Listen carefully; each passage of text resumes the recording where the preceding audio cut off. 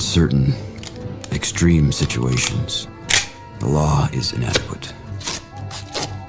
In order to shame its inadequacy, it is necessary to act outside the law, to pursue natural justice. This is not vengeance. Revenge is not a valid motive, it's an emotional response. No, not vengeance. Punishment. Tonight we have a chance to say, yeah, you're right. We're too extreme, we're too wild, we're too out of control, we're too full of our own shit. Or we have a chance to say, hey, fuck you, you're wrong. Fuck you, we're right. Because you have all made it to the dance. Because believe me, this is the dance. Start the show.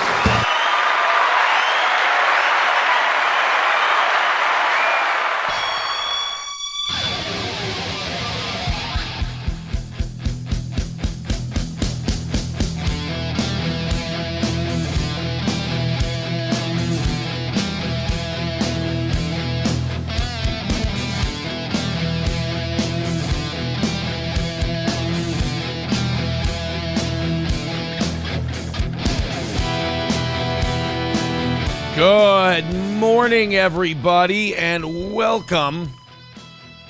It's Steel Toe time. Good morning, good morning, good morning, good morning. We've got so much to talk about today. I thought I would mess with people and make the title of today's show Johnny's last show, since it's his last show for the week. I kind of thought that would be funny.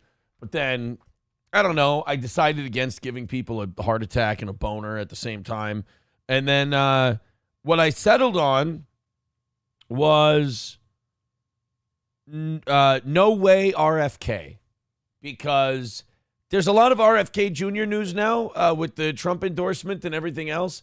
And a lot of it, we're finding out, is basically all of the stuff the Democrats fought about RFK Jr., they're now embracing. Like, right. For the last year, they've been trying to keep RFK Jr. off the ballot. Now it seems like they're willing to go to court to keep him on the ballot. If that gives you any idea of where they thought RFK Jr. votes were coming from, I think this should pretty much seal it for you. That they're trying to keep him on the ballot in Michigan, and I think they're going to leave him on the ballot in Pennsylvania. I mean, good luck. We'll see if... I don't think it's going to matter. I think the RFK Jr. voters are going to vote for Trump. I think they're going to be able to kind of spot the bullshit. Yeah, I think they're going to understand that, like, if I vote for RFK Jr., I'm a way helping. I'm going against what Robert F. Kennedy Jr. wants, essentially. So he spends all this money and all this time going, put me on the ballot. And then he can't get on the ballot in so many states, and then he goes, I'm endorsing Trump because you guys won't let me on the ballot. So take me off the ballot, I'm done. And then the Democrats go, no, you stay on the fucking ballot. I get it. It's kind of like a parent who, like, doesn't want to cook, but the kid just cries and whines, and the parent finally goes, all right, fine, I'll cook you something. And then they cook it for them, and they go, I'd rather you order Pizza Hut. You know, so I get it. I understand. Like, you will stay on this ballot, and you will like it. Essentially. Yeah, but at the same rate, it's kind of weird that this came up only after he endorsed Trump. Like, it's after he goes, yeah, take me off the ballot in these swing states. I don't want to be a leverage piece for the election. So just take me off the ballot. I'm endorsing Donald Trump, blah, blah, blah. And then all of a sudden, no, we want you to stay. It's really more like they're like, please cook me something. Please cook me something. No, fine, I'm ordering pizza. Wait, I will make you something. Right. Just calm down. I've got the stove heating up right now. Like, it's just... I think it's understandable if, like, you understand how this whole game is shaping up, like how this game has been run. Like, it's like, when I read the story yesterday about Michigan and all that, it didn't surprise me. I was like, yeah, that checks out.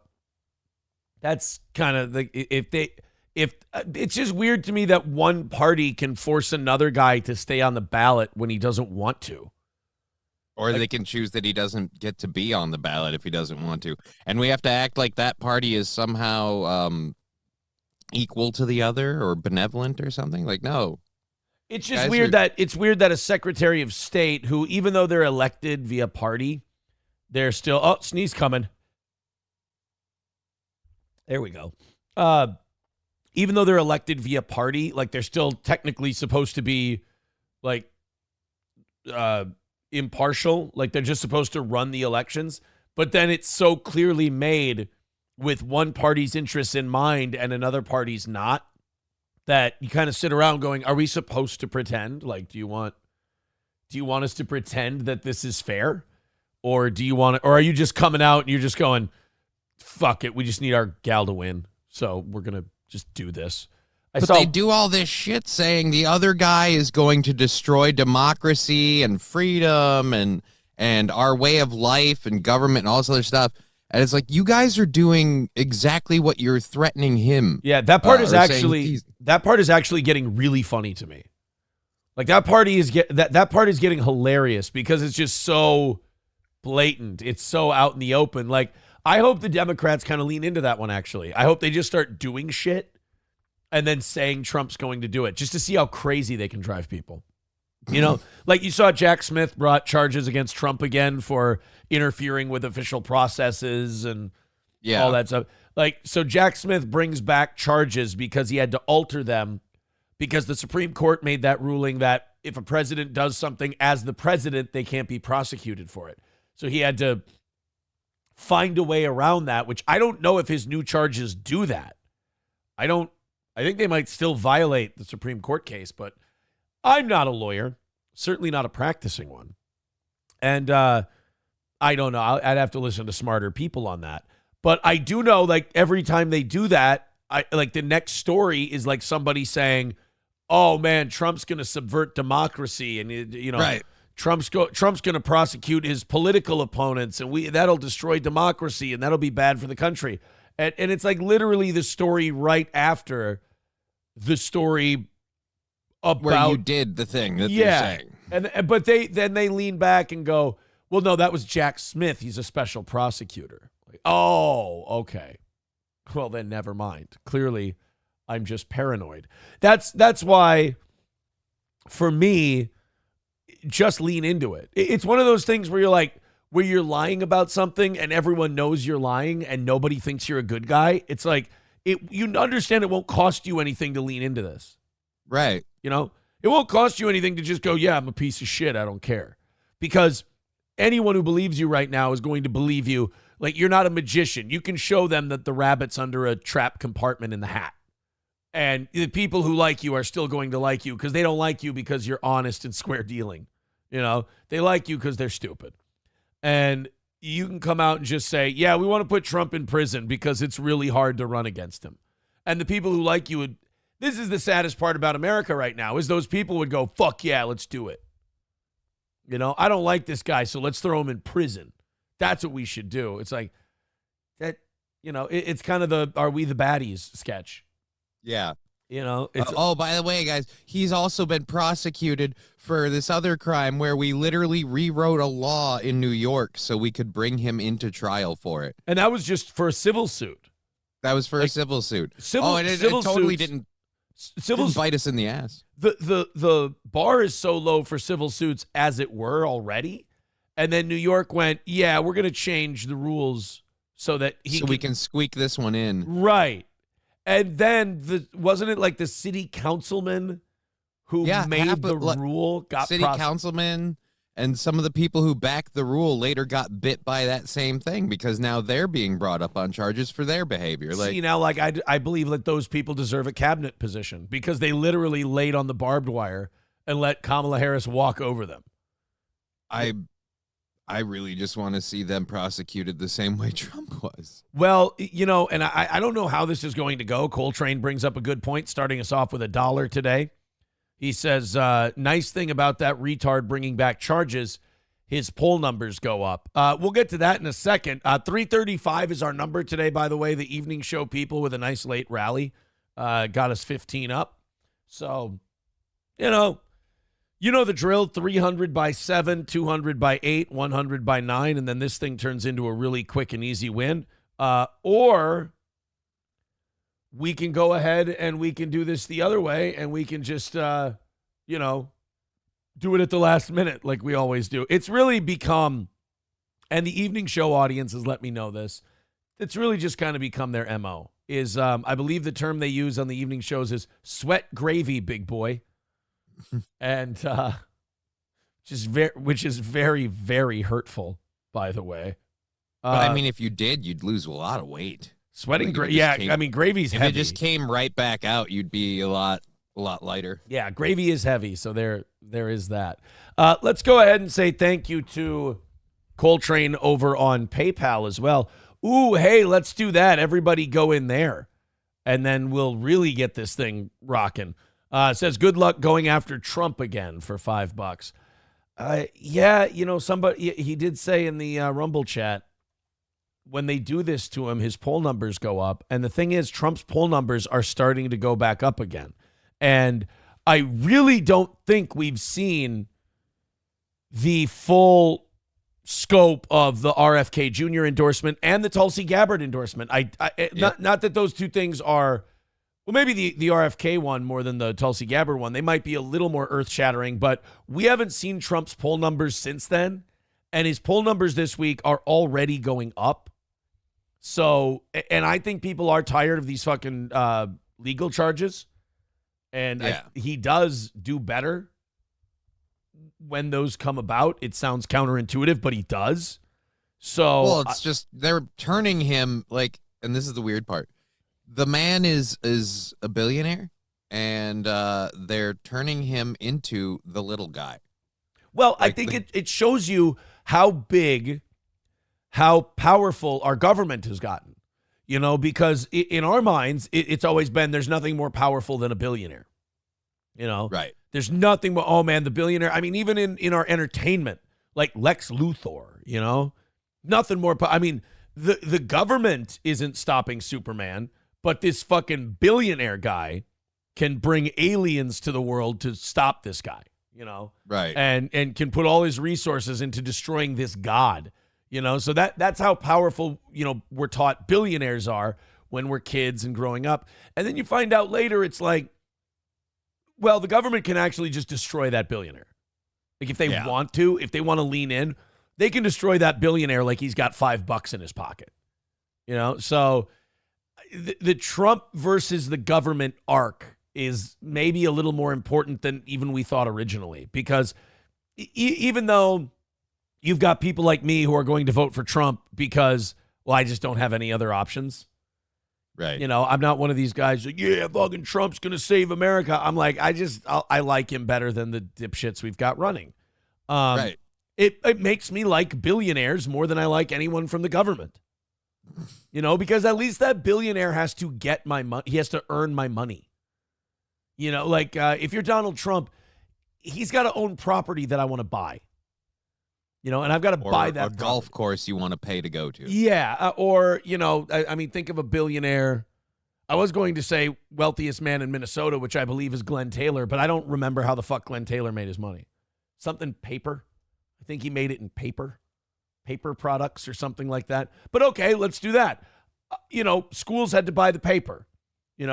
Offices had to buy the paper. I sound retarded now because how did Glenn Taylor? It's all toilet paper. It turns out. How did Glenn Taylor make his money?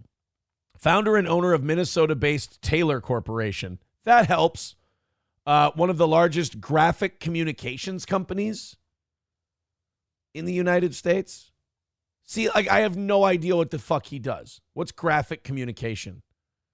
I assume that's like graphic design, like making like billboards and visual advertisements, ads and things like that. Okay. Like magazine ads and stuff. The purchase, which he paid off early, formed the basis for the Taylor Corporation, a privately held multinational printing and electronics company. Okay. So that could be like billboards and shit, right? God, I'm stupid. Sometimes I just start talking and I just sound fucking retarded. He bought the Star Tribune for $100 million back in 2014. Wait, hold on a minute. 10 years ago, Glenn Taylor's a Republican. Yeah. And he bought the Star Tribune. The Star Tribune's like the most liberal paper in the state. Maybe he's trying to swing it over. Maybe. So, okay, Glenn Taylor has to sell a product that I want in order to get my money. Right. The government, on the other hand, they just fucking take it. There's no quality control there. They just take it and do whatever they want. They literally take my money and give it to a bunch of fucking corrupt Ukrainians. That's wild. And then they act like they're the little guy and the billionaires are these big, scary interests. Like, what? If the billionaires were the big, scary interests and they were in charge, then the government would be giving money to them. And through the tax code, maybe they do, but they also give it to people with like 6 kids and no job. So, but the billionaires pony up shitloads of money to these politicians so that they can get their way. You know, right. If they were in charge, it wouldn't cost them any money. So right. I think if they were in charge, they wouldn't have to pay these people to write the laws in their favor. Right. I think what you see with Trump is that, you know, in the worldwide game of rock, paper, scissors, government beats billionaire. Billionaire beats millionaire. Millionaire beats everybody else. Coltrane with $1 says, nice thing about that. Oh, we just did that one. Coltrane with another $1 says, if you think it's crazy now, wait and see what happens if he wins. Time between election day and inauguration is going to be crazy. You'll see them pull out all the stops. They'll try to get all his sentencing done. They'll try to get his sentencing done. They'll sit there and insist that he shouldn't be president because he's a criminal. Various things that they'll throw out at him. And we've been threatened by them, like, oh, if Donald Trump loses, prepare for the Civil War or whatever. And it's just, I don't know if that'll happen, but I do know a lot of people are going to be pissed because I can't imagine who is voting for Harris at this point. When you see the crowds that gather. I'll show you the lady who votes for Harris. Oh. And the husband who wants to keep a happy home. Oh, no. I'll show you a Harris voter, bro. I'll show you a woman with about shoulder length hair's voting Trump, actually. I feel like the power haircut, I think that's a Trump. Well, is it? Who are the bitches voting for? I don't mean the women. I don't mean the, normal people. Who are the bitches voting for? Do bitches go Trump or do bitches go Kamala? I'm talking about like the ones who call themselves bad bitches. I feel like there's probably some on both sides. Okay. The bad bitches with the shoulder length hair who have kids are probably voting Trump. Right. And the ones with the shoulder length who have a lot of cats. Oh, easy. Easy, Mr. Vance. Now, Mr. Vance, I know you're here to talk about the wars and the economy and everything else, but cat ladies, interesting. Could you explain that one more time? I wonder if people, when they get an interview with J.D. Vance, if they're not now like talking to each other and going, I bet you I can get this retard to talk for 10 minutes about the cat lady thing. I bet I can get cats out of him again for at least the first half of the segment. J.D. Vance is the kind of guy that goes to a rigged poker game and goes, I think we're going to beat this thing straight up. Here we go. He's the guy out. He's worming. I got a good feeling about tonight. Yeah, he's worming rounders in the parking lot going, oh, I can't believe I caught a hanger.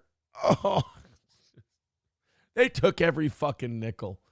So honestly, I think if Trump wins, they're going to try to get the sentencing done for all that shit and try to, you can't, if he wins the election, you can't throw him in prison. You know what would be really funny is if he lost and they just dropped everything. Like, he loses, and then the ultimate fuck you in a weird way is, all right, all legal charges dropped, all convictions overturned, we're done. Pull up stakes. Yeah, we got what we needed. Yeah, exactly. Deranged Lunatic with $1 says, if anybody can figure out the ways to cheat, it's the Democrats. They've been doing it for decades. Yeah, but you know what? Fuck Republicans in that regard. Cheat harder. Like, why aren't you cheating? They're going to. Yeah. Like, the Republican trick they always pull is like just before the election, they're like, let's wipe a bunch of black people off the voter rolls. And it's like, okay, that's cute and all with your little racist, and the Republicans always put their cheating with like, they explain it in a reason. They're like, well, some of them had felony records and some of them weren't eligible to vote and blah, blah. Oh, okay, fine. You're not doing it because you're worried about the rules. You're doing it because you think they're Democrats, but okay, you've attached a reason to it. But like Republicans, for some reason, as dirty and as, you know, the party of the rotten, corrupt businessman as they are, like, why aren't they cheating more? To me, it always the last seems time I remember them really cheating was the whole Bush Gore thing. 2000, yeah. Yeah. And that wasn't even down to the state run by his brother. Right, but that's what I'm saying. Like, it's not even political in that sense. It's just nepotism. It's his brother. You know, it's old school boss hog corruption. You know, like, oh, my brother's the attorney general, and the governor, and my buddy's the attorney general. We'll fix this thing for you, George. You know, Democrats, it's like, all right. It's like an episode of like fucking Ray Donovan. Like, all right, let's plant this here. Let's put this here. It's a little more involved. So I don't know. I always think it's kind of pathetic when I see Republicans complaining about Democrats cheating. Like, anytime I hear someone in politics whine about cheating, I'm like, why aren't you cheating? You know, it's like an outfielder in the early 2000s going, Mary Bonds takes steroids. I know, retard. Why aren't you? Like, why aren't you shoving a needle in your ass cheeks? You see how hard he's crushing that ball? He's getting results. Well, steroids, you know, can't make you a good hitter. No, but it can take your 290-foot fucking fly ball out and make it a 390-foot home run to left. I mean, it does. That was always, I got a kick out of that. The people who like would try to explain away the baseball steroids thing. They'd be like, well, it can't make you a good hit. It can't make you learn how to hit a baseball. It's like, yeah, but all these guys have the whole knowing how to hit a baseball thing down. What they're looking for is a little extra oomph. You know, they're looking to turn 380 into 450.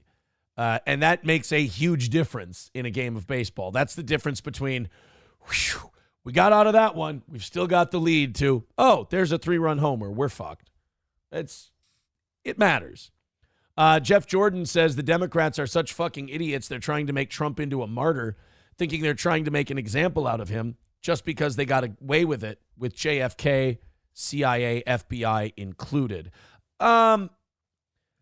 Yeah, but it's also a rock and a hard place. I get it. Like, if you leave him to his devices and you don't fuck with him, he makes you look retarded. But if you go after him, you have to go after him constantly. And then people go, it seems like you're picking on him a little bit. It would be a lot easier for the Democrats if they had a good idea. But now you're describing the Democratic problem going back to like at least the 90s. Yeah, what's your idea? Like, Bill Clinton had a good idea. This was Bill Clinton's idea. This is how Bill Clinton worked as a politician. Hold on. What do you want me to do?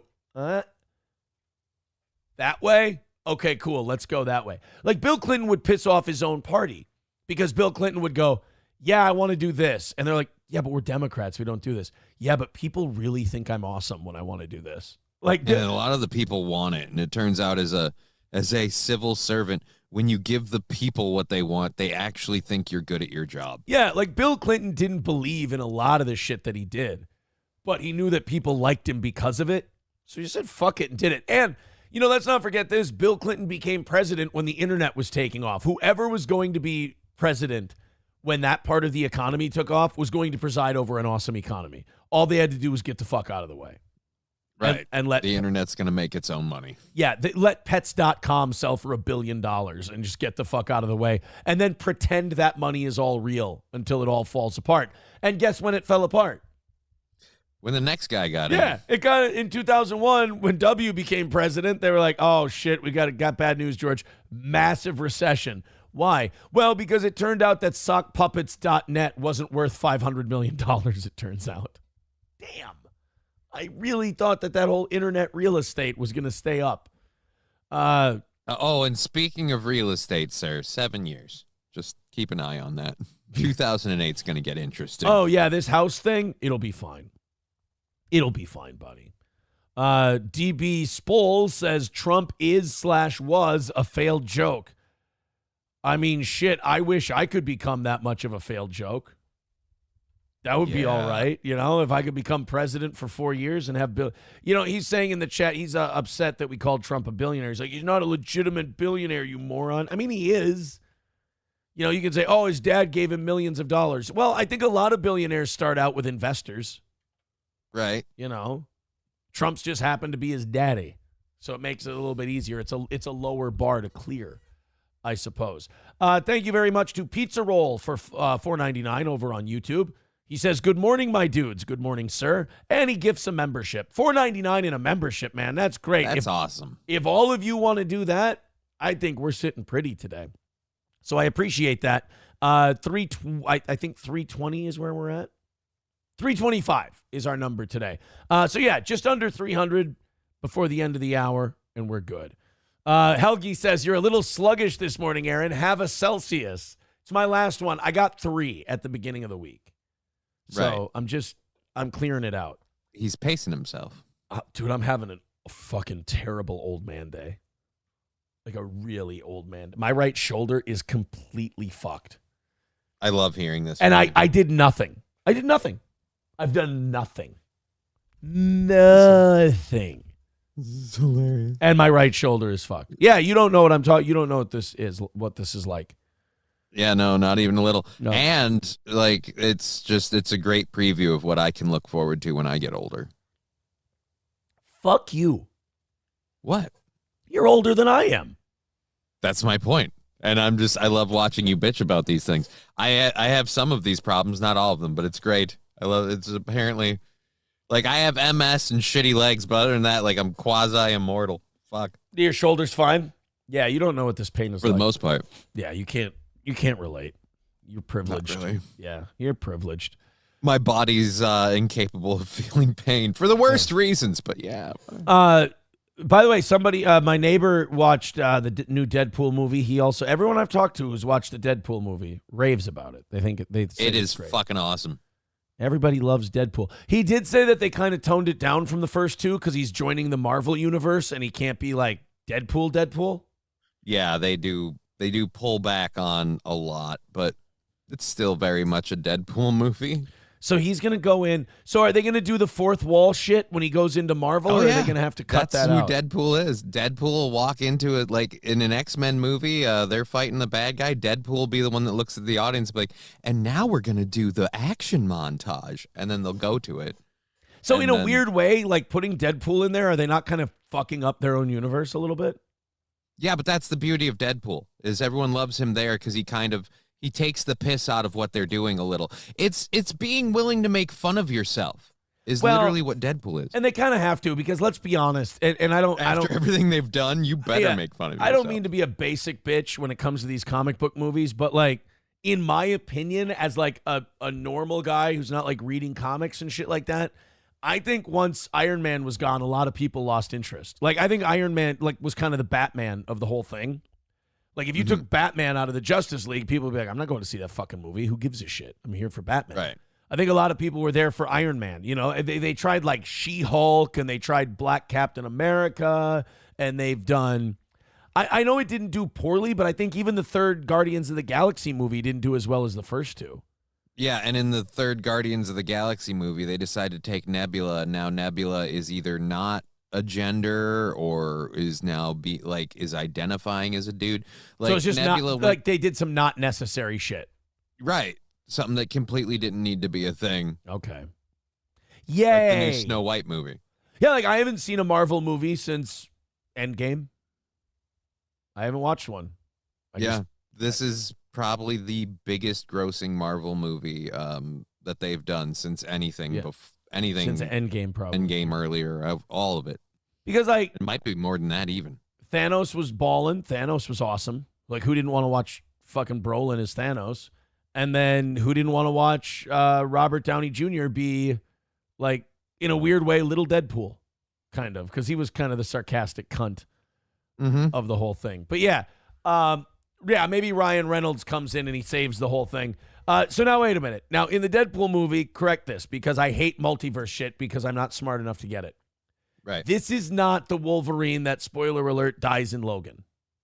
No, they address that right away. You find out that the Wolverine who dies in Logan literally died in Logan. Like, Deadpool's not sure he's dead, and he looks into it, but nope, that one's totally gone. This is a Wolverine who kind of fucked up, and so it's like a Wolverine who wants to kind of earn some redemption and some justice kind of stuff. So this is the Wolverine who's like Mark Wahlberg and the other guys. Yeah. There you go. He shot Jeter or whatever, and now he's trying to work his way back into the good graces. Yeah, more of a moral issue, though, but yeah, a lot like that. Does Wolverine do a desk pop in this movie? I don't believe he does a desk pop. Does Wolverine say, I'm a peacock, you got to let me fly? Actually, I don't know about that one. He good. might have. That one might have happened. Deranged Lunatic with $1 says people still think the Democrats is the party of the little man. All they do is poke fun and criticize. I'll say this. There's no party of the little man anymore. That's gone. Yeah, that's way gone. The Republicans certainly don't give a shit. And you know, one thing I respect about the Republicans, they never pretended to. Yeah, no, they're the ones of like, we've got to get rid of Social Security and all of these assistance programs that are drains on our economy and everything. And so, yeah, no, they're flat out like, if you're one of those welfare people, you need to go. Old people and the poors are a fucking burden. Take care of them yourselves, you losers. We're trying to build up a war chest here. Literally, we want to go to war.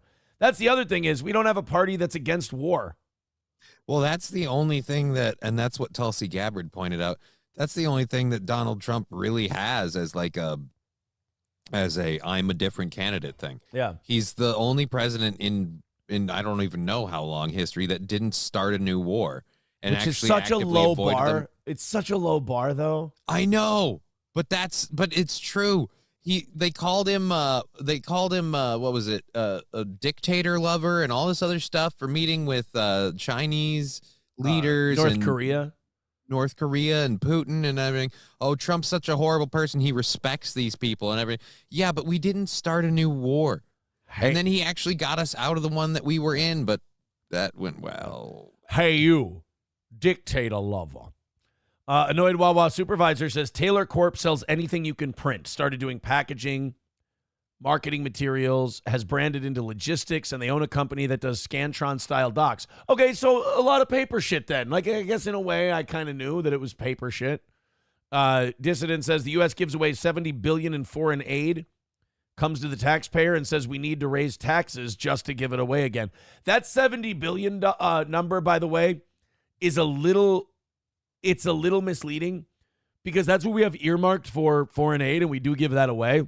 But then we also take non-committed dollars in other budgets, like the defense budget and shit, and we give that to other countries. So I would argue that we do more than $70 billion in foreign aid.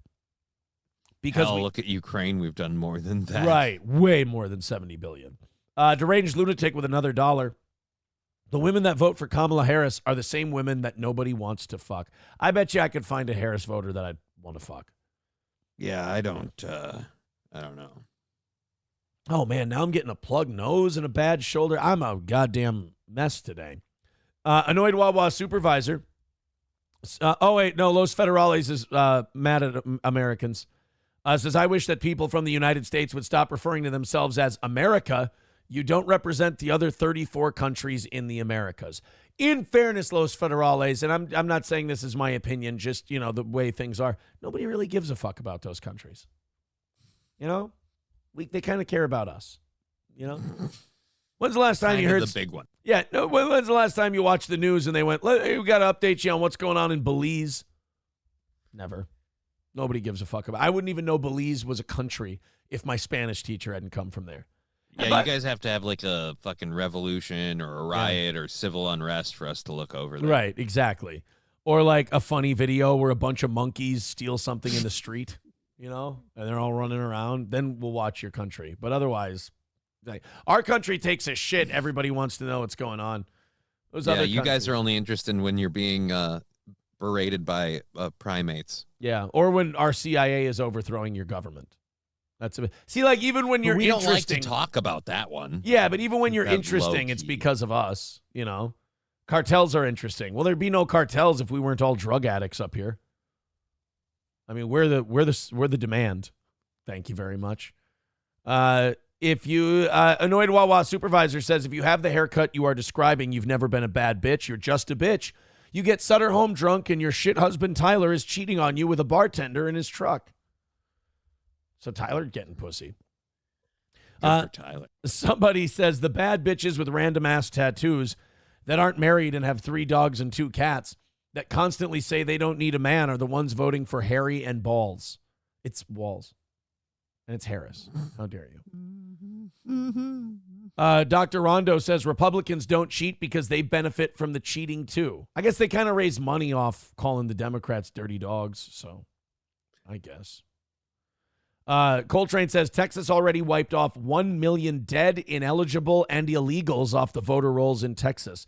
Well, didn't we say that Ohio found out that illegals have already started voting in their election? Yeah. A shit ton of them were registered or whatever, or set up to vote, and a few already had, and it's not weird or hinky at all. It doesn't lend any credence to those crazy conspiracy theorists who said they've been just smuggling in illegal immigrants to replace Americans and to keep themselves in government. This DB Spull does not like our politics. He says, have you any experience in politics? Have you studied anything? Yes, I've lived in a country where the government just keeps taking more and more. I have a lot of everybody. That's weird when people say, do you have any experience in politics? I've been living here. I watched what happened. Everybody who lives has experience in politics. There's a great saying. I think it was Ralph Nader once said, Ralph Nader once said, turn on to politics or politics will turn on you. And I was like, yeah, you got to kind of pay attention. And even when you pay attention, they're still going to fuck you. You can just see the dick coming. You can kind of get your asshole ready a little bit. You're like, all right, I'm going to gape. It's just, let's get ready for it. This is a big red, white, and blue dick that's a-coming. DB Spull says, I know, I just feel like calling put his utter stupidity and ignora. You're right. I'm wrong. Los Federales says, DB, I've been to 29 countries so far. You? And Helgi writes, I've been kicked out of 109 countries. Hava Nagila. Oh, I didn't realize that. Yeah. Oh. He was doing 109, huh?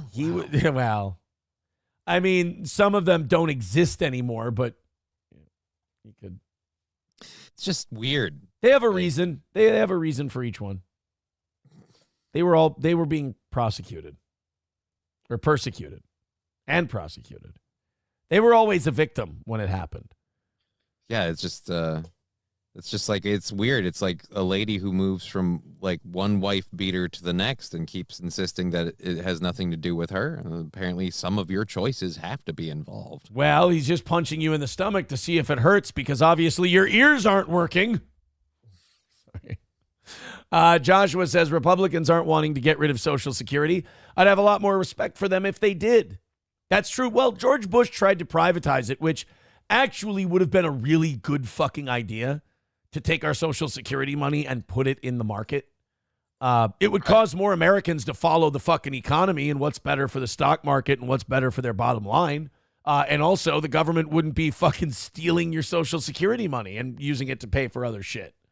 So at least it would take your Ponzi scheme and make it a pro-growth Ponzi scheme. And it might encourage the Ponzi scheme itself to, stop dissuading people from getting off of these programs. Because all of these programs, even Social Security, it's like, if you start making too much money, well, we can't give you this anymore. And it's not even like, a sliding scale. Like, you're making this much, so we're going to take this much off. It's like it's straight on and off with most of that stuff. So I will say either this, be on the dole or don't.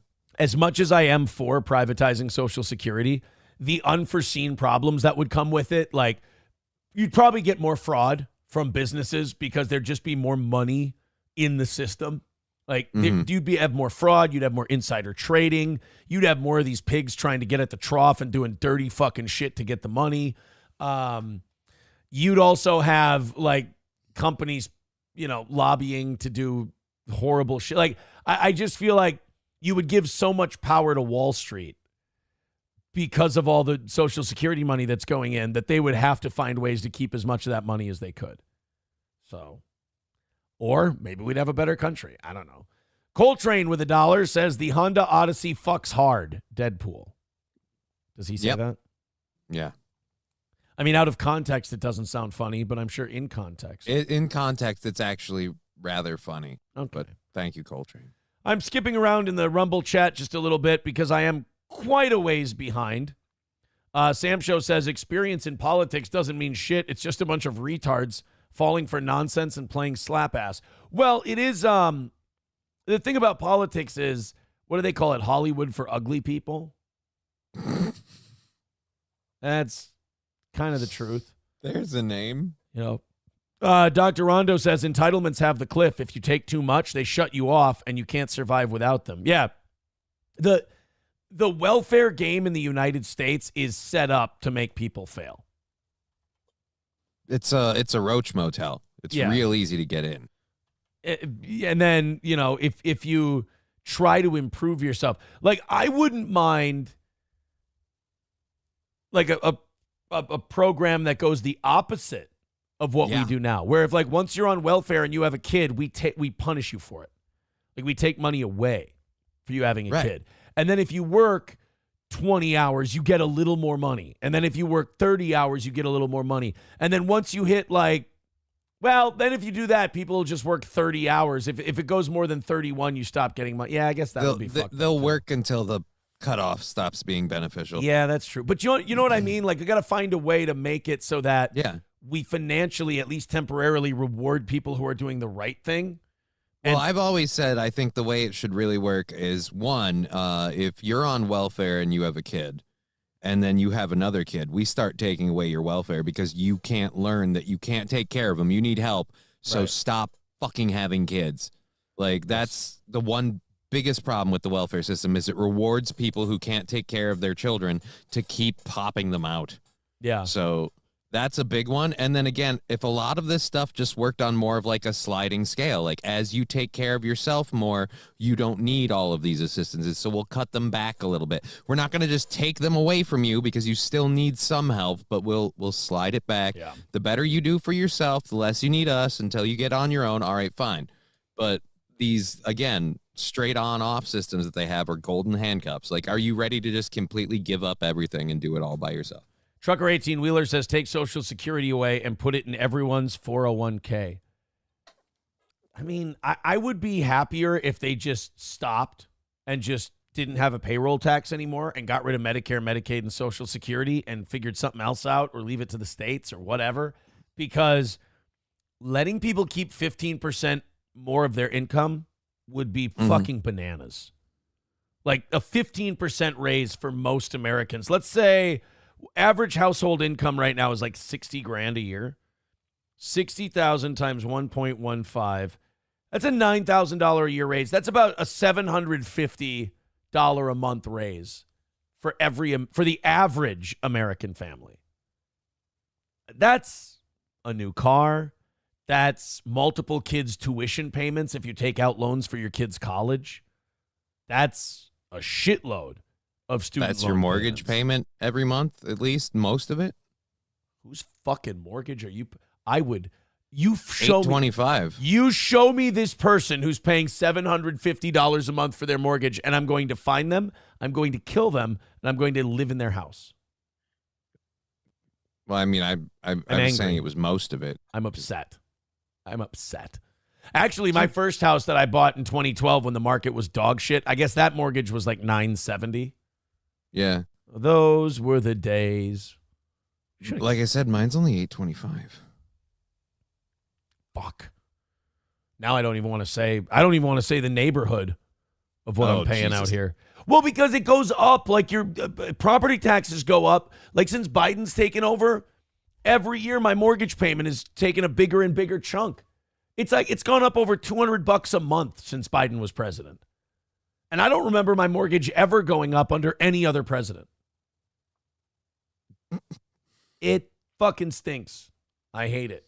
But it's the best economy, guys. It's the best economy. Man, that sounds like an awesome economy. I'm so excited about that economy. I can't wait to enjoy it. That economy is so awesome that if we vote in Kamala Harris, she's going to fix it. I have a story today that's a perfect explanation of how fucking ballin' the economy is. It's literally Pizza Hut making a pizza box that's a table. Yep. That's how killer our economy is. Here you go, guys. I know IKEA is too expensive now.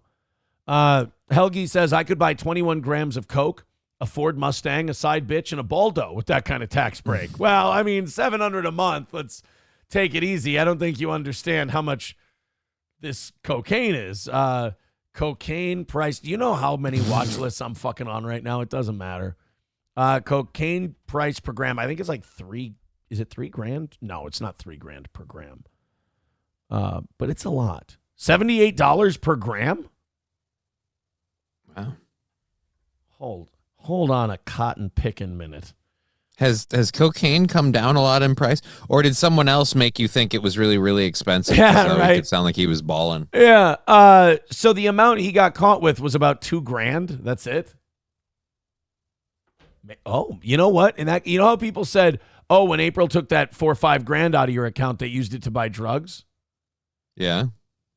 Maybe that would be a reload for them. $5,000 might be. I thought it was more than $5,000 for them to reload. I thought it was around 10, but I never knew a specific number. God, I'm the worst hanging out with drug people guy ever. Like, I just don't know any. I sat there around it for months, and I know fucking nothing. I really don't know. I didn't learn a goddamn thing other than that's probably a bad idea. Well, I mean, to be fair, in most cases, the people who learn are the ones that are staying in, and they learn because they need to know. Like, okay, so how does all this work? Because I'm going to be here for a while. Or they get busted. Yeah. Yeah.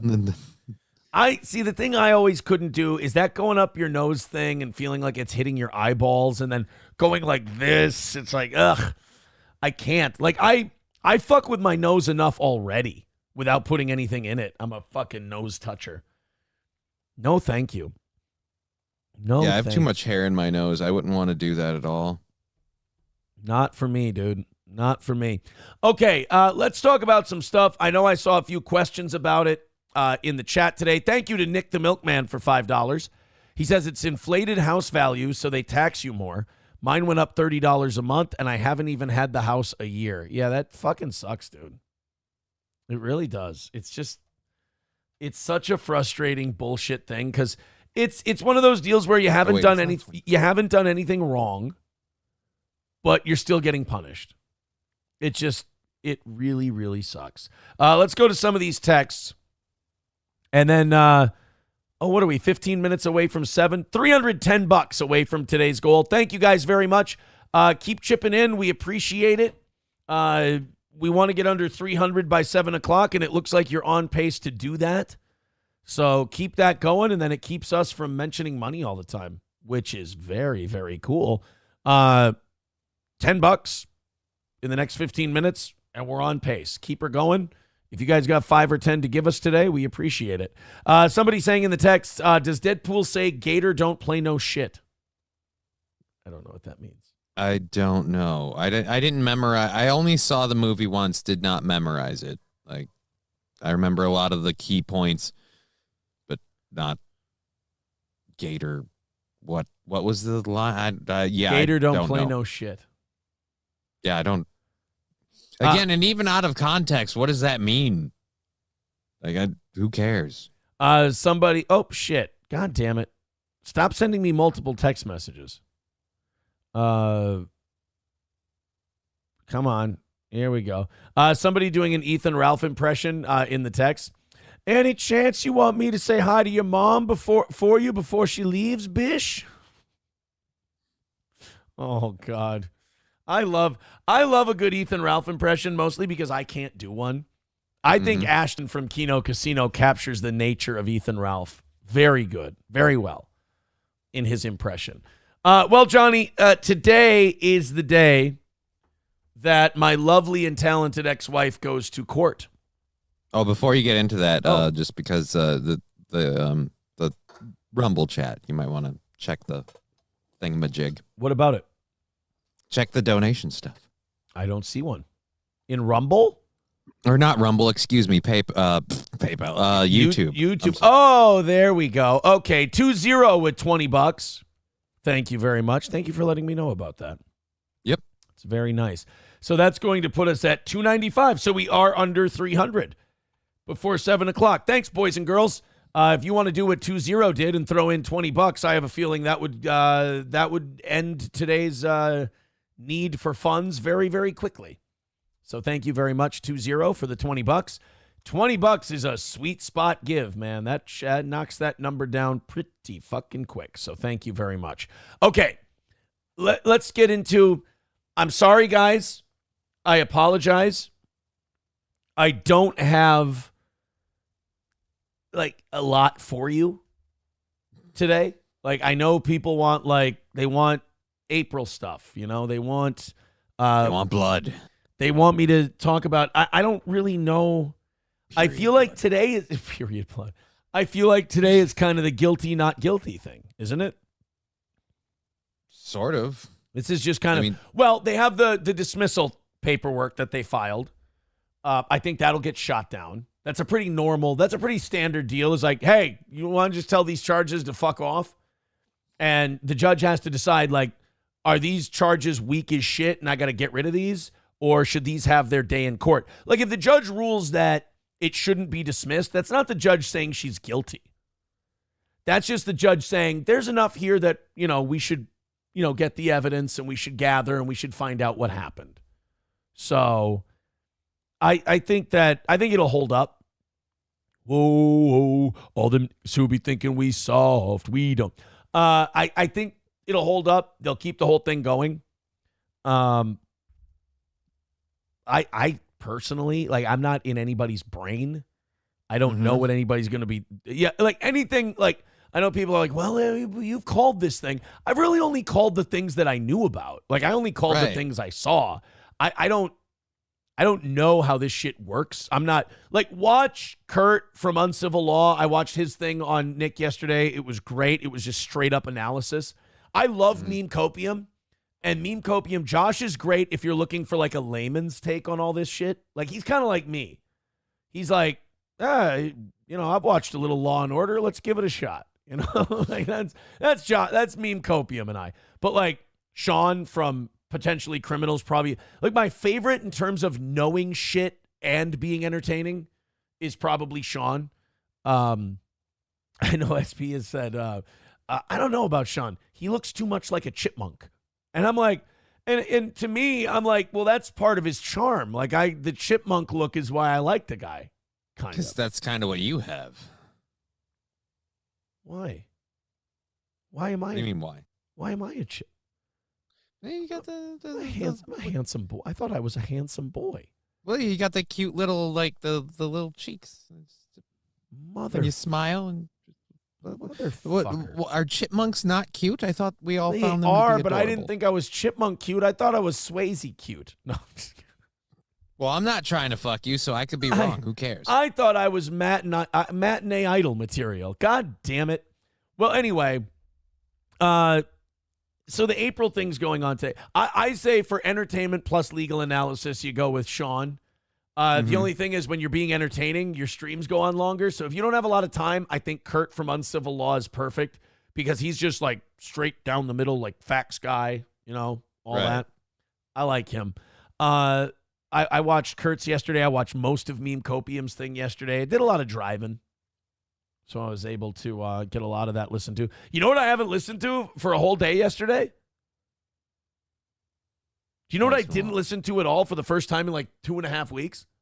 Post Malone. Post Malone. And the fact that you brought it up, I'm sure it won't lead to playing a Post Malone song. Bro, in the near future. I didn't play Hey Mercedes. I didn't play Ain't How It Ends. I didn't play Dead at the Honky Tonk. I didn't play Hide My Gun. None of I it. didn't play I Had Some Help. That one's kind of old. I don't listen to a lot of I Had Some Help. It'll come back around again for me. Right. But right now, it's more of a Hide My Gun by Hardy and Post Malone.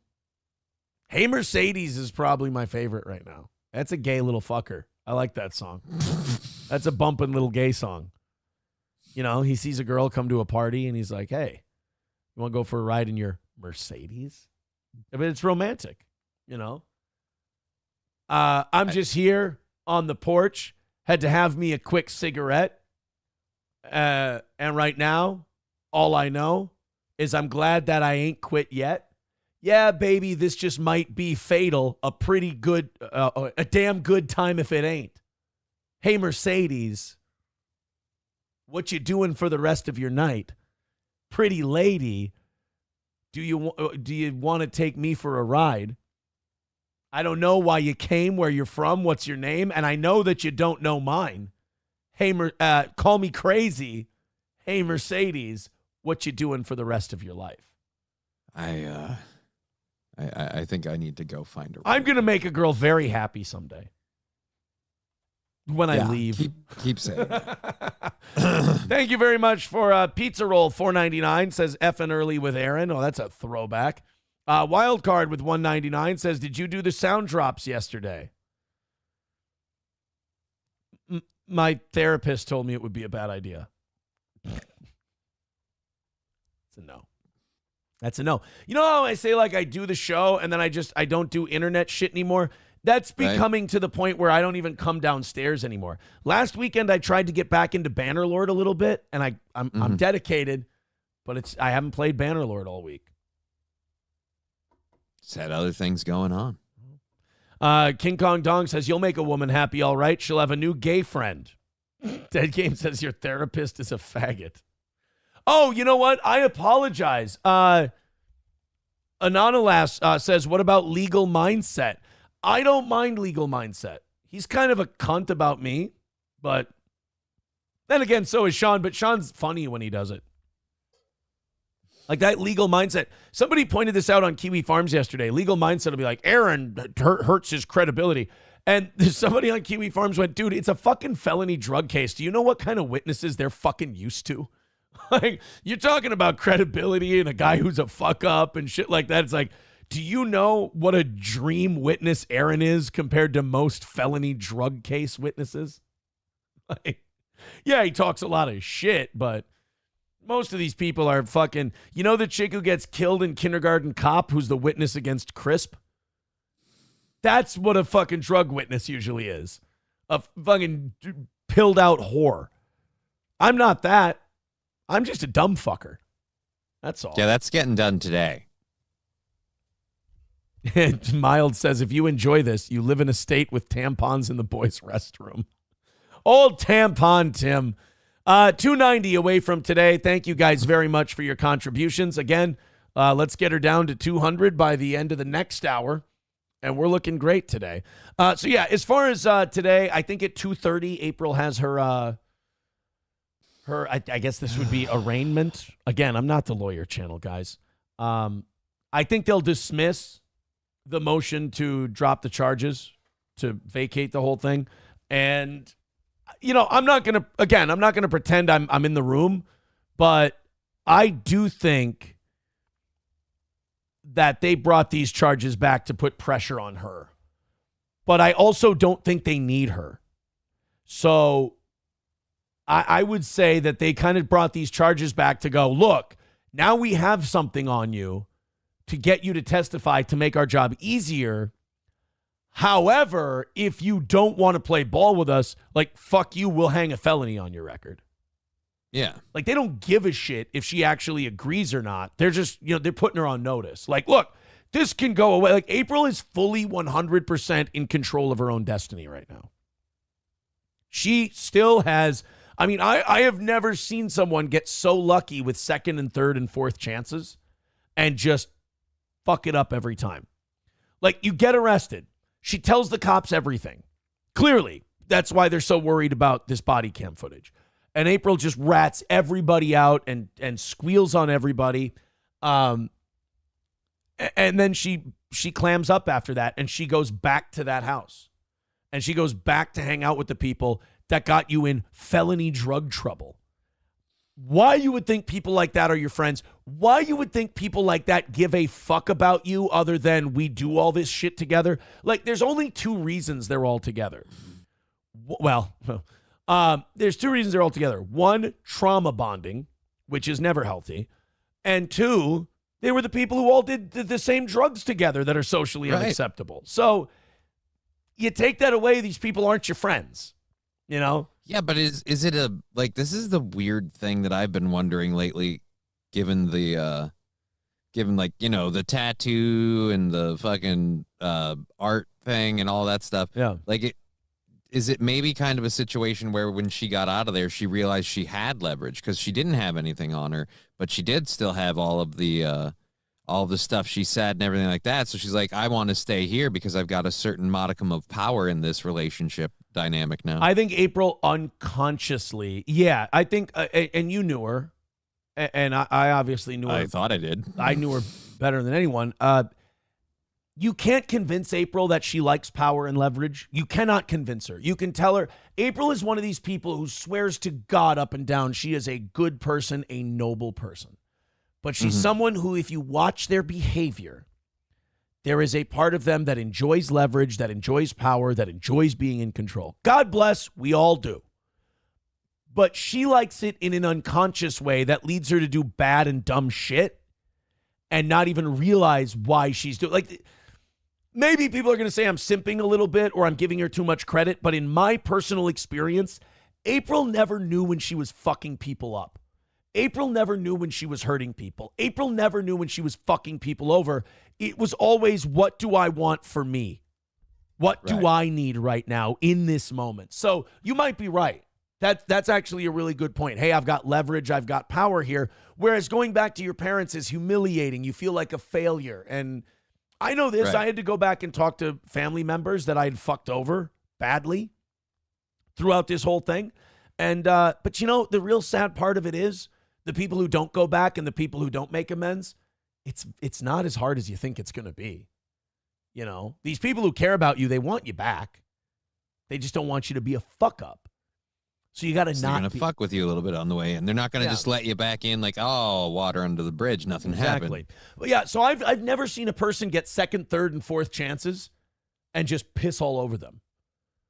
Quite like her, because you had a chance to get the fuck out when you got arrested. You knew, like deep down, you knew what you were doing was wrong. You knew that these people were wrong. You knew that I was right to get the fuck out. That's why you said something to the police. You said something to the police because in that moment of clarity, you went, fuck, this is bad. I shouldn't be doing this. But then as soon as it came time to go back to them, you were weak and you went back and you kept doing the same bad behavior. Now the police go, we're not going to charge you with anything. Leave. You confess. You think the cops let her out for no reason? You think they went, well, we're going to charge these other two. We're going to throw the book at these two. But we're gonna let you go. God darn it, this other gal seems nice. I mean, Kayla said you were the live-in nanny. They had plenty of reasons to keep the charges on you. But they knew what you said in the back of that cop car or in the interrogation room, wherever it was. They know what you said, and they went, we're going to give her a chance to do the right thing. We're going to give her a chance to get the fuck out of there. I'm sure that she got, and after this is all over, I will tell you, I'm going to respect, you know, what was said in certain times and places. But I'm sure she got a similar speech that I did about consequences of your actions. And she knew the score, and she went back. So as soon as they could confirm that she went back, they brought the charges back on her. It's like, okay, now you fucked up your second chance. We're going to give you a third chance. We can drop these felony charges against you. You can testify, or you can fuck off and leave. You know, you can have a whole new life for yourself. And we'll drop these charges and you won't have a felony on your record. And by God, she's going to fucking swing for the fences and not take that third opportunity, that third chance. Somebody's got to explain to her, and Nick's not going to explain it to her because Nick doesn't give a fuck about anybody but Nick Rekieta. So right, Nick's not her like turning around and changing her mind and saving herself probably wouldn't be good for him. No, it'd be terrible for him. Even her pleading guilty would be terrible for him because it would be one of the three parties admitting that they did something wrong. So Nick is not going to help her. Nick doesn't, and I know he thinks he does, but Nick isn't a narcissist. Nick doesn't give a fuck if anything bad happens to her or Kayla, quite frankly.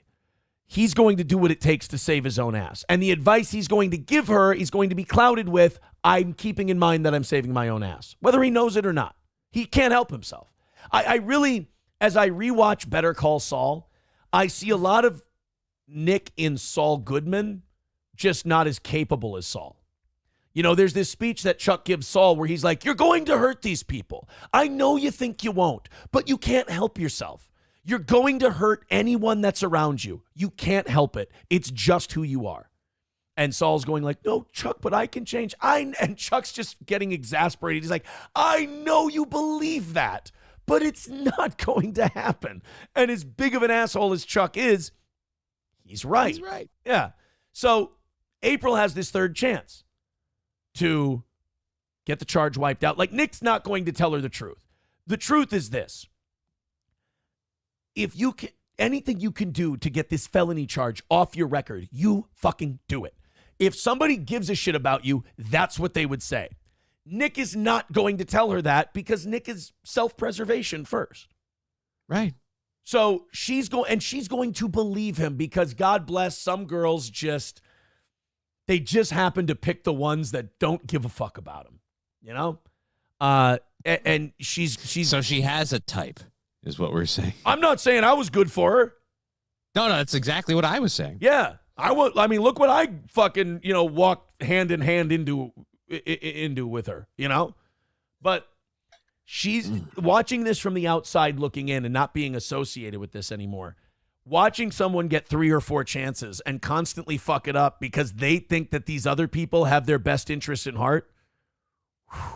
It's like watching a movie and I know the ending before the main character does.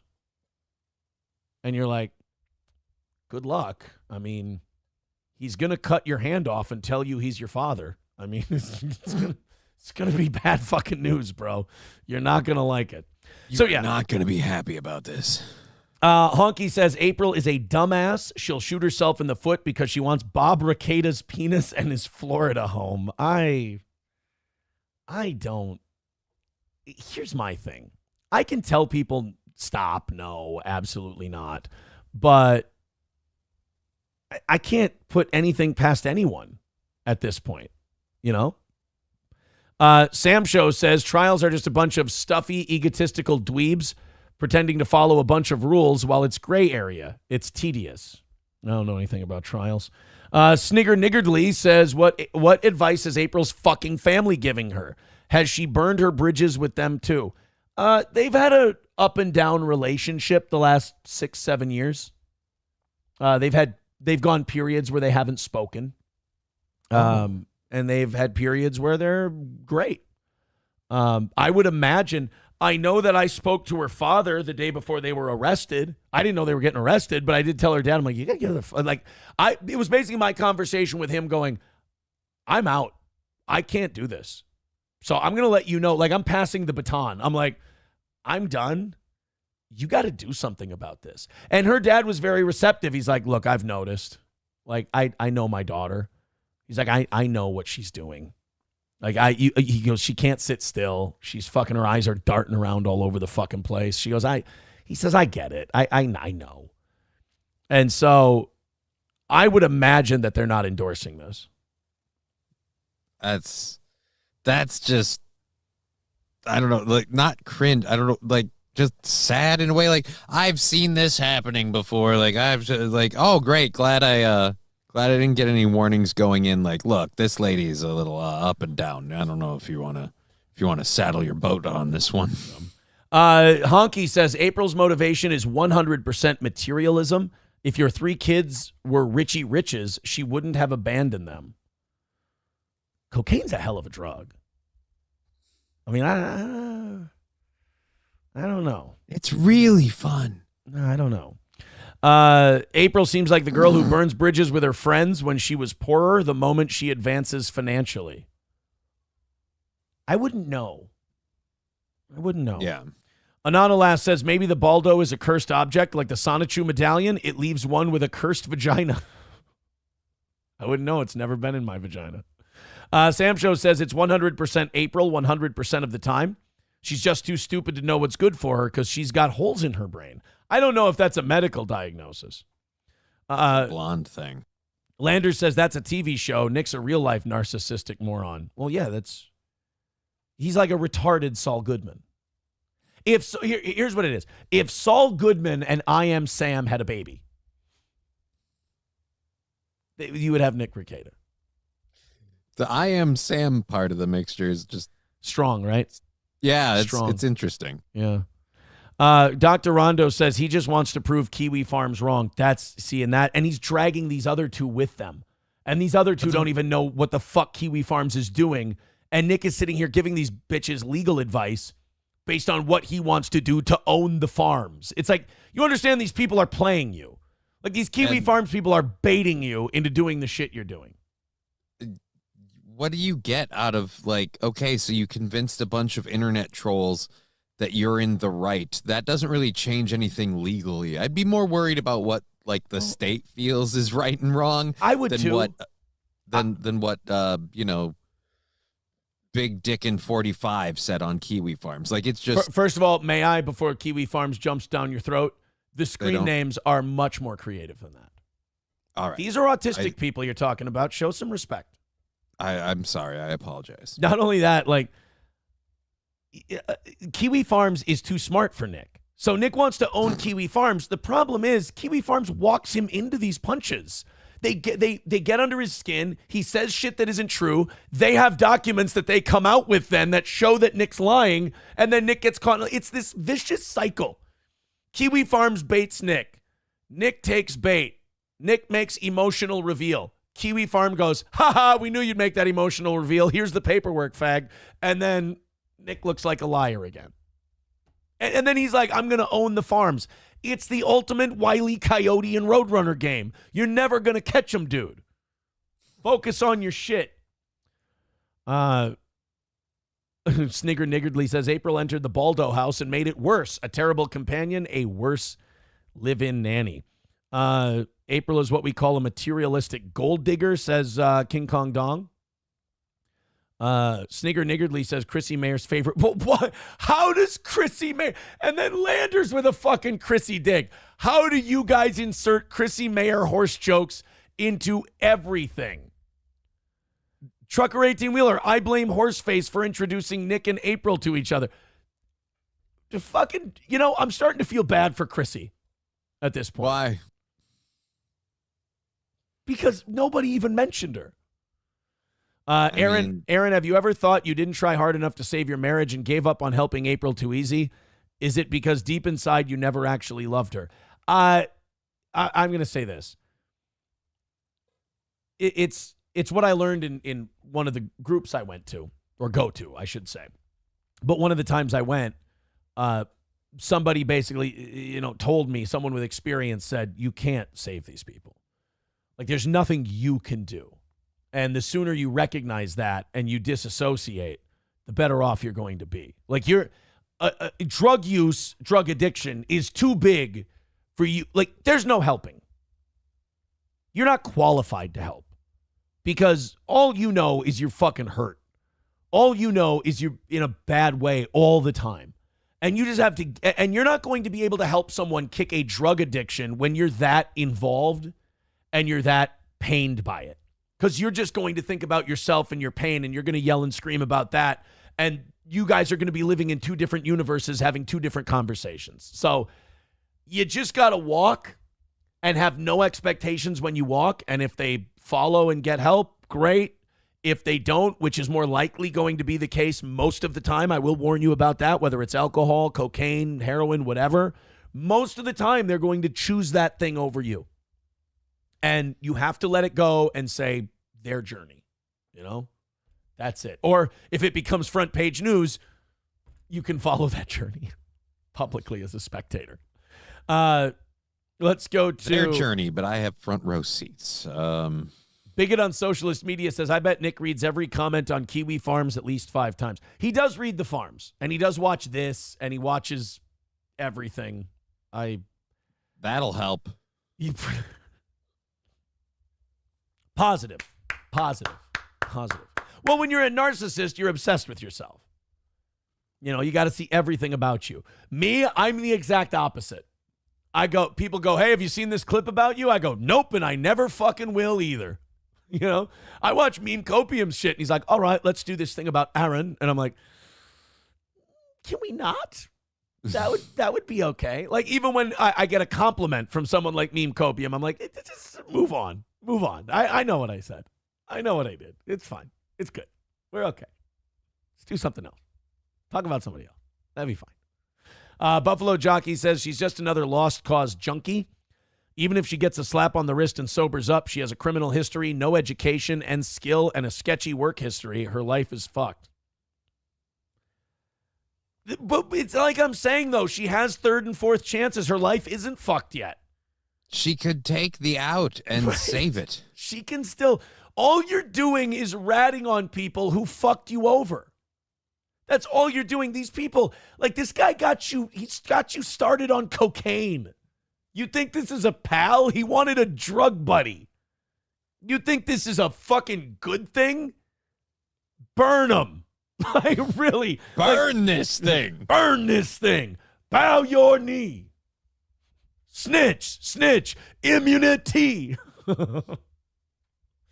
Johnny, don't dance. Aaron, and if your friends don't dance, and if they don't dance, then they're no friends of mine. Thank you, Fauci's Pangolin. That makes even less sense than Chrissy Mayer talk at this point. Hulkamasha baby, April bangs Nick for money. Aaron just did it for love of the game. Wait, what? Annoyed Wawa supervisor. I love when I call out the Chrissy shit, and then they defend it. Annoyed Wawa supervisor goes, Aaron, Chrissy is integral to this whole story. Realistically, that degenerate in That degenerate in Henderson with a 380 caused your marriage to fall apart. He's talking about the person who murdered Chrissy's dad. That's Also, she's a fucking dude, for God's sake, man. So dark. King Kong Dong says, Aaron, I'm going to the state fair Saturday. Do I have to worry about you heckling the band? Also, will I see the gay s'mores drink in your hand? I'm going to be at the state fair on Sunday. So no, and you will see the gay s'mores drink in his hand. Not Saturday, though. Not Saturday, though. You got to go on Sunday. I think by this afternoon, April will be snorting a few lines, says Bigot on socialist media. That's one thing, like, people are like, oh, they're still on coke and blah, blah, blah. I may be dumb. Let's just stop there. You know what? Thank you, folks. Have a great day. Sounds Quit good. digging. We struck oil. I may be dumb, but I do disagree with all the people who say they're still on it. I just don't know any way they can be. I think they will be once this is all over. But I don't. Maybe prescription stimulants. But if you're off of it right now, like, and you've seen what happens to you when you're on it, why would you go back? I would think that, you could show April a picture of her when she's doing that fucking pose like this and her hair's all strung out and she looks drugged up. And then you could show her a picture of her, like the Ethan Ralph picture. I never thought I'd be using an Ethan Ralph picture to show someone they don't look bad. But then again, you're standing next to Ethan Ralph and you go, look how much healthier you look. I mean, yeah, you're dressed like a baby stripper and a baby hooker. I mean, you got no class, but you look healthier. You look better. Like, isn't this a better look for you? But I don't know. She's always looked drugged to me. Imagine being the dealer who would sell to them right now. Kiss your ass goodbye. Right, exactly. I don't know. Drunk Cat with $5 says, show Johnny the Gator don't play no shit video, please. I don't know what that is, but I'll check it out. 285 is the number for today. Do me a favor, boys and girls, if you're watching right now.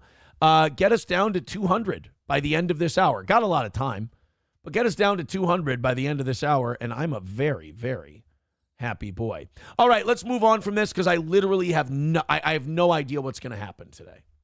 Right. I think the motion to dismiss will get thrown out. I think she'll plead not guilty. And I think then, if she answers her phone from the prosecutors, I'd take their fucking offer, whatever they're offering. I'd take it.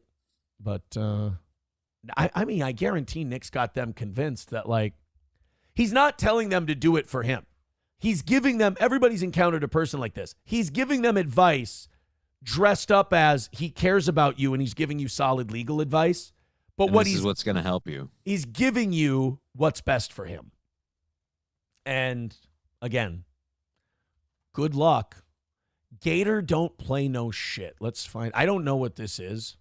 I don't know, but while you do that, I'm going to continue enjoying the Rumble chat because What are they doing? Is it Chrissy? Chrissy's ahead in the Gallup polls. Can we look at freeze frames of Keanu? I just want the retard to be documented. Jesus. Oh. Look, Kiwi Farms has not been kind to Keanu and Chrissy as of late.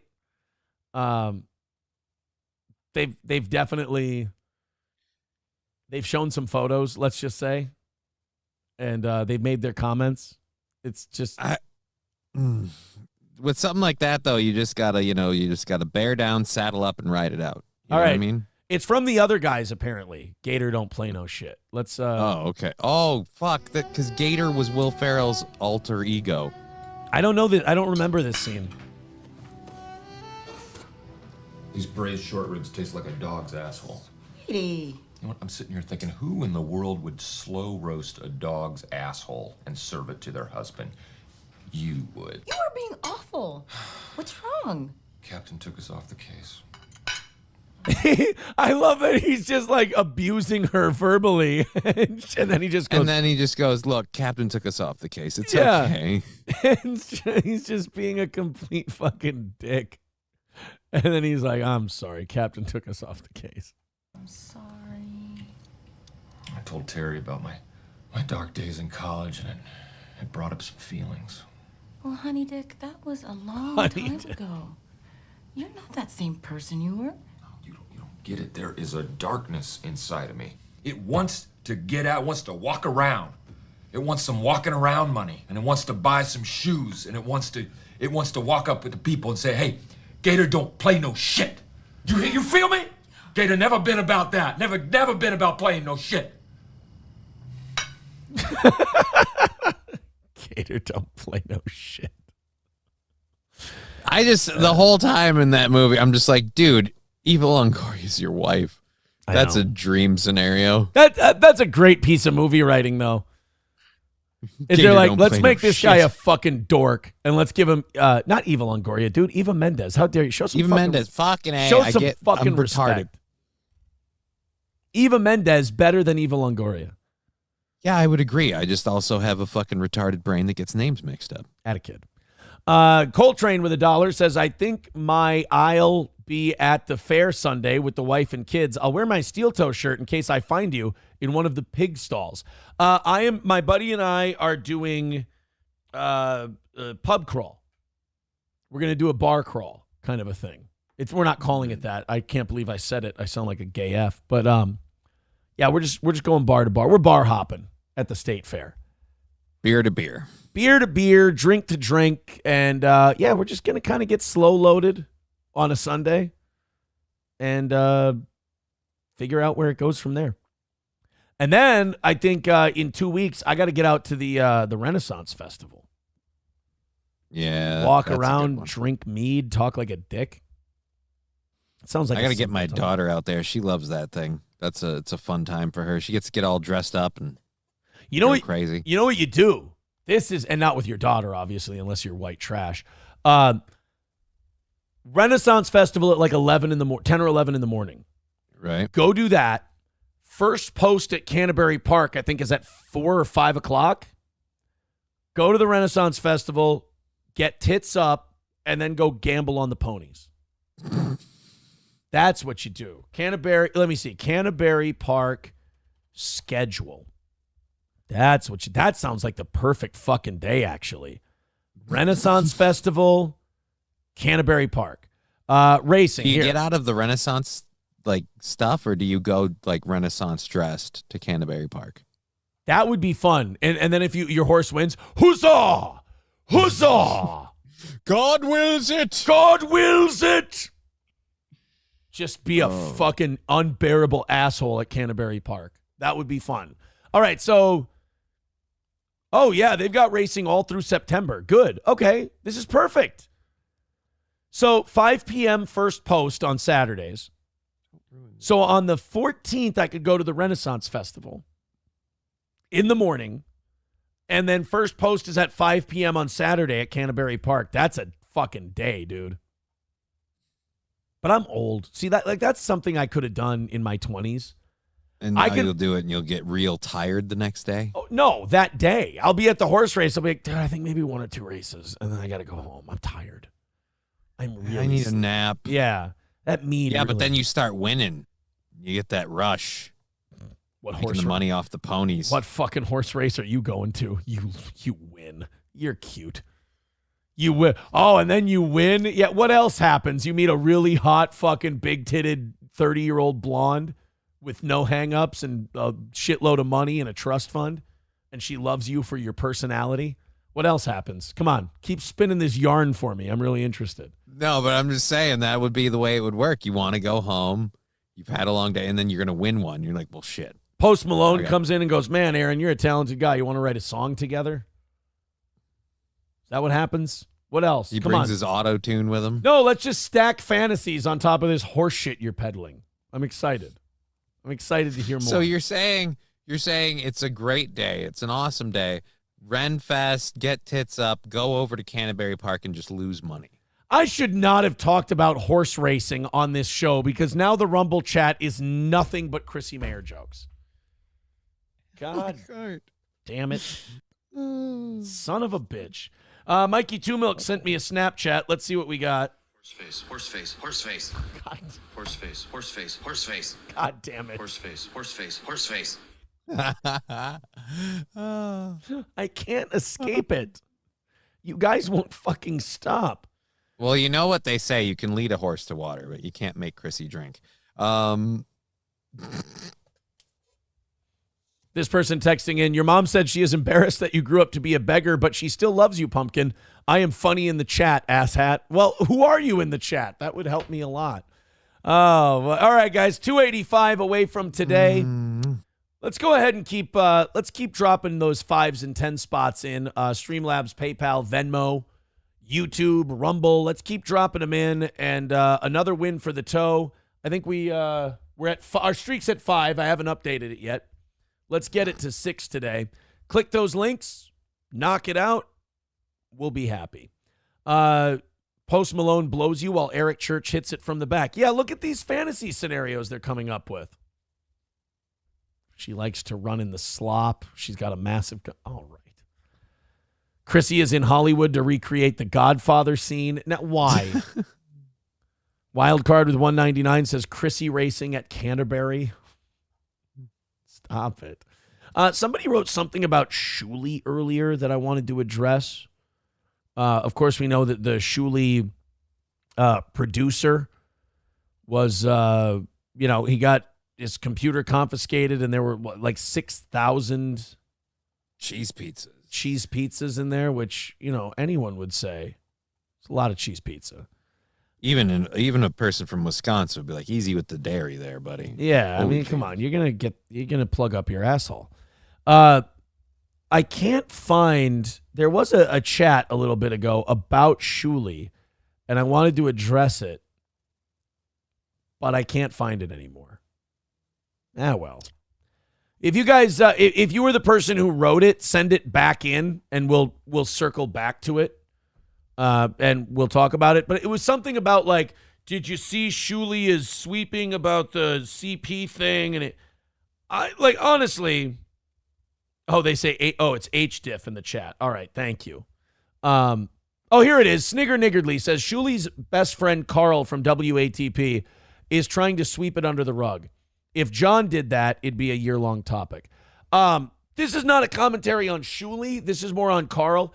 What are you trying to say, though? That, like, Carl's a two-faced, disingenuous bag of shit? I mean, we knew that.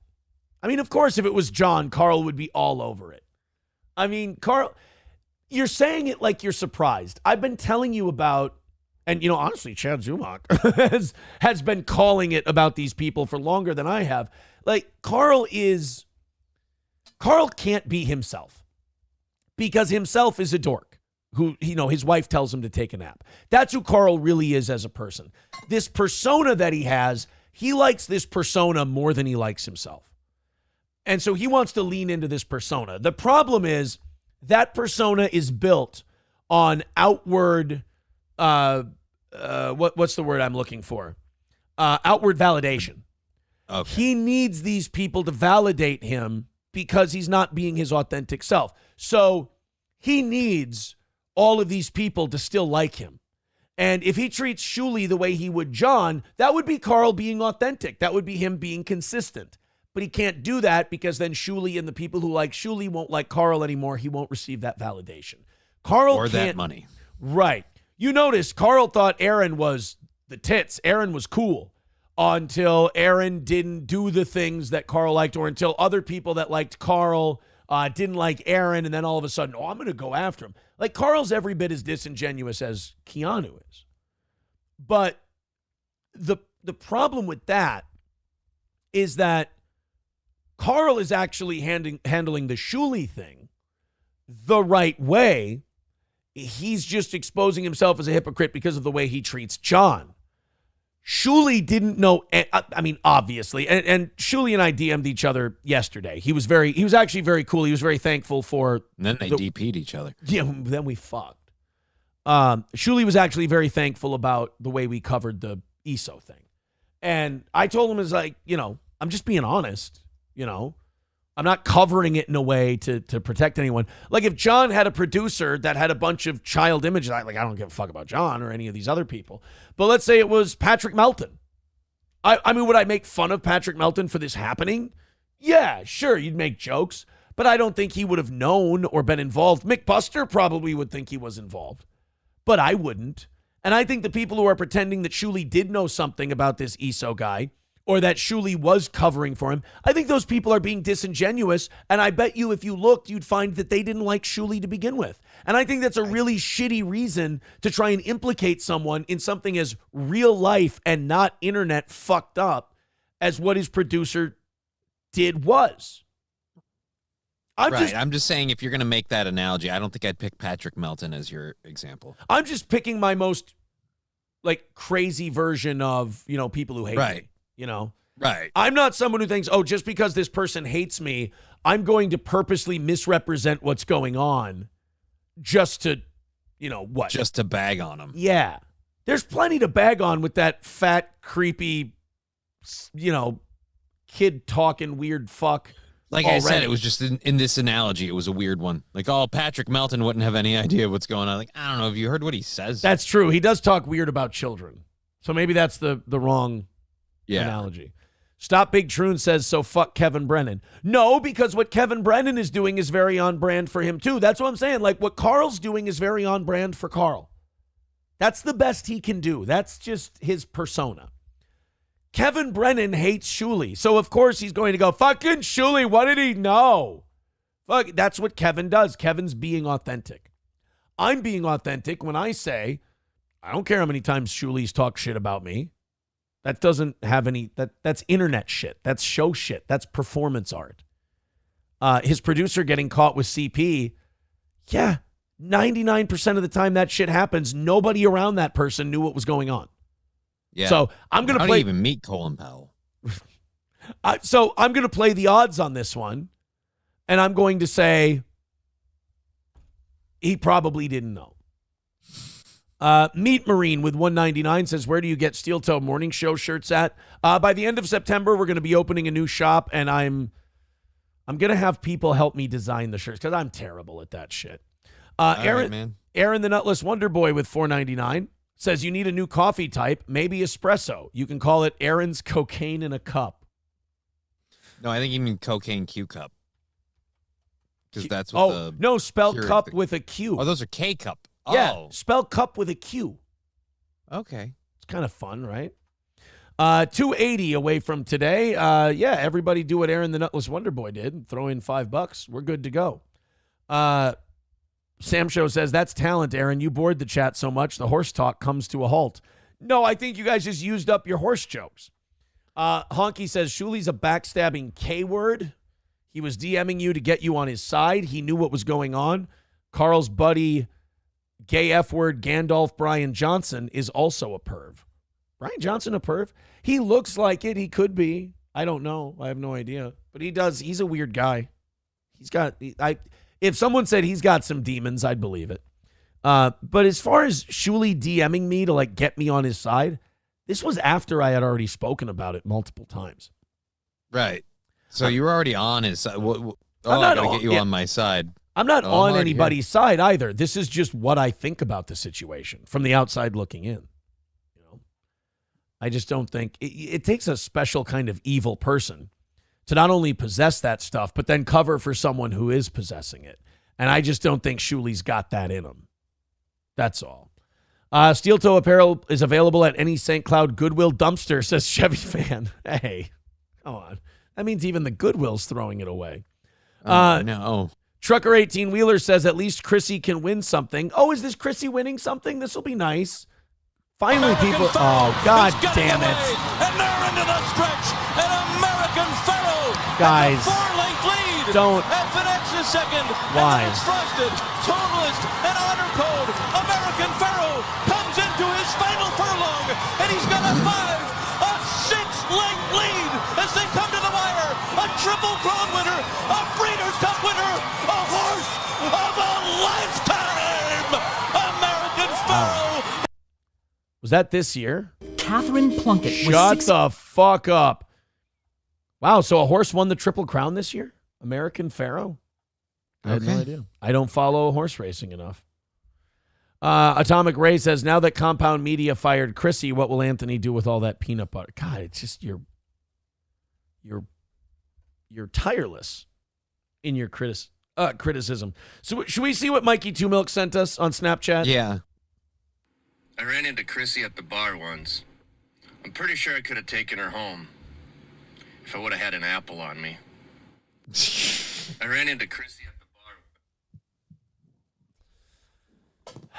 bar. I love Mikey. Oh, that's just great. Text coming in. Chrissy will be performing at next year's Kentucky Derby. She's a 17-2 odds. Also, this wouldn't have happened to you if the wrong mayor didn't touch. Jesus Christ.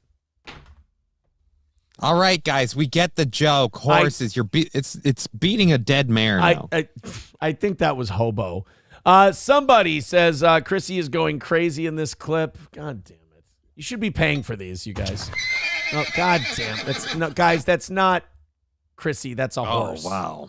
Horse has gingivitis like a motherfucker. Those are some dude. Somebody needs to brush that horse's fucking teeth. Bloody ass gums, homeboy.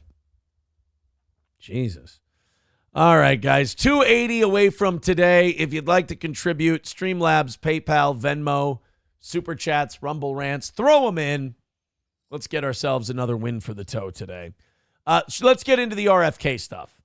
We kind of started with the politics stuff. Then we covered what's going to happen in court today. Now we can get to the, by the way, Kiwi Farms will be hopping today. I think April's, not appointment. Her court time is 2:30, and it's a Zoom call, so people will be able to watch it. I don't know if I will. I'll be honest with you. Like, if I may be vulnerable for a moment, I don't think I'm going to be able to watch it. Really? Why not? I don't think I can.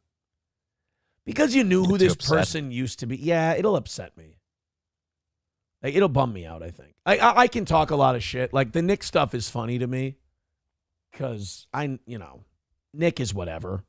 Nick has this thing in court where he's like, even his lawyer in the transcript's like, they just don't like each other. They hate each other. And I'm like, dude, easy, bro. I don't really feel a lot. Like, I see this guy as a spectator the way everyone else does. I dislike Nick kind of the way everyone else dislikes Nick. I watch Nick's behavior and I go, I don't like him. I don't like this kind of person. But like, it's not like blood feud. I'm going to. Yeah. I can't hit Nick as hard as life is hitting him right now.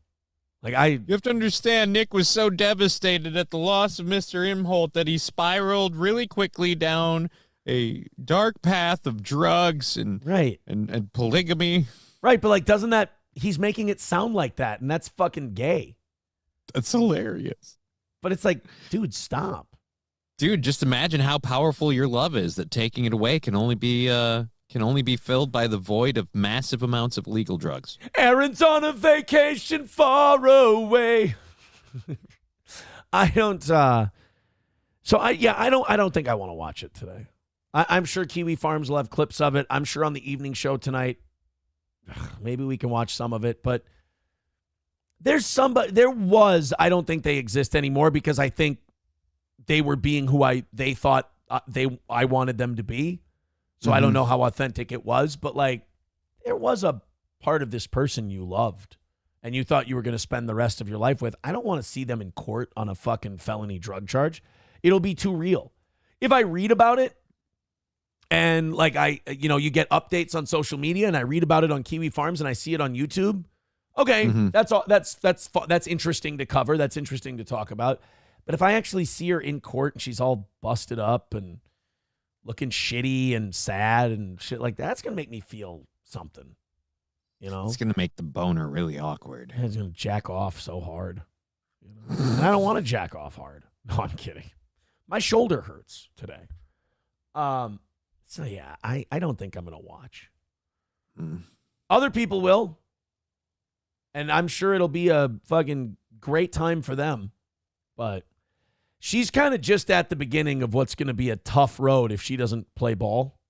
If she covers for the people who got her hooked on drugs, she's at the beginning of a long road. And, you kind of watching them going, you'll pull the nose of the plane up, right? Right?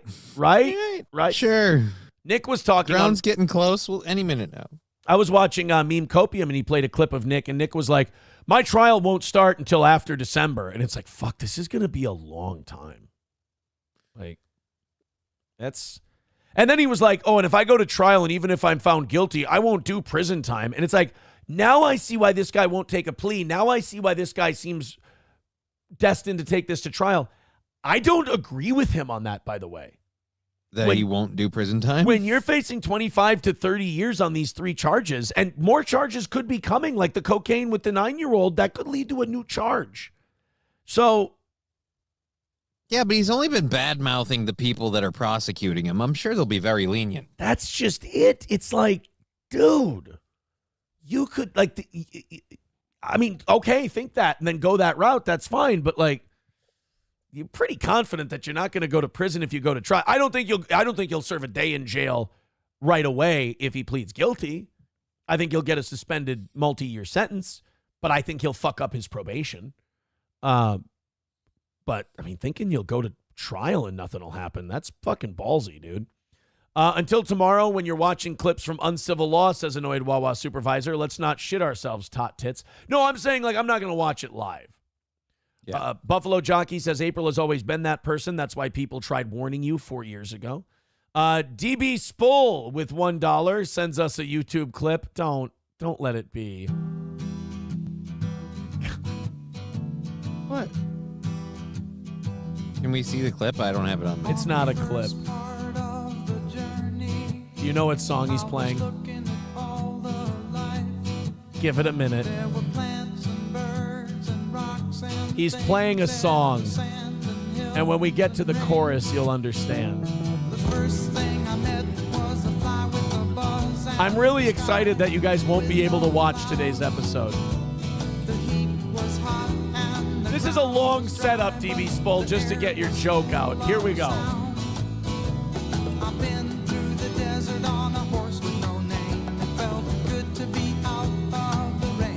God damn it.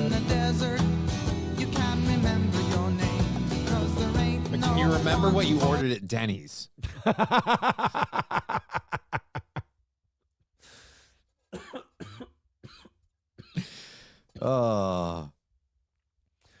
Honky says, I want to see Blondie squirm. Sorry, not sorry. Zoom court for the win. No, I understand why everyone else wants to watch it. For me, it's like watching, let's go like this. It's like watching your favorite boxer get his fucking brains beat in at 40 years old. It's like, I used to like this person. And now you're watching a version of them that you don't recognize, and they're just being put fucking through it. And they're walking into all the punches. They're walking into all of it. You're like, stop. What are you doing? Will April be using a wolf filter, says Chevy. That would be awesome. Oh, I wonder if you could do that, like put a filter in on Zoom. Would the court get pissed about that? Yeah, a little bit. They might the whole find time you just got like a smiley face or something. They might find it a little disrespectful to the court. Yeah. Oh. April's going to be in the videos in school, the before and after drugs and polycule. King of All Yetis says the fucked up part about all this is when they all have felonies, April is going to have to move because she isn't married to Nick or Kayla. Felons on active probation can't live together unless married. Oh. I did not know that. I did not know that either. Sam Show says, I don't get why people are so surprised that Nick is this retarded. Everyone keeps expecting him to pull up at some point. I don't expect him to pull up. No. Not at all. Coltrane says April can be the cut blonde in the reboot of Orange is the New Black. King of All Yetis says Josh Denny is just a slightly funnier, slightly less fat, slightly less gay version of Patrick Melton. That's an analysis. That's which outfit you bought her do you think she wears to Zoom court, says annoyed Wawa supervisor. Yeah, there's a debate going on because April said she borrowed that dress from Kayla. She said a loved one. It was Kayla. And then I showed the picture yesterday on the show of her wearing that dress in the store that I thought I bought that dress from. Mm-hmm. And now there's a debate, like, did she really borrow it or did she? And I'm like, I know I bought her 2 dresses from that store. Like, I'm not fucking crazy, I don't think. Unless Kayla has that same dress, unless she bought the same dress that Kayla has, which is fucking weird. I don't know. Let's go to the text, and then we're going to go to the RFK Jr. stuff, boys and gals. This person says, read it, please. Oh, God. Didn't Chrissy get into a fight with April years ago and kick her in the head? See, now that was a horse, you guys. That was a horse that did that. It's like watching Hulk Hogan lose to Andre the Giant and then Andre the Giant giving the championship belt to $1 Million Man. Thank you for making it wrestling. It's cool. I'll cool it with the Chrissy jokes. A man walks into a bar and says, ouch. You know what? Go back to the Chrissy jokes. You guys were right. I think that's, all right, there we go. I think we're all caught up on the text now. Thank you guys. All right. We've got some shit to talk about today that is not court or anything like that. The Democrats are apparently doing a 180. They really want Robert F. Kennedy Jr. on the ballot now.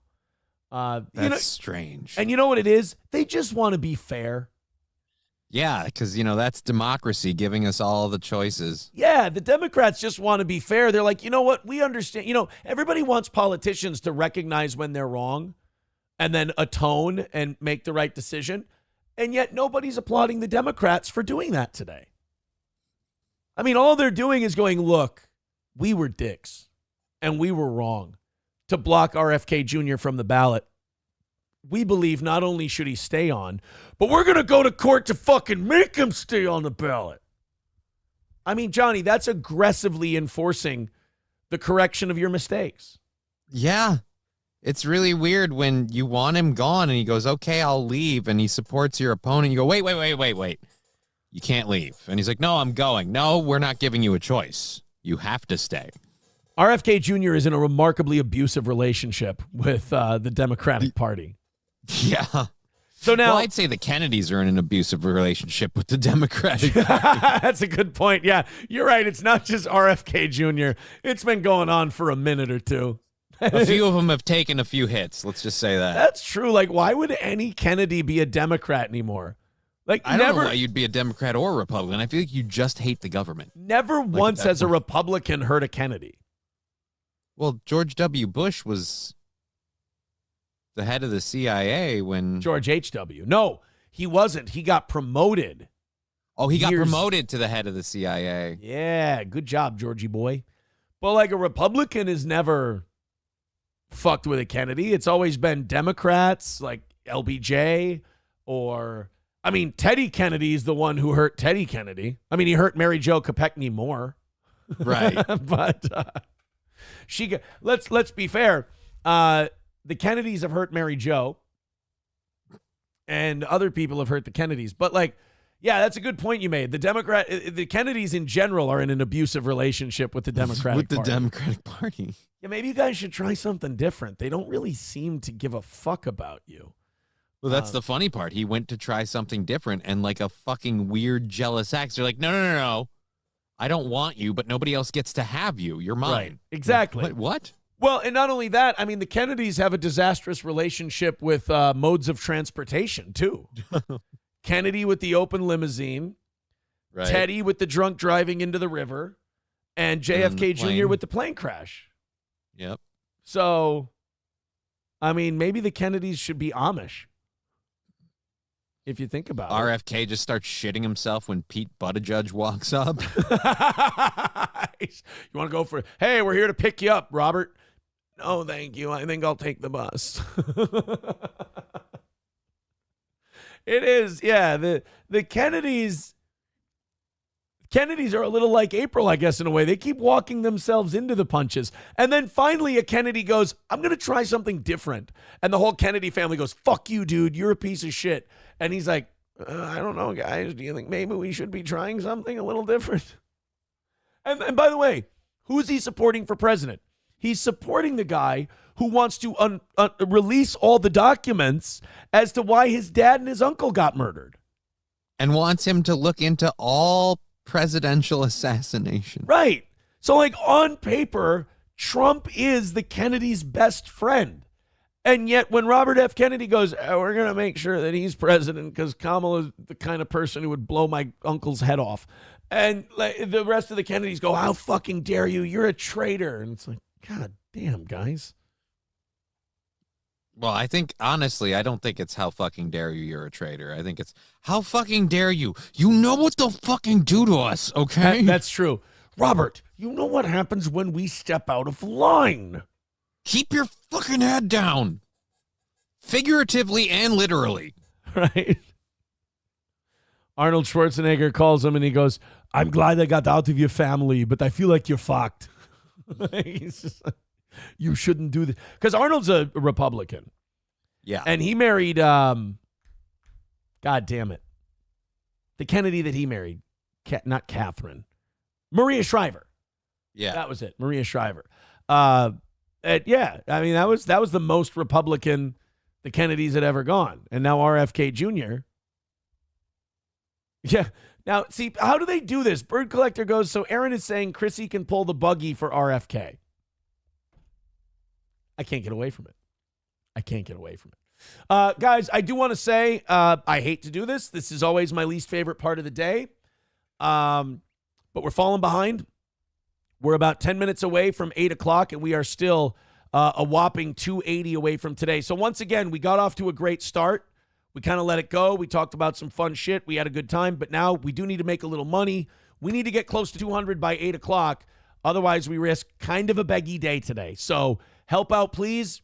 I appreciate it. I'd like you to keep that going while we're doing the show, while we're talking, and just throw the money at us. But let's get that down from 280 so we can have a nice little show today. Deranged Lunatic with $1 says JFK Jr., what's going to run for Senate in New York? If you had Hillary, would have never stood a chance. Plus, he hated her and called her nothing but a carpetbagger.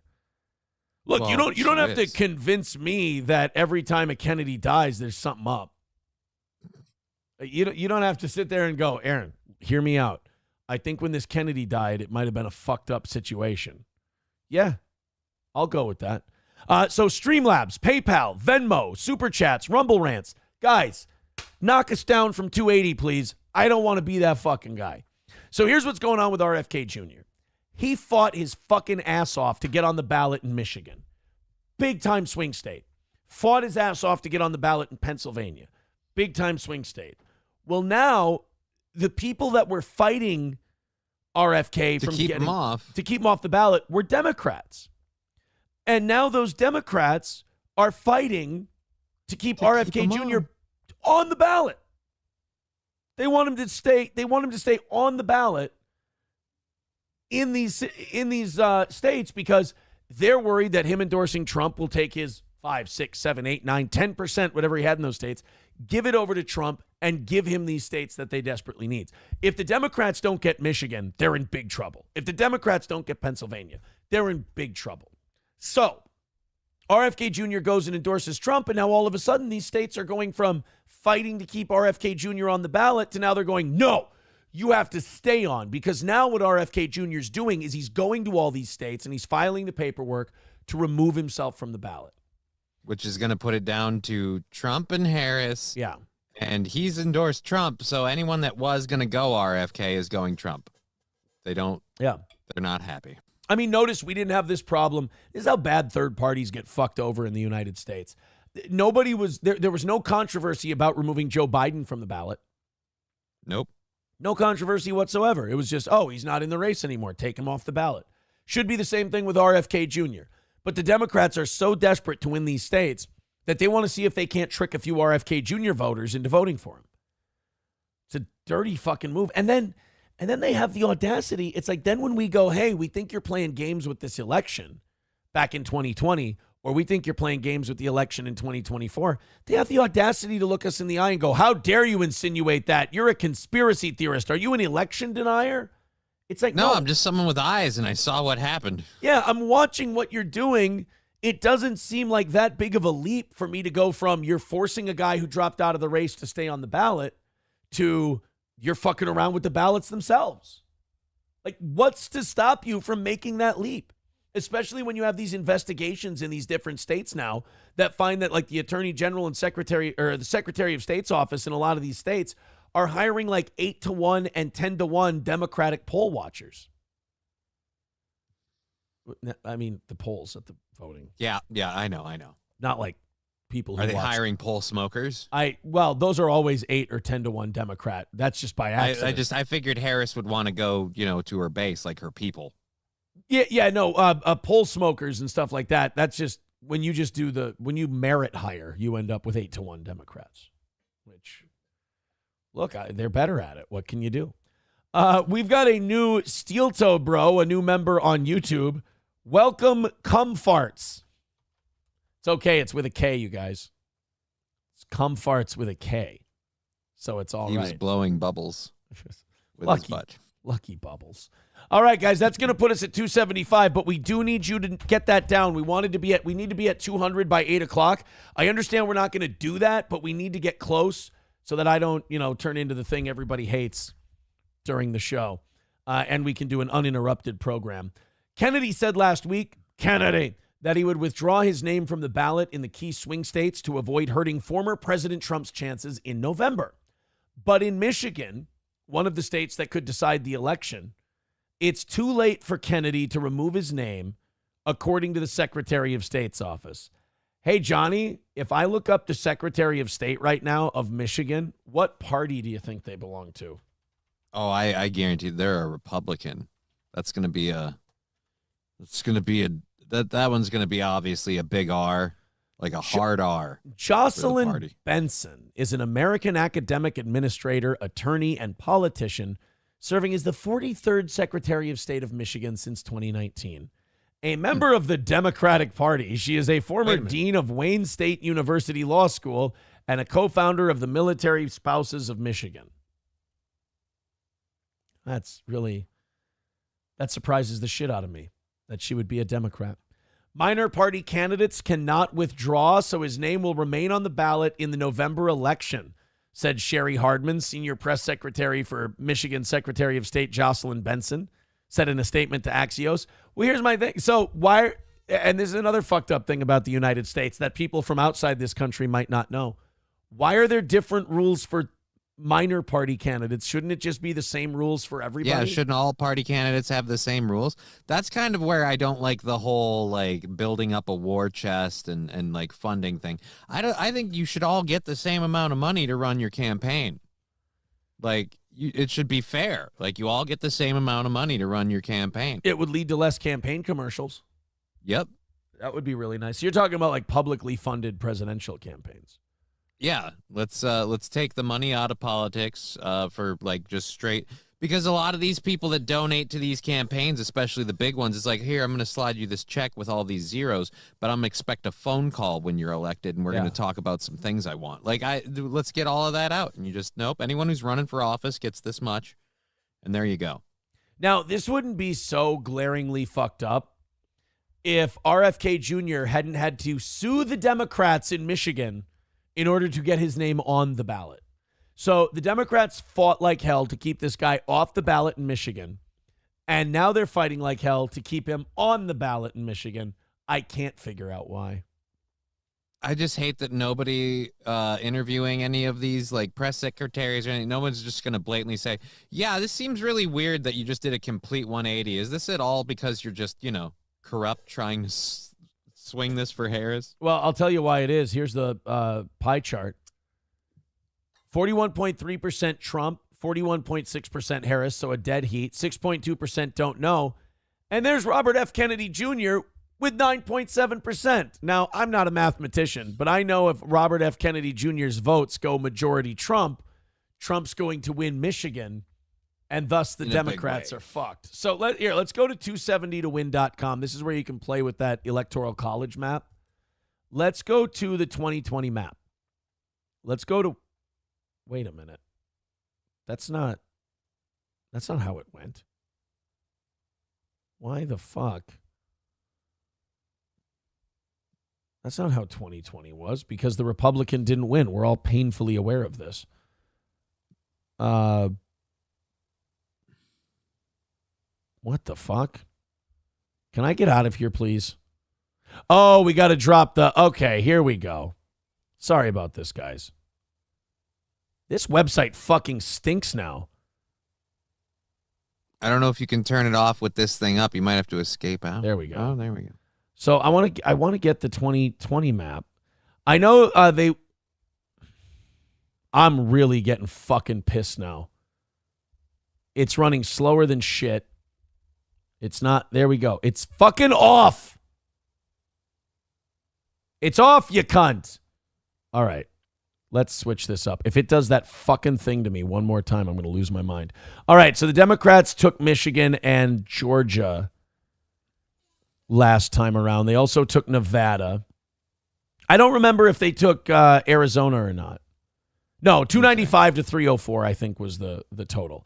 So let's take Michigan. They're fighting in Michigan and Pennsylvania, I think, to keep RFK Jr. off the ballot. So if they lose Michigan and keep every other state that they had last time around, that's going to be close. That puts Trump at 259. Now, if they take RFK Jr. off the ballot in Pennsylvania, and that swings it, that gives Trump the election.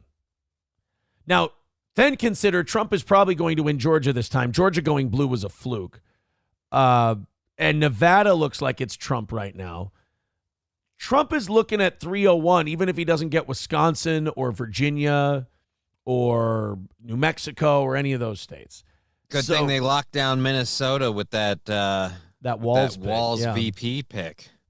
So the Democrats do need, like if they don't get Georgia, and I don't think they will, they need both Michigan and Pennsylvania in order. And even then, that is fucking nut-cuttingly close. Razor thin, yeah, exactly. So keeping RFK Jr. on the ballot is kind of an admission from the Democrats that they're like, look, this is our only path to winning this thing. So if we don't keep this fucker off the ballot, we're going to lose. It'll be interesting to see what the polls start saying at the end of this week, because that'll be kind of the polls that were taken after the RFK Jr. stuff last week. Right. It'll be fascinating to see if I don't know, man. I think I don't know if it's just you. I don't think enough people are giving like a big enough nod to the Tulsi Gabbard endorsement. Like, did you see her speech? I mean, I saw clips of it. Yeah, she was talking to a bunch of servicemen. Pretty much the overall gist of her speech is like, if we want to protect our country, our rights, our freedoms, and not be just going from one war to another, we need Donald Trump to be our president and commander-in-chief. And so it's just, I feel like that's going to move and reverberate through the military people a lot more than people think. And what a weird place for Tulsi Gabbard to be in, because she doesn't want to be a Trump person. No. RFK Jr. either. They don't want to be Trump people, but they're kind of like the rest of us. They're looking at what our choices are, and they're like, I guess I'll go with him. That's basically the spot they put us in. All right, guys, we're going to move on from this. We're not making any money. It's not going well. The good starts that we keep getting off to, and then just fucking falling off a cliff really sucks. It's makes you second guess yourself a lot. So then the water goes. We're going to need the sippy cup in a little bit. I'm falling apart a little bit, guys. 275 away. We're past 8 o'clock. We need to get on a roll We need to get this thing knocked down a little bit. I appreciate it. Come on, Streamlabs, PayPal, Super Chats, Venmo, Rumble Rants. I'm going to put the links in the chat again. Click it, throw in $5 or $10. Let's knock this thing down so I'm not a panicky mess all morning. You know how I am. I don't know why, but Rumble won't retain like numbers. I've hit like 4 times, says Dead Game. Well, everybody hit like. See what it says. What's more important right now is you click that Streamlabs, PayPal, or Venmo, and we knock this down because we're halfway through the show. And we made about $50 or $60. So let's go ahead and knock it down, please. Time for a rally. Appreciate it. Anything you got, throw it to Steel Toe, listener-supported show. That is our Achilles heel. Everything about this show is fantastic, except the way I have to make money. I wish I could do it differently.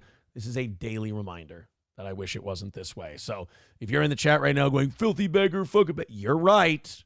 You're right. And there's only one way I cannot be a filthy beggar. So do what you can. I'd appreciate it. We got a lot of good stuff coming up today, and I'd really like to focus on it. So if you got chunks to throw in, we appreciate it. 5-0 in the 320. Becoming a member for 27 months. Thank you very much. Keep it going. Keep it going. When I refresh PayPal, I really want to see some stuff in there. Okay. We've got a Trump ad. It's a Trump ad that doesn't feature any of Donald Trump. So who's in the ad? Kamala Harris. It is a Kamala Harris versus Kamala Harris ad. Now, I don't know if people have been paying attention, but Kamala Harris has been out on the campaign trail, and she's been putting out these great ideas. These ideas that, are very populist, and the American people seem to really dig these ideas. They really seem to think they're great. And you mean Trump stances that she's been borrowing? They really do seem to be Trump opinions. Like J.D. Vance comes out and says, I want to make the child tax credit $5,000 a kid. And then Kamala Harris goes, that's fucking... I want to make it 6. That's a terrible idea. Let's make it 6. What? And you know what we need to do? We need to be tougher on these fucking illegals. Like, wait, what? What are you talking about?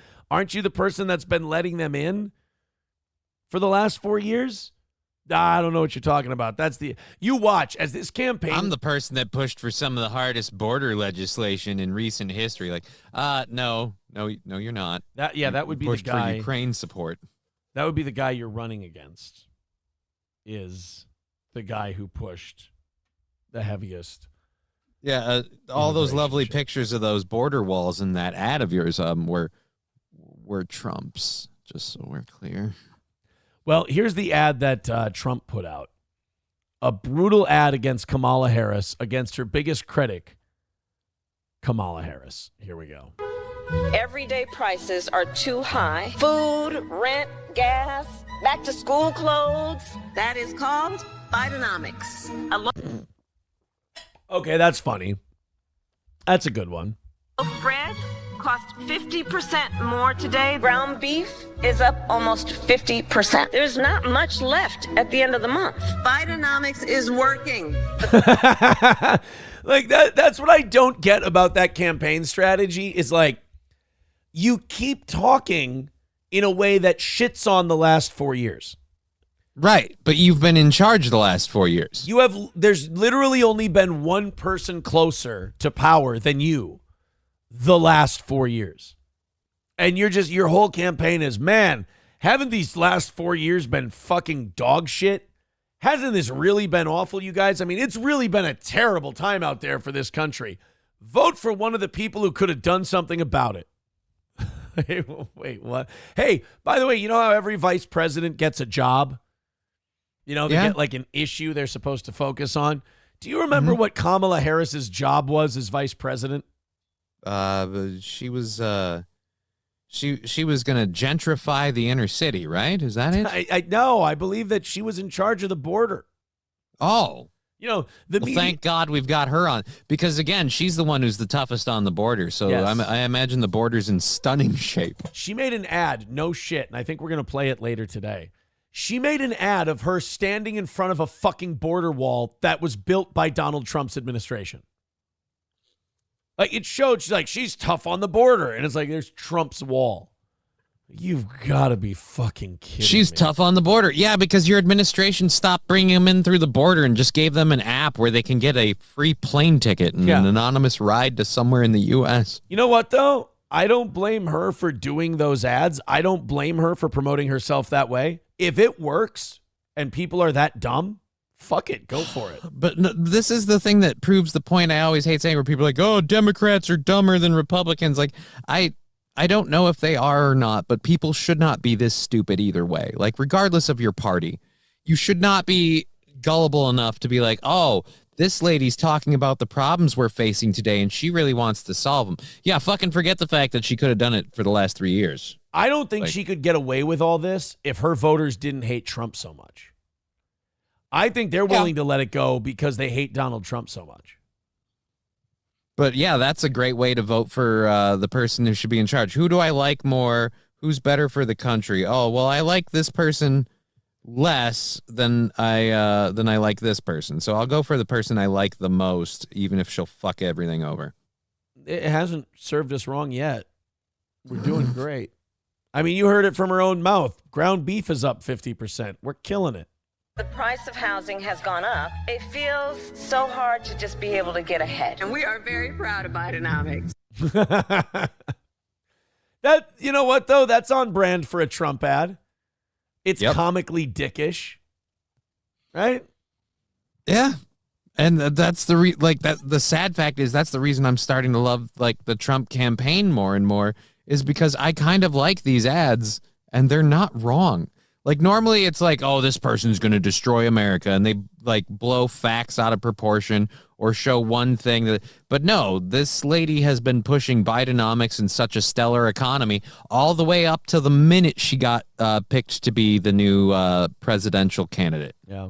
Like, it was such a great economy. Bidenomics is so awesome. Oh, we're going to have VP Harris run for the presidency. It's just so hard for people to get by today. Like, yeah, you did that. Honky says, Kamala is such a straw man candidate. Chrissy tried to eat her. $3 from Ep didn't. Guys, please chip in. It's starting to get to be about that time today.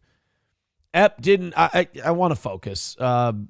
Need money, unfortunately. We can't lose again this month. Honestly, it's a little stressful because if we make it through this week, then we did okay for the month.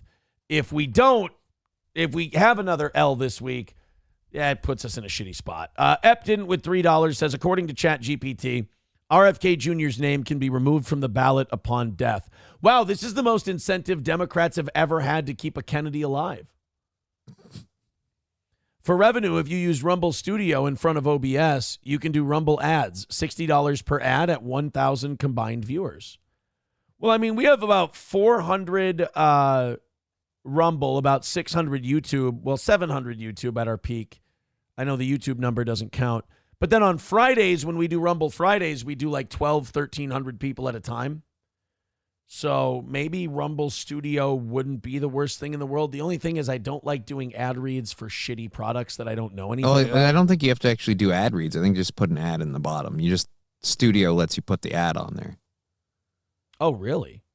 Yeah, I'm thinking it'd be like a border banner. Like, no, hey, you got Stoney's logo down there? Yeah, you'd have a logo of something. Maybe even a changing, like any internet banner ad, like a changing banner, like down at the bottom. Well, see, Sam Show says those Rumble sponsors are a scam. Yeah, I don't want to fucking scam people.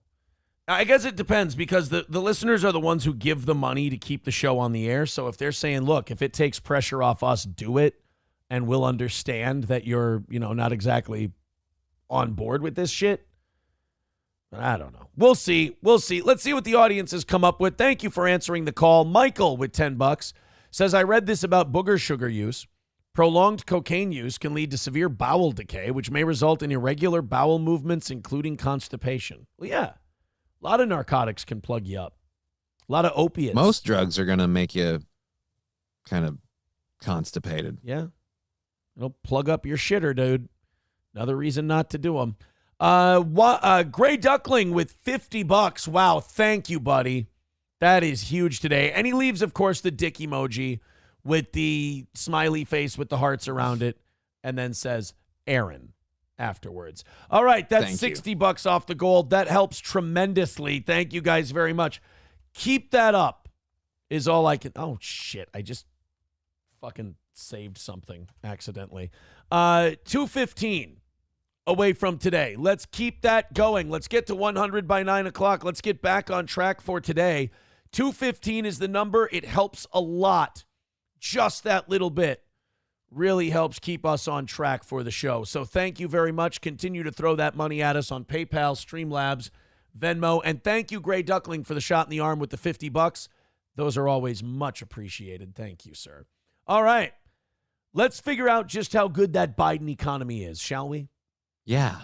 You know, we can sit here and talk statistics all day long, guys. We can sit here and talk numbers and data and nerdy, dorky shit and the whole deal. But sometimes the economy isn't so much numbers as it's a feeling, right? You can kind of just sense when the economy is shit. Like right now, end of summer, kids are going back to school. Vast majority of people, shit's tight right now. You know? Yeah. You can feel it in how, the Steel Toe Morning Show is a great way to gauge the economy. Listenership, higher than ever. 1,000 people at a time.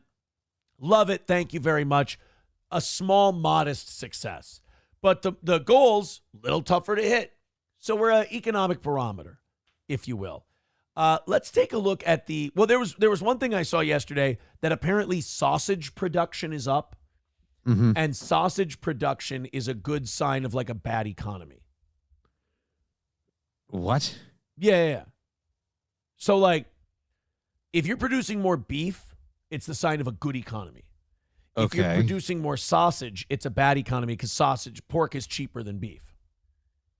Okay. Yeah. But people are eating. I guess I don't know.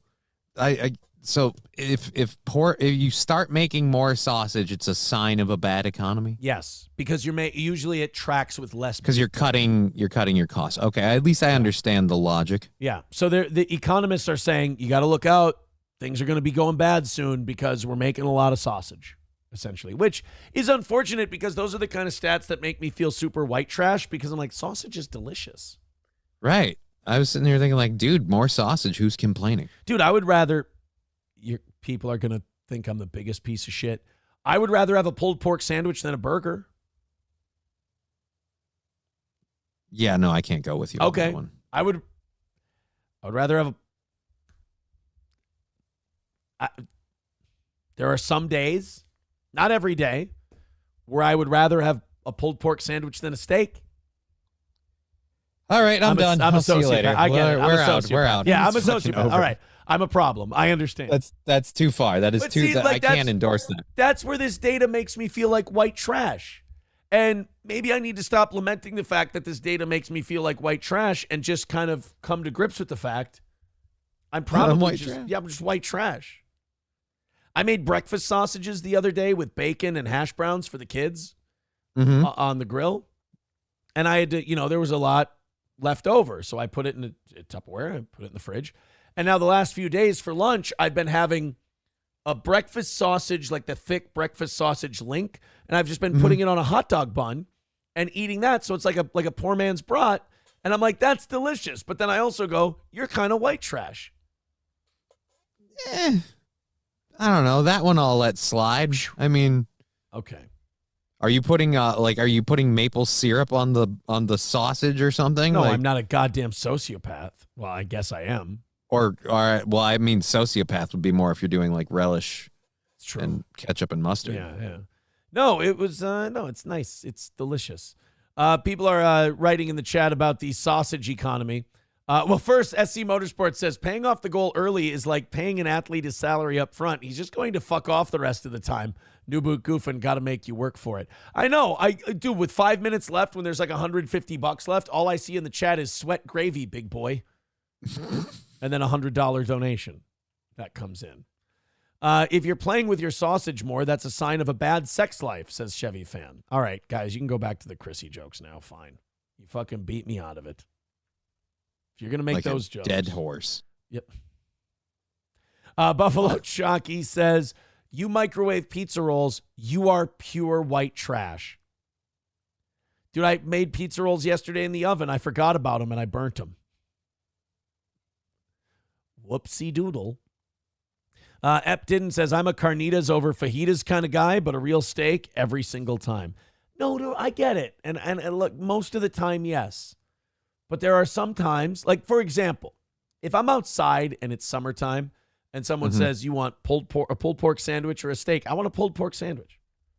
I'm outside. I'm doing shit. That's blasphemy to me. I mean, for me, it's like you want this or a steak. And I'm like, well, I guess we're going with the steak. Like, I don't know what I would prefer over a steak. Like, you want to know something really psychotic? If it's a Kansas City dry rub, I don't even want any sauce on the pulled pork sandwich. I'll make my own sauce. No, dude, that's very, very, very sad. I just I didn't know. I don't know, man. I feel like for me, like garlic mashed potatoes, preferably baby red, and then just blanched broccoli with a little bit of pepper on it and a steak, and you've got yourself a great meal. I bought some Bob Evans mashed potatoes in a tray that you just put on the stove. Boy, those are gonna awesome. They were fine. They were good. I liked them. They were good? Yeah, no problem. I don't want to peel a fucking potato. What are you, a bitch? Fucking taking time and shit. You know, my oldest. Here's the thing, though. Like, I have 3 young kids, and, like, if you make good shit, they don't eat it. I made, like, Monday, it was really fucking hot out, and I didn't want to sit in the kitchen and cook. And so I had chicken. Like, in the freezer, you have, like, your emergency, quick, easy kid meals. So Right. I preheated the oven. I threw some chicken nuggets and some French fries in, and they fucking devoured it. Like, they ate it all. Meanwhile, if I make them something nice, it's, especially the youngest, it's 4 or 5 bites, and then I'm done, Dad. And then you're just throwing it away. So, fucking chicken nuggets it is. I mean, they're happy. I guess that's all that matters. Just throw it at them. Kraken Slappin says Bob Evans mashed potatoes actually are not bad. Exactly. See, you know what? I got my backers. I've never had Bob Evans mashed potatoes. Again, I've always just made them myself because it's really cheap and easy to peel a potato, boil it for a couple, like 15, 20 minutes tops, and then just mash the ever-loving shit out of it and make your potatoes. Sam Show says, Aaron, the correct answer is always the nuggies. The kids love them, man. Bird Collector says it was so hot he turned on the oven. Well, no, I don't have to be in the kitchen. You turn it on, you put the shit in, you take it out, you're done. You just set a timer. Dive Bar says, I microwave pizza rolls because when I'm hungry, I want to eat now, not 20 minutes from now. Yeah, some people, I'm getting shit on really hard for the microwaving pizza rolls. Not shit on, people are like physically disgusted. They're physically disgusted by the microwaving pizza rolls. I hate to be a person who endorses you, but I don't really have an oven down here, so if I want to have pizza rolls, I have to microwave them.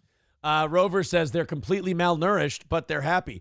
That's the conflict as a parent. You're like, yeah, they're eating, but I know this is shit.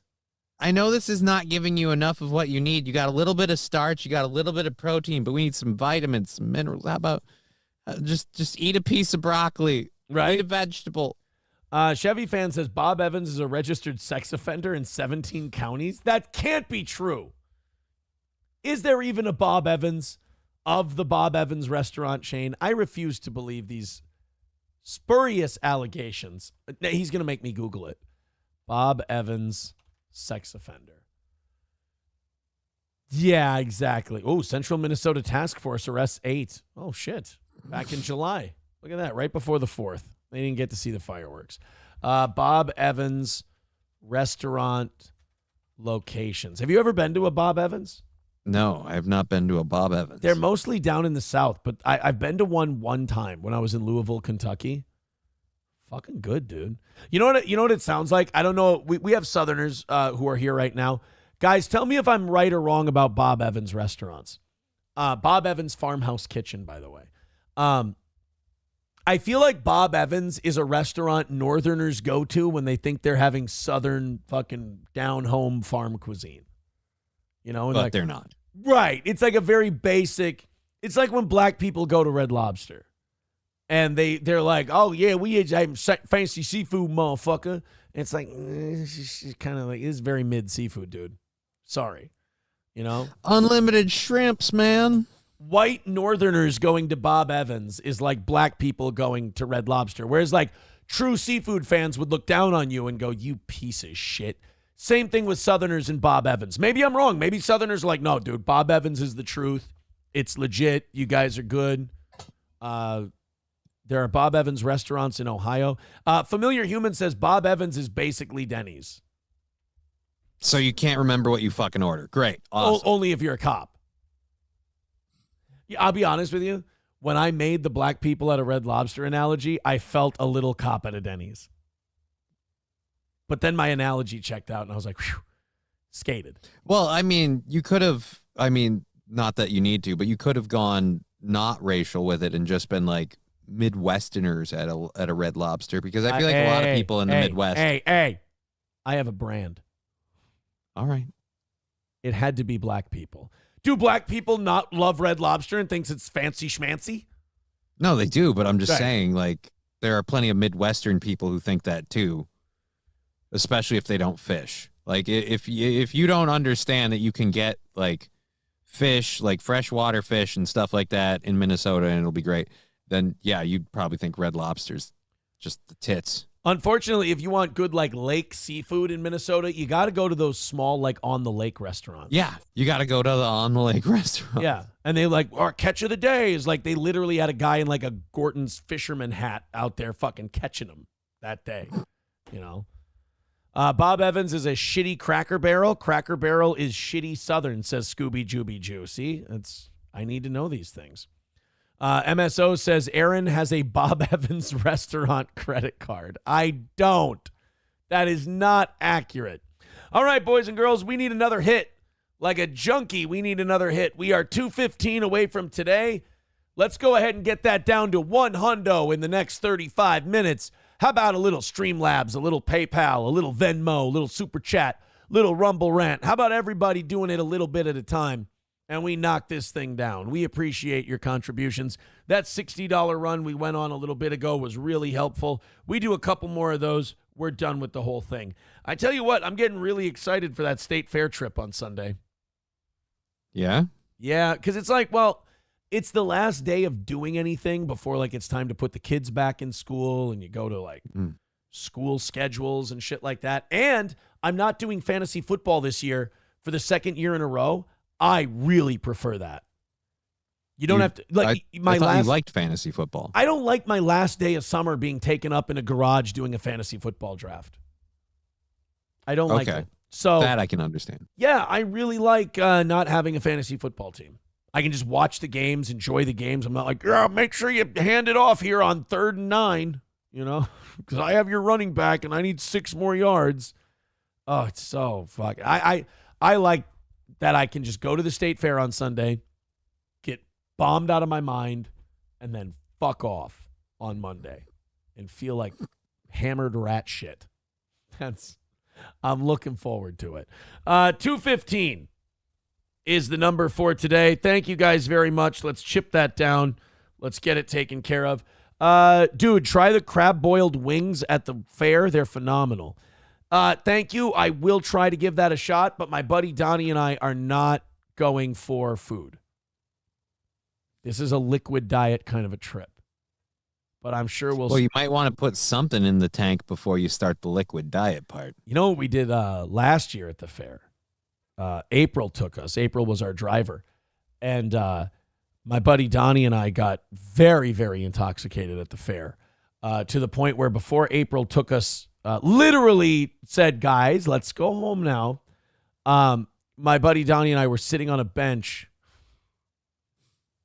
and we were sharing what were those fucking things? Peanut butter and jelly filled mini donuts. We're literally sitting on a bench together. How gay is this? Oh, dude, not only was it gay, but it was retarded too because we were sloppy. And so we're like, dude, that's hot. And there's peanut butter and jelly dripping out. I mean, just fucking messes. Dude, you should try one of these. Oh, yeah, let me try. Fuck, that's hot. Oh. Oh, boy. So yeah, we're gonna try and get there on Sunday. Yeah, who's your sober driver this time? She's gonna have a felony charge and she can't take us. I don't know. We haven't gotten that far yet. Uber. Yeah, right. Ep didn't says sharing jelly-filled donuts. Holy shit. Well, look. Camo Girl with $4.99 says, I would take a pulled pork over a steak. See, Johnny, we are legion. I actually feel worse about this than I do about people who are like, I like Hawaiian pizza. I'm like, all right, fine, fuck, you're weird. What the fuck's wrong with Hawaiian pizza? It's not. It's ham and pineapple. It's delicious. It's not bad, but again, I don't know if I want to take the word of a guy who says pulled pork sandwich over a steak. I feel it. Sometimes. In the right scenario. If I'm at a restaurant, I'm not going to You sound like a man who's like, look, I'm not into dudes, but sometimes in the right scenario. So now enjoying a nice Kansas City dry rub pulled pork sandwich over a steak once in a blue moon is the same as sucking cock. Well, I mean, you're the one here losing your mind about a good dry rub, so... I think that just means I'm low maintenance. Hello, ladies. Why can't you dry rub a steak? I mean, you don't want to fuck it up. Or marinate it. Ep didn't says $50 is $50. Dude, what are we at? $2.10 for today? Yeah, I'll take $50 and I'll eat a pulled pork sandwich. Aaron's going to risk it for the biscuit. Drink your food and drive home. That a boy, says somebody. That's not what I said. Buffalo Jockey says getting sloppy drunk at the state fair is trailer trash white bitch behavior. Yikes. Well, then I'm a trailer trash white bitch. Actually, we kind of figured out the white trash thing already, so we're on brand. Yeah. I'm killing it on the white trash meter today. Somebody says the guy begging for money saying he's low maintenance. Fair enough. Fair enough. Hulkamasha Baby says, yes, pulled pork over a steak makes you a gay F word. That hurts my feelings. Hurts my feelings. Coltrane with $1 sends us the Axios article on Kamala Harris flip-flopping on the border wall. Well, yeah, we talked about that today, right? No, we were getting to it. We did Kamala Harris's campaign commercial where she pretty much debates herself. Yeah. She's like, yeah, Bidenomics is working great. Ground beef is People up 50%. can't afford bread. People can't afford bread. We're killing the game. That is a weird thing that the person who's been in charge is now like running against the record of the people in charge. It's just I think it's really fucking. I think it's more crazy that it works. You know? Yeah, it's really fucked up that it works. But like you said, there are people who are going to vote for her just because she's not Trump. Exactly. So, I mean, at this point, it doesn't matter what she's done or didn't do. She's not Trump. She's not Donald Trump, and that's all you need. Pizza Hut is offering a pizza box that folds into a table. Speaking of a great economy, you know how they usually talk about the economy as a kitchen table issue? Right. You know, like these are the kitchen table issues. We've got it so bad in the United States now that we don't even have the kitchen table anymore. We sold it so we could buy Pizza Hut, and then Pizza Hut made us a cardboard table. Which, by the way, this is always the image I think of, is a racially ambiguous chick hanging out with a frizzy-haired black chick, eating Pizza Hut, pizza and drinking red wine, and then playing what looks like Go Fish or Crazy Eights. I don't know. And then after that, they're gonna scissor. Like, dude, what the fuck? This isn't a thing. I don't know if you know this or not, but if you move into someone's house, like if you're moving in somewhere, you probably have a table that you can set pizza on. Like who moves into a place and doesn't have a table? Not in the Biden economy, bro. You need Pizza Hut to... Yeah, look at that. Moving box table for your pizza. Eat it off the ground like a true degenerate, you fucking 20-year-old. These kids today are so spoiled.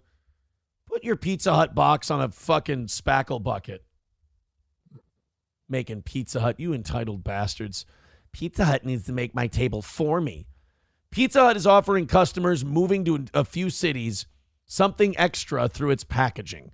The pizza chain is offering a special pizza box that turns into a miniature table with an order of a large regular priced pizza in Dallas, Charlotte, and Orlando. Is this supposed to make you feel better? Like, I feel like this is going to make you feel shittier about your move. Like, imagine you're moving out of your boyfriend's place because the two of you broke up. You're feeling like you don't have anything in this world. Everything's gone to shit. And now you get your pizza and they're like, here's a sad bastard cardboard table for you. Because, we're pretty sure you don't have any furniture. Yeah. So you're just sitting there like, boy, it really is as bad as I thought it was, isn't it? Yeah. So just sit on the floor, eat your pizza, and feel your shame. Yeah, exactly. We just figured if you're going to eat your feelings, you might as well acknowledge them.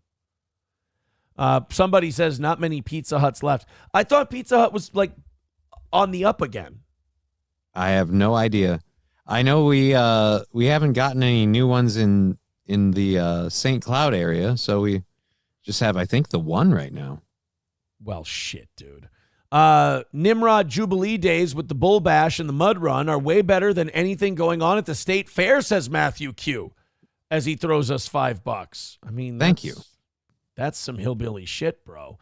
Guys, we are 205 away today. What do you say? Sounds like we're right on the precipice of the 100s and the 200s. What do you say we make a little rally, we make ourselves a little run, and we do this thing? What do you say? Everybody throw in a couple of bucks. We get this thing knocked down. I say, in the 100s by 9 o'clock is a good look. Everybody get your 5, 10s, and your 20s out. Let's go. Oh, your gifted memberships are great too. Your Venmos, your PayPal, your Streamlabs. Let's go ahead and do it. This one. This is my favorite story today. I'm so glad we got to this one. Like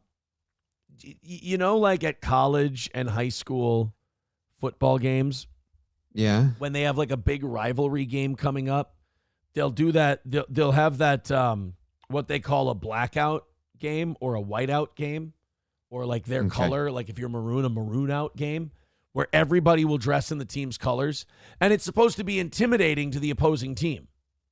You look into the crowd and you see all this white. Yeah, they're all unified. Yeah, exactly. It seems fucked up. You're just like, oh my God, this is intimidating. Well, one high school decided to have some fun and do a blackout game. And proving once again that high school kids are the reason that high school kids can't have cool shit. Somebody took it way too far and fucked it up for the entire school. Let's go ahead and watch this story. It's from... Please tell me it's what I think it is. St. George, Utah. What do you think it is? Let's do a guess before we fire it up.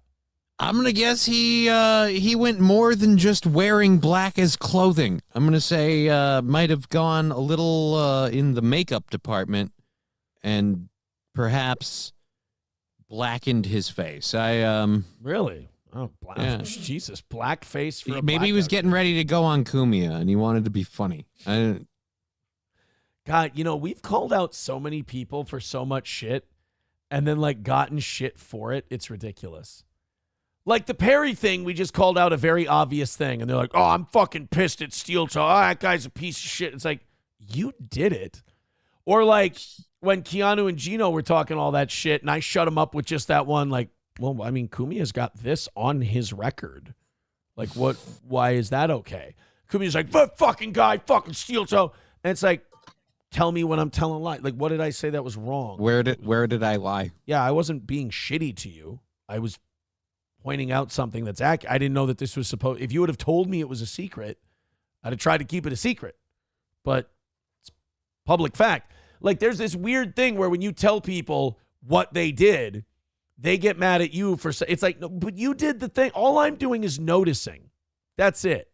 So with this blackout game, it literally was one kid who fucked it up for everybody. It was supposed to be a fun, little intimidating deal, and it ended up being this evening, where a high school is being criticized today after students attended Friday's football game wearing full black face paint. The school district says this was an attempt to show school spirit for the blackout football game. Now, many concerned parents say that this is blackface and should not have been allowed. All right. this country needs to sit down and have a serious conversation and start watching shit so they can learn what blackface is. Just painting your face black is not automatically blackface. Blackface is, mommy, hello, my baby, hello, my darling, hello, my ragtime girl. It's fucking Roger Sterling in Mad Men at the wedding. Well, I sure is be happy if I shine your shoes, sir. Like, that's blackface. That's you want racist? We'll show you racist. I mean, God, you guys. Why didn't you come to us first? Roger Sterling blackface. Here, guys. This is blackface. Here.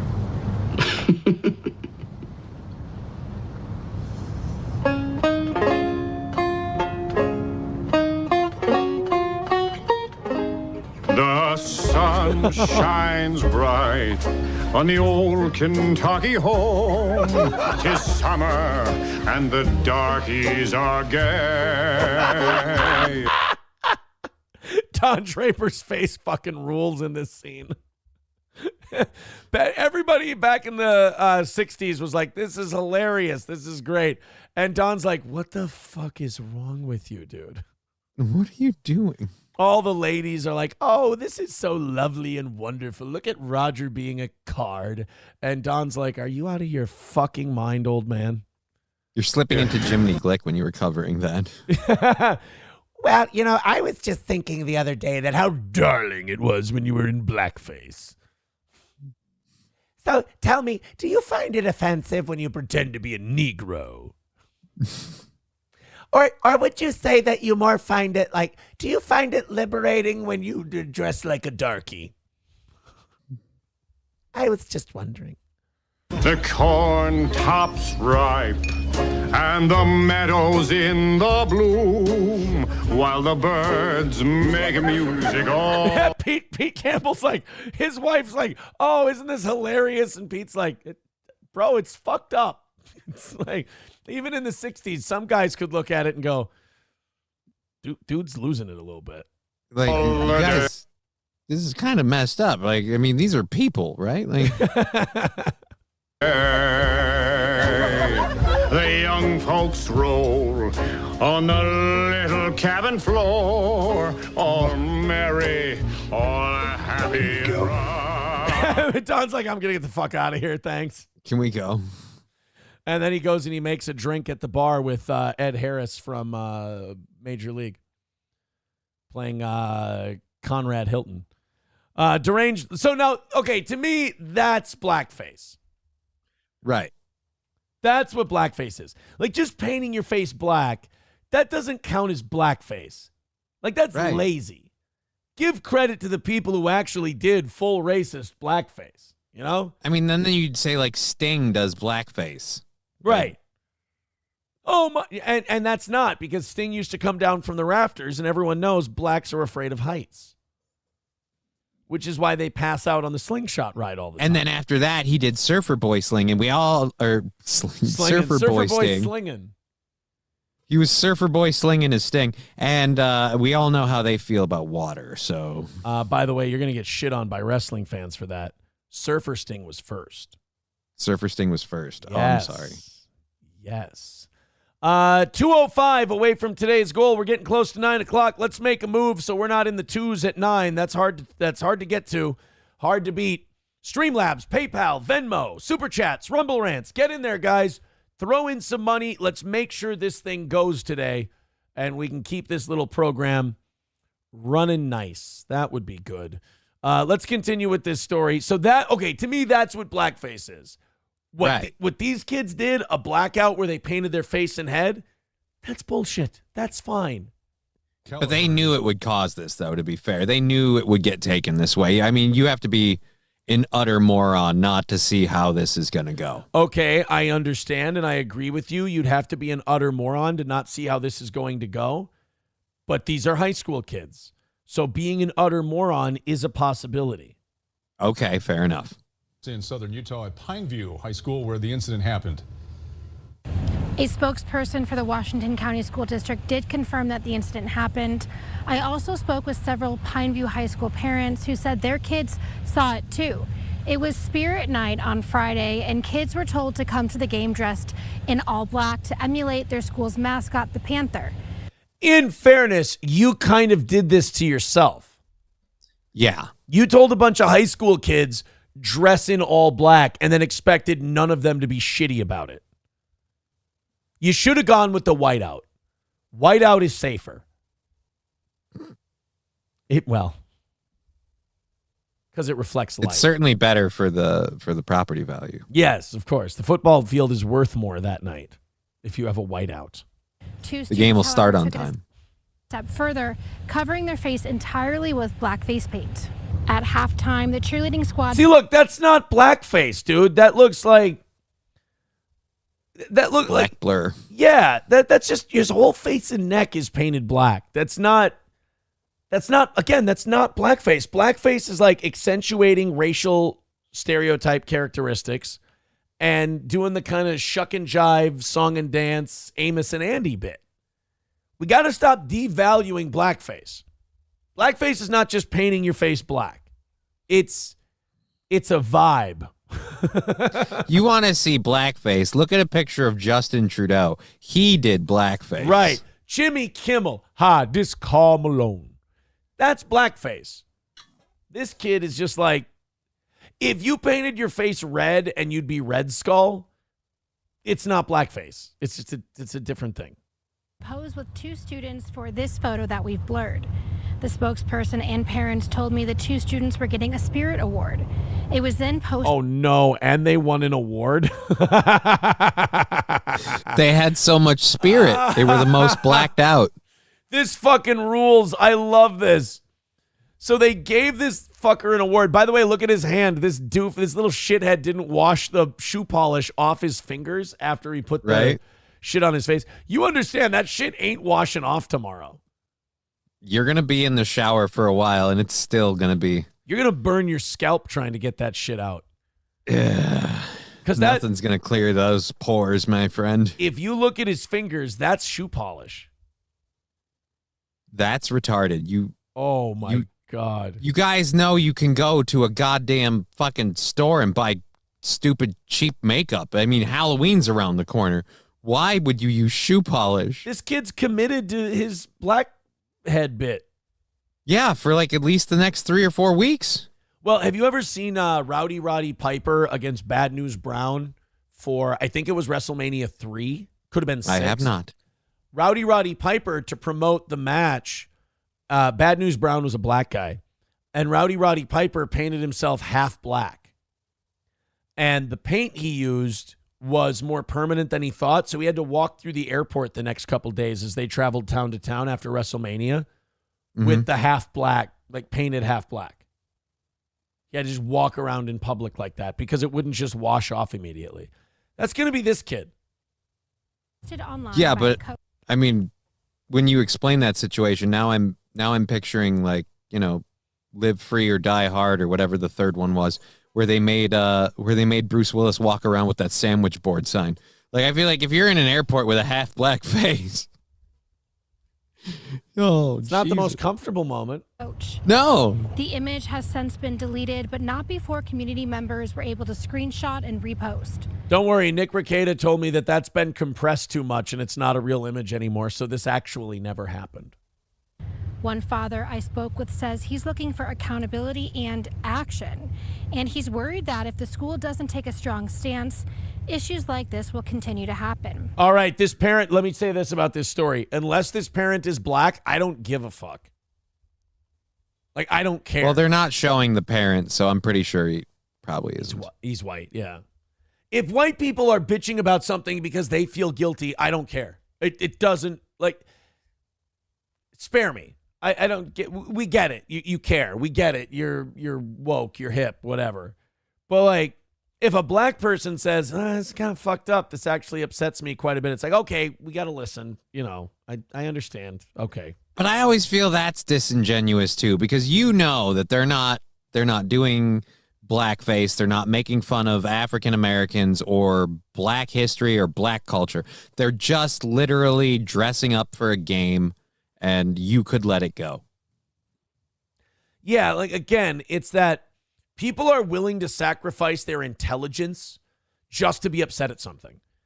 It's like, yeah, I'm a smart enough person to know this isn't like mammy blackface, but I also know that I can get really upset and get some attention for this, so I'll be upset about it. It's like, well, okay, well, now you're being really shitty, and you're making yourself look stupid.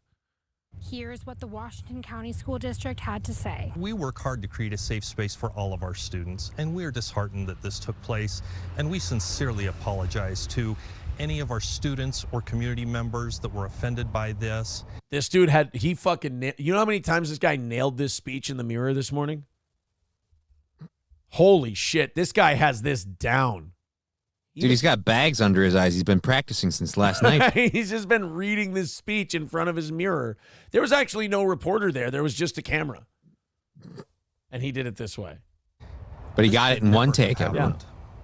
Does this demonstrate a culture within this specific school? I'm sorry. Spare me the white people who aren't happy about this. This isn't, goddamn, dude, this isn't about you. Let black people be upset about black people shit for once. You don't have to be the first one to fall on the fucking sword. We get it. You're guilty.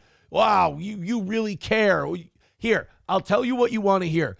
You're not a racist. You're one of the good ones. Now shut the fuck up and let black people be mad about shit on behalf of black people. I feel like if you need to hear you're not racist, you're one of the good ones, then you are racist and you are not one of the good ones. You are not one of the good ones. Of, like we said, racial ignorance or just kind of ignoring how this might make someone of color feel. No, I don't. How about you let someone of color tell you how they feel instead of just assuming they're going to be pissed off about it? That's like when people do that shit where they're like, oh man, I bet you wouldn't say that to a black person because they'd fucking kick your ass. Like, oh really? I can't say that to a black person because you're telling me that they're so emotionally unstable and unreasonable that they'll just resort to violence. Okay, I'm the racist one. I got it. Like it's just that what's the word I'm looking for? That parental attitude that people have, that condescending fucking, it's like a concern troll thing. Like, I'm so worried for you and how this is going to affect you. No. You feel bad for some reason. You're trying to wash off your guilt. That's exactly what it is. And lady, don't worry, because we have it on good authority and from past experience that, don't worry, even if this wasn't racist, some black people will perpetuate some racist shit to draw attention. Yeah. So it'll be fine.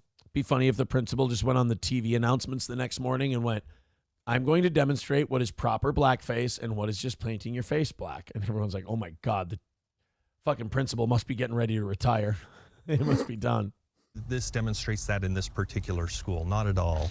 I actually think it's more of a situation where we recognize we're in a constant state of improvement, and we have continuously done this type of training, and we're going to continue. All right, white people can't be in charge anymore. We got to give it up. We had a chance. We just turned into fucking queebs.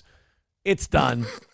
I'm sorry. I haven't seen a black person in this entire story. I don't. In the photo, the blackest people were the ones with their face painted. Right. I can't watch this shit. This is it's fucking embarrassing, dude. You're humiliating yourself. No black person has complained in this story whatsoever. In fact, I'm sure if you showed it to a bunch of black people, most of them would go, I don't fucking care. Like, it's okay, you had a blackout at the football game and he painted his whole self black. Yeah, it checks out. It's fine. Actually, they'd probably laugh at how stupid it was that he used shoe polish because motherfucker's going to be stuck looking stupid like that for a while. Yeah. To do additional trainings, whatever is necessary to help our students feel safe in our schools. Fuck. Another parent told me that this is not an isolated incident, and she is aware of other similar issues dating back to 2015. Thanks a lot, rat. Appreciate it. You know, a bunch of people who don't go to that school anymore and have probably grown up in the last 10 years and realized that was dumb. They did that too. Ugh, shut the fuck up. Like, how bad do you need attention? Jesus. One lady told us that this is not an isolated incident. In fact, it's been going on as far back as 2015. Yes, scream you're a needy white bitch without being on camera. And by the way, blackface, fuck that. It's been going on since the 1800s, lady. Steve Dunham of the Washington County School District, however, says that he is not aware of any other issues. In St. George, Liv Kelleher, KUT. Hi, Liv. Thank you, Liv. Appreciate the time, Liv. That's embarrassing. Not only that they tried to make a big story out of that, but also that literally no black people. Yeah, I didn't see any. Usually on these stories, they're very quick to interview the students of color about how they feel about this horrible racial injustice that's happened. Right. And we didn't have that even once. No. Deranged Lunatic with $1 says the good old racist days. I say bring them back. Deranged Lunatic with $1 says R.I.P. Sid Vicious. Yeah, Psycho Sid died yesterday. At the age of 63. 63 years old, which again is like 80-something for pro wrestlers. 90-something even. But yeah, he got the cancer. He died on a Tuesday. So rest in peace, multi-time world champion, Psycho Sid. Hey, boys and girls, hate to be this guy again. We've been dry since the last time I said anything. 205 is the number today. Please knock it down a little bit for us. We would appreciate it. We're getting close to the final hour here.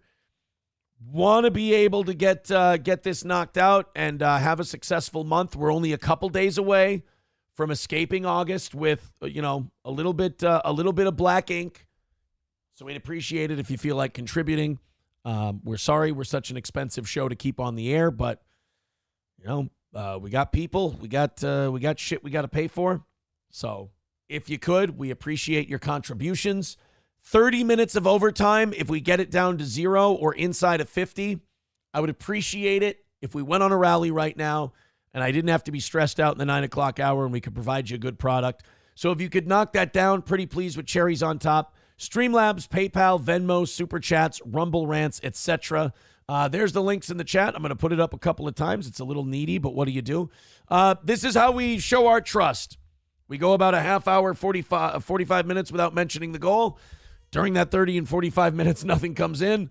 I get a little stressed out for 2 or 3 minutes. I ask you. Hopefully you guys answer the call, and this doesn't become an every 5 or 10 minute thing. Please and thank you. Streamlabs, PayPal, and Venmo are the best ways to do it. Super Chats, Rumble Rants, etc. Please and thank you. Coltrane says there, under 200. Can't do any more this week, though.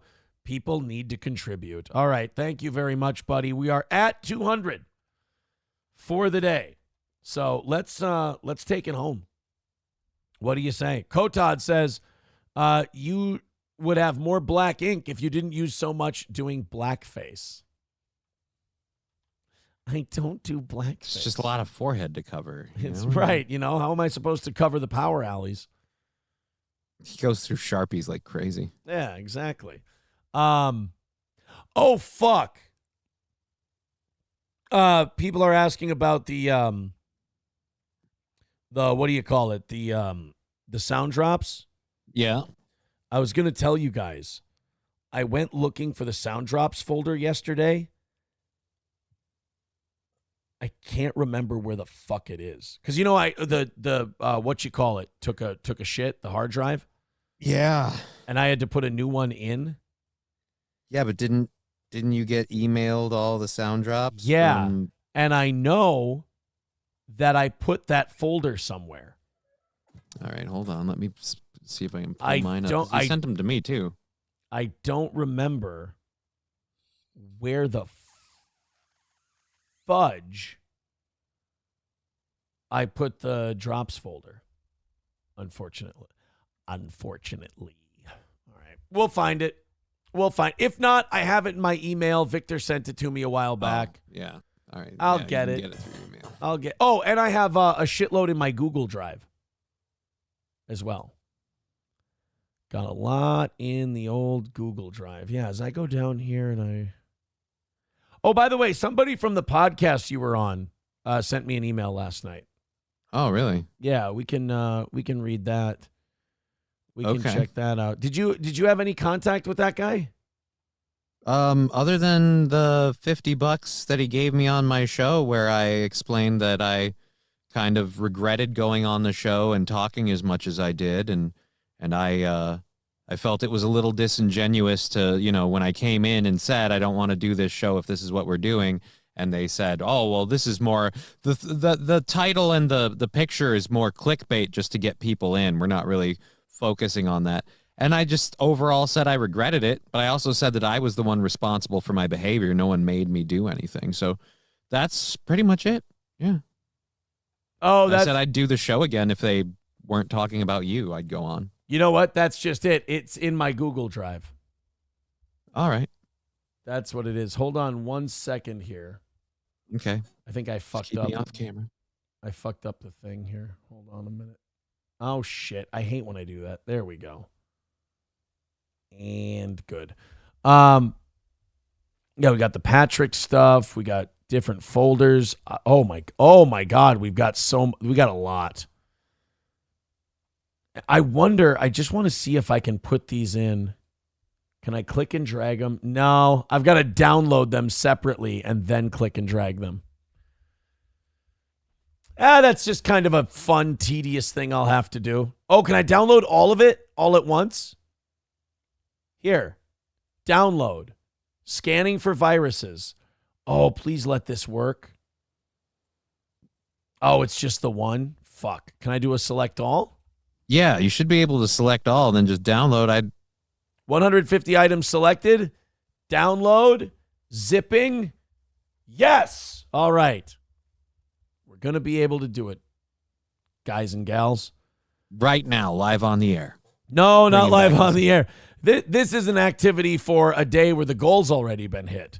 Right now, we're at $200, so we're going to... Big Vulgar Daddy Wad Launcher Sploogetown Mayor with 99 cents. Thank you very much, pal. It's a $200 day. We hope that you guys feel like knocking that down a good $50 at a time, and we can hammer this thing out and call it a successful day for the old steel toe. Do you guys want to hear that guy's email? Yeah. What did he send you? I feel a little bad because I did kind of conflate his and the Corn Diff podcast into one thing. Right. A little bit. And the Corn Diff wasn't the same at all. No. But I kind of like mixed and matched the two. Oh, okay. I couldn't remember which one was which. The Corn Diff one was the overtime one. That one wasn't so bad. That was fine, whatever. I was thinking there was one day on the show where I didn't differentiate between the Corn Diff one and this one. Right. And that was very confusing for the person writing in. Nice podcast, stupid. Yep, that's the Wacky Funster is this guy. It says it's Dan from Nice Podcast Stupid. I come in peace. Now, I feel bad about this because I don't think I've ever heard of these guys.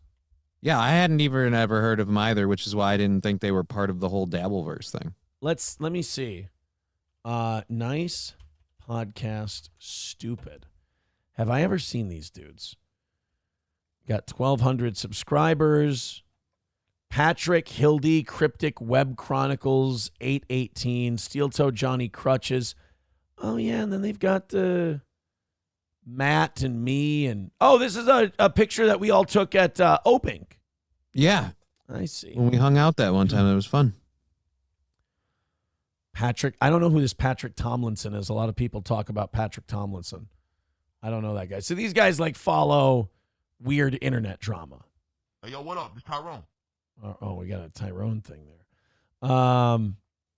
I see why they brought Johnny on and put my name in it and Nick's name and April's name and all that stuff. They even said it in the chat. When I was on their show, it was the most viewers they had at one time. Yeah, it's the most viewers they've had except for... Oh, this is a funny title. 2 months ago, Nick Rekieta backstabbed by spoiled, lazy kids. Yeah. So that's those two, Nick and I are the two kind of biggest. Oh, they were following Nick before all this shit went down. Nick Rekieta's they life were following Nick before. That's kind of how we got on their radar, I guess. Nick Rekieta's life is on the rocks. That was 6 months ago. Hey, wait a minute. I was around 6 months. Hey! Aaron, come to Howie's Mud Bog Saturday. I'll pay your entry. All right, let me see these guys. Let's take a look. See.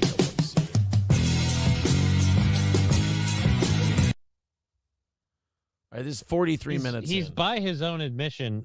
He's even said, I'm a thumb in the butt guy. So.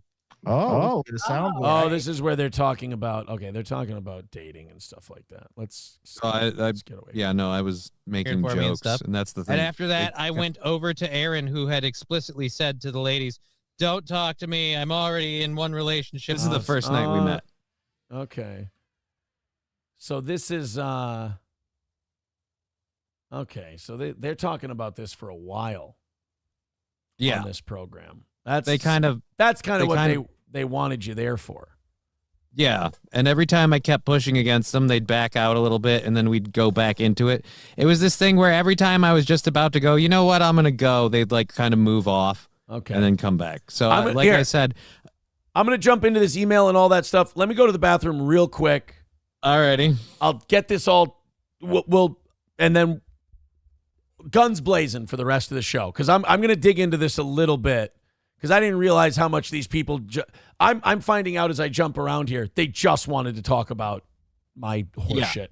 All right, which is why I said it was disingenuous, because I told them when I went in. All right, you can go to the bathroom. We'll jump into some of this stuff, and then I'll take care of everything, and then I'm free and clear for the rest of the show. Jay Carr in the chat asking, "What's Johnny's Venmo?" Well, on this show, it's the same one as that's up at the top, pinned in the chat there. If you want to donate to my Venmo, you watch my show and do that. But let's face it, you're not donating to a Venmo. So yeah, I went on that show, and like I said, I sat in their waiting room for 15 minutes, and I was very explicit about not wanting to do that stuff, like just talk about that. And if that's what they were interested in, I didn't want to do it. And so they said that wasn't their aim, and that it was a clickbait thing. And we just kind of kept coming back on it and staying on it. They're like, oh, we just want to hear more about like the history of like, how did you become a member on Steel Toe and blah, blah, blah. And I'm like, okay, well, that's different. And then I made my usual jokes about Aaron being gay. Yeah, duh.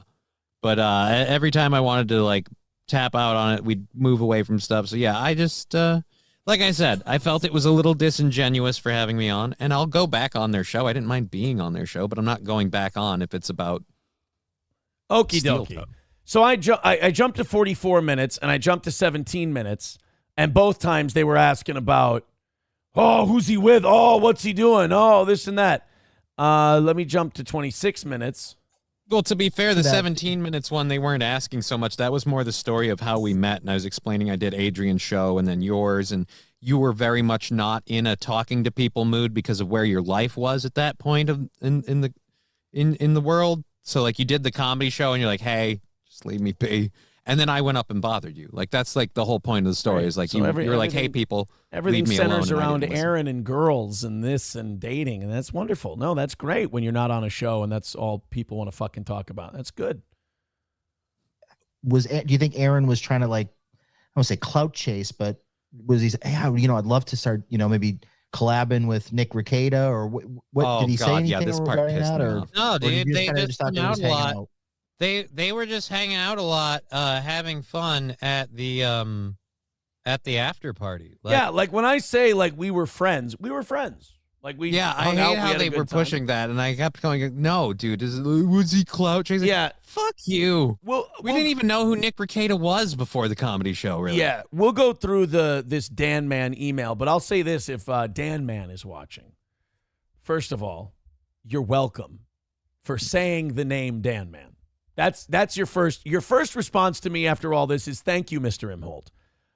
Second of all, I'm leaning towards take your email and shove it up your fucking ass because this is one of those I'm only sorry because I got caught things being a cunt dickhead and fucking using my codes. It's very clear you just want to talk about Aaron.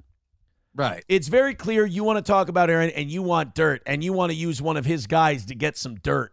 And no offense, dude, you're being a rat fuck piece of shit. To quote Mike Tyson, you're being a rat fuck piece of shit. Like you're being a worm. Don't be a pimp, be a man. Like you want to talk to me about my personal life, ask me if I'll come on your show. Will I say yes? Of course not. I will not do your show. But don't invite someone. Here's what's really shitty. You invite someone on and you make them think, oh, they want to talk to me about maybe promoting like Johnny has a show. Steel Toe doesn't need to be promoted. Johnny could promote his show though. Like Johnny could promote the afternoon show that he does and you go, hey, let's talk about Aaron. And then Johnny goes, okay, can we be done talking about Aaron? Okay, cool. Then you take a little break. You go, hey, let's talk about Aaron again. Yeah.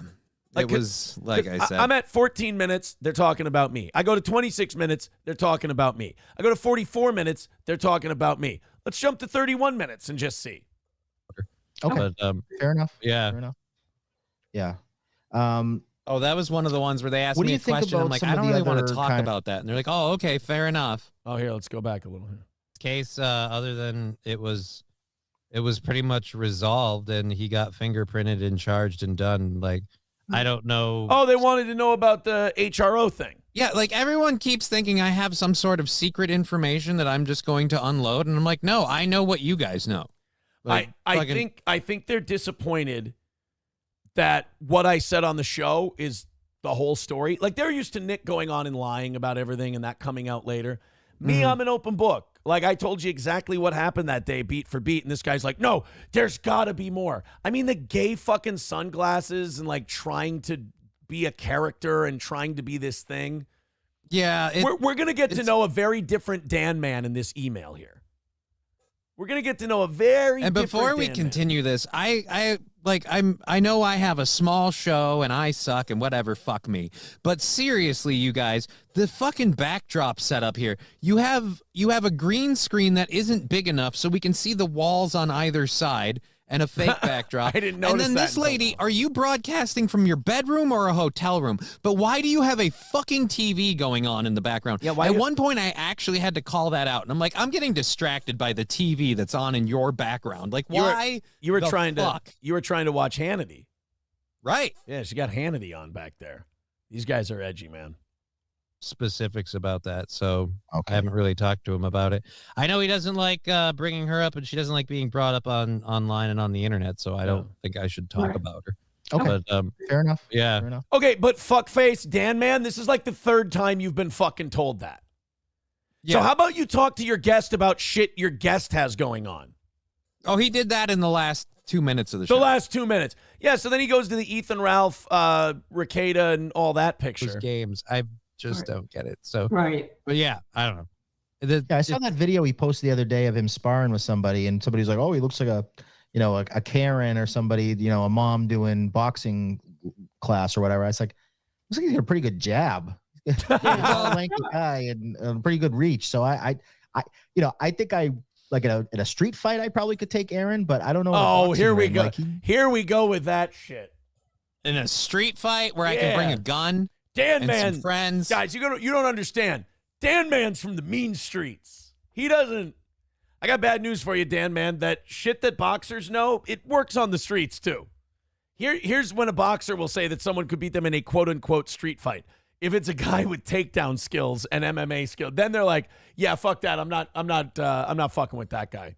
Like I said, he wins in a street fight if he brings a gun. Yeah, Like that's where he wins in The the street fight. slovenly sunglasses indoors Dan Man, not striking fear, buddy. I'm sorry. And as far as like people like, oh, he's going easy. He looks like a Karen boxing and this and that. It's like, yeah, you're sparring against beginners. You don't fucking wail on the new guys.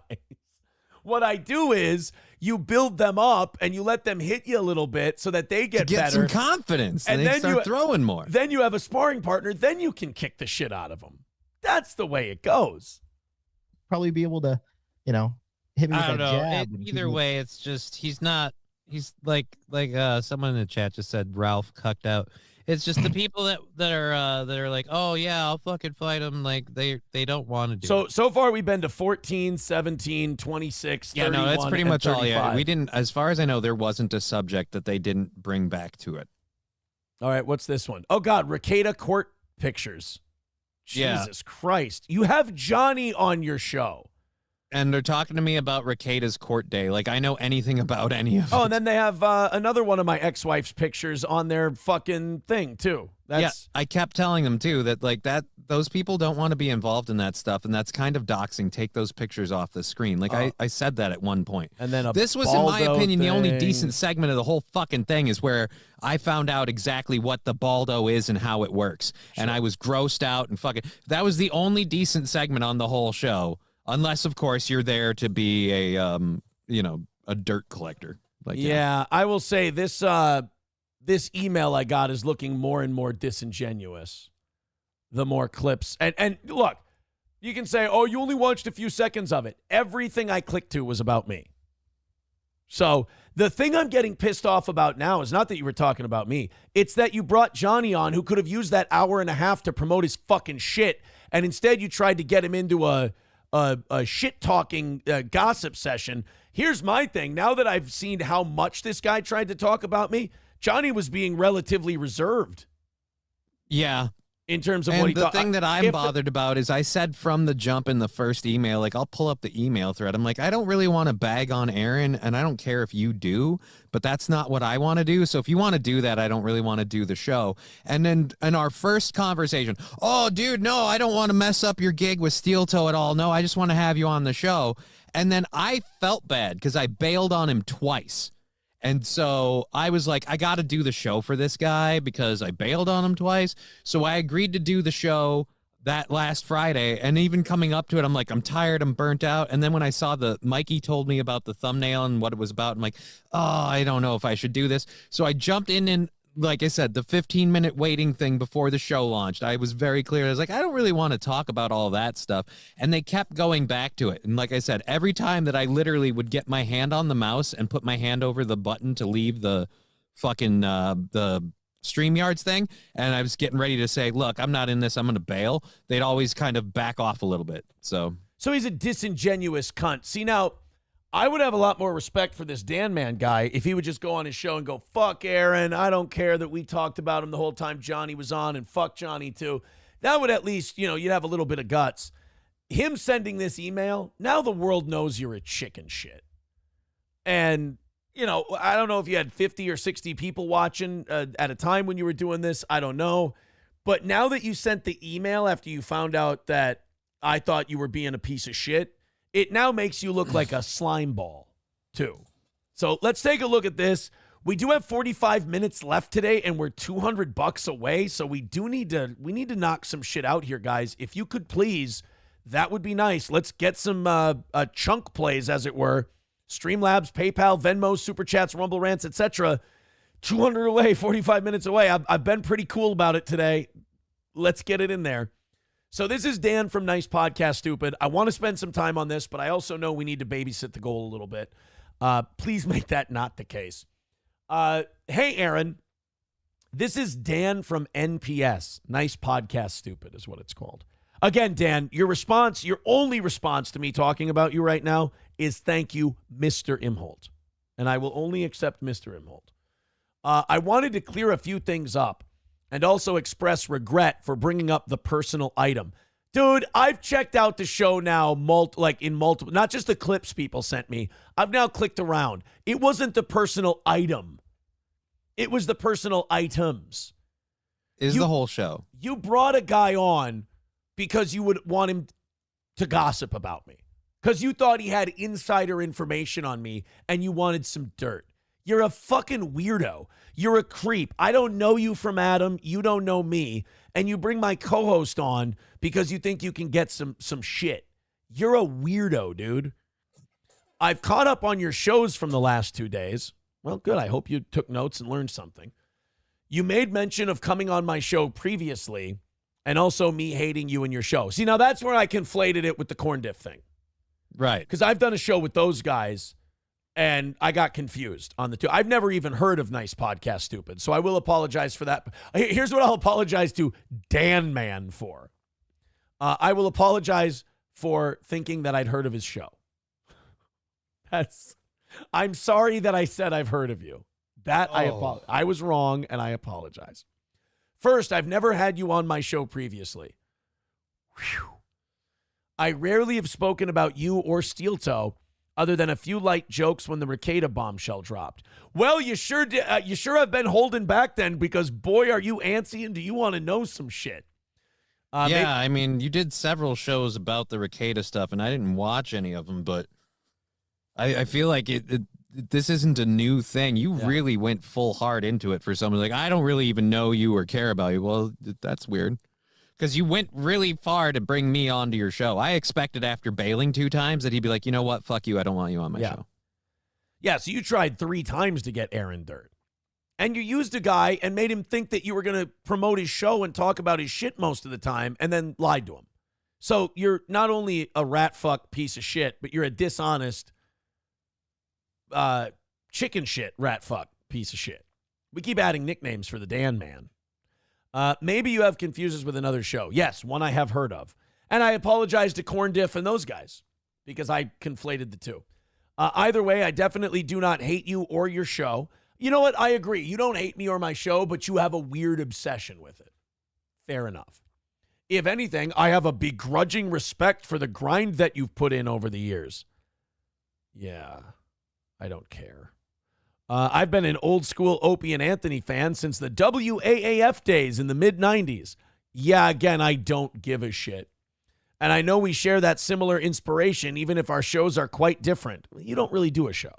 If you watch the entire episode, you'd see that we were pretty fair to you and we're not out to attack your show. Bitch, your whole show. That's bullshit. Bitch, I've been watching the clips.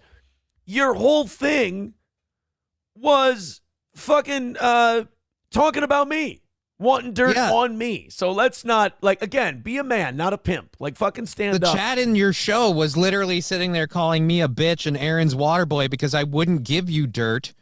And then I would literally talk about my stuff. They're like, oh, this is boring. And so then you guys would go back to, like, again, the whole thing was getting dirt on Aaron. Yeah. I do want to thank Big Vulgar Daddy Wad Launcher Sploogetown Mayor with 199 says, could we maybe donate to Johnny's Venmo today? Here's the deal, Wad Launcher. I know that's a funny bit for you guys, but if I don't hit my goal, there is no fucking Johnny.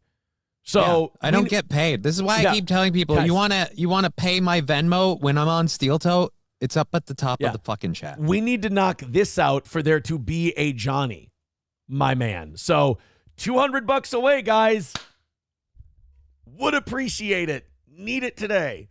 Where did we leave off here? Regarding the personal issue situation we brought up, that was 100% not cool. Oh, wait a minute. You're only saying that because I fucking ripped on you. Now, if you would have shut your fucking mouth and not sent this email, I would have kept conflating you with Corn Diff, which I'm sorry to Corn Diff. He did a fine job.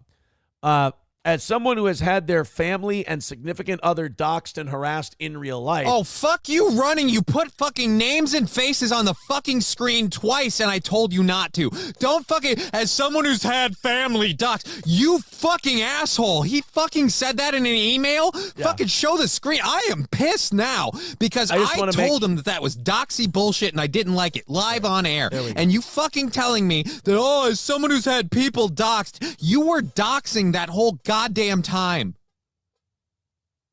And I called you out on it and literally said that's doxing bullshit and I don't support it. I don't like it. And you took the picture off the screen the minute I said it. Boy, I'm telling you, this Dan from Nice Podcast Stupid is really looking like a dishonest chicken shit right now. I'm fucking pissed now. Like, before I was like, well, he was kind of a dick and I was an idiot. Like, I took most of it as me being stupid and like walking into the punches, because I was hopeful that maybe they wanted to talk to me. But, now I'm really pissed because you fucking did that shit. You were putting people's names, pictures, and faces up constantly with no regard. And you're going to sit here and say, oh, as someone who's had people go through this, the whole reason I felt like shit is when I found out the backlash of it.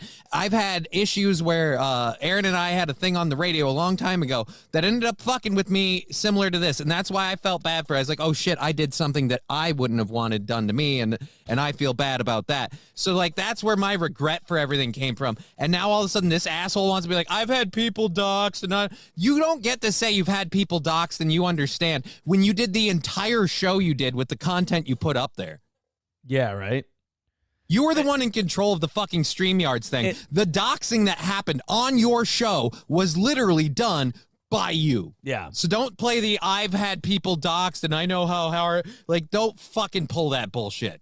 This is fun. If you're an old school Steel Toe fan, guys, this is old school shit today. This is going back to the radio days right now. I know how painful that can be, having family and significant others doxxed and harassed in real life. You know, you do sound like a bit of a sociopath there because you did that. And now you're saying, I know how painful it can be. It's not painful for me, dude. It pisses me off on behalf of those people, but it's painful for them. Like, this is what steel-toe trolls don't understand. I get that you're frustrated that you can't get to me. I get that you're frustrated that, as Jesse P.S. says, I handle trolling better than anyone. And I understand that in your desperation, you try to get to me through other people. But really all you're doing is and I know you think it's noble because, well, I hate Aaron, so I feel justified. But you understand you're just being a piece of shit. Like, you're the lowest form of person, and you're still not getting to me. You're just hurting people who have never heard of you or done anything to you. So you're just the lowest form of human garbage, which, if you're fine with that, is okay. I just don't want you to think you're anything other than that. I want you to know what you are. My co-host and I made a poor decision to repeat something we saw on Reddit. Now, Johnny, it seems like they did more than just repeat something they saw on Reddit. Yeah, they repeatedly kept asking the same questions when I said I don't want to talk about them or I don't know anything about them. And like I said, they were putting pictures with faces and names up multiple times. These people make John DiCaprio look like Mike Wallace. I mean, really. And whether or not it's even true, it's none of our business, and I regret we went there. You have every right to be pissed off at us for that. I'm not pissed off at you guys. I just think you're dishonest hacks. I mean, and now we get to why he wrote you the email. You mentioned you'd relish the chance to come on our show to chat or maybe even read us the Riot Act. Not that I've seen more than just clips now, and I've actually jumped around a little bit to your episode. No, fuck you. I'm not going to give you the rub. Like I fucking need nice podcast, stupid. No, he was again, this is where, and he's sorry for this, he conflated you with Corn Diff, and he would go on Corn Diff's show. Yeah, I'll go on Corn Diff's show. If Corn Diff and the boys wanted to have me on, I feel like I owe those boys an apology. Because I feel thought, like this whole letter came about because of that one last part where you thought you'd mention you'd relish the chance to come on and even read us the Riot Act. Because people in his chat, like the people trolling Nice Podcast Stupid, were trolling him by saying that having me on was the most viewers he's had on an episode, right, like live at a time. Yeah, we usually stream, and I'm nobody according to everyone in our chat. So nobody's bringing him in. Then he'd love to have you. We usually stream on Friday nights at 7:30. Yeah, I have my kids. I have children. That's not going to happen. If you're free this Friday, I'd love to have you on and bury the hatchet. Bury the hatchet? You think that I'm going to reach down to where the fuck you are for a hatchet burial? You and I have no hatchet to bury. You're not on my, and I'm not on a high level, believe you me. You're not on my level to be burying a hatchet. You're a tool, brother. Let me know if that works, or we can do it another time. Best regards, Dan M. Nice Podcast Stupid. So you're a weaselly little gossipy chicken shit when you have Johnny on, and then when you get called out for it, you turn into a chicken shit again, and you tuck tail and run from what you did. If I were you, Dan, I would have just leaned into what I did and admitted it instead of just like, trying to be a good boy, which, fuck, dude, is that terrible. God, well, Johnny was right about one thing. Those guys, like, Johnny had to say no, no, no, no, no 1,000,000 times. And I should have just fucking bailed on the whole goddamn show. Yeah. But like I said, I made that mistake. Stop Big Trun says, holy shit, Toe is fucking unhinged. No, I'm good at this. This is something I'm really good at. Dressing people down and calling people out and calling out what they're doing. This is something I'm really good at. This is a muscle I like to exercise every once in a while. This shit's fun for me. J-Bra says, this anger frightens me. I love it. I get to get this shit out. It's wonderful. I still wouldn't watch his dog shit show even if Aaron was on it. Yeah. Johnny is fucking king. That's a stupid name for a podcast. Nana's Clams. Aaron is too scared to face Dan. No, Dan doesn't have an audience. I need somebody with an audience to get into this shit. Johnny, I saw someone in the chat said 42 people. It's their largest audience ever. I need a little more than that. You know? I could go start talking at a grocery store and I could reach more people. You know? I mean, I do more people than that now. Yeah. So yeah, Dan, I tell you what, you really kind of tried to chicken out of what you did. You really tried to I don't know. How do I say this? You did one thing on your show, and then instead of just admitting what you did, you admitted to part of it to me and then tucked tail and ran from it. No, what you did with Johnny is what you wanted to do. Be that guy. Dan, be the guy who wears the sunglasses inside and has the partial Vegas strip behind him. And yeah, I just tell it like it is. Be that guy. Don't be the guy that sends emails to a guy like, I'm really sorry. You know, I've had people dox too. Oh, so you're retarded is what you're telling me. You're too stupid to learn. Okay, well, that's interesting. Don't be the chicken shit that writes an email to the guy. Like, you can't be the guy, yeah, I punch up and I speak truth to power. And I'm a badass with sunglasses on. I'm fucking Tom Likas. Don't try to be that guy and then send cowering emails. That's the bitch move. Now I actually respect you less for the email more than I do the show. Because if you would have done the show and just leaned into that, at least you've dug your feet in and you're telling us who you are. Now you send this email, it makes you look like a cowardly chicken shit. Now nobody believes anything you say. So which one is it? Now you have a decision to make, Daniel. Oh. Death Beholden says, tell him to come on your show. Fuck going on his show. No. I am not the Dan man is not exactly steel toe material. Let's put it that way. And Dan, once again, I expect a thank you email to your dad, and you're welcome. All right, guys, we only have a half hour left, and I am not too proud to say we are getting butt fucked today. This sucks. Good show, fun show. I felt like we've done a good one today, but we are not winning. We are losing today. Someone writes in, Johnny needs a Snickers. Oh, I like that kind of fire in a player. No, dude, that pissed me off because like I said, I called it out on the show where I'm like, that's like doxing bullshit, and I don't like that. Like, because they put up a person's picture and a person's name who's not involved in any of the stuff we were fucking talking about and had no reason to be brought up. And I was like, take that off the screen. Yeah. And so you don't get to email people being like, I know how it hurts people. And if you know that, then you don't fucking do it. Yeah. No, that's pretty much accurate. That's about it. So yes, guys, $200. We're a half hour away. Not only is MSO winning today, but we're going to be in the red for the month of August with a $200 miss. If you could help us out, this would be fuck, I'm getting stressed. 30 minutes away. Can't lose by 200. Click the fucking link. Streamlabs, PayPal, Venmo. Let's do this. Let's get some money in here. And let's make this let's make this a show we can be proud of. Let's get that goal knocked out. Again, the ugly, dirty part of this show, very entertaining, very funny, very good. We got to beg for money. It's gross. I fucking know. The only way to make us not beg for money is just contribute, throw in, then it becomes not an issue.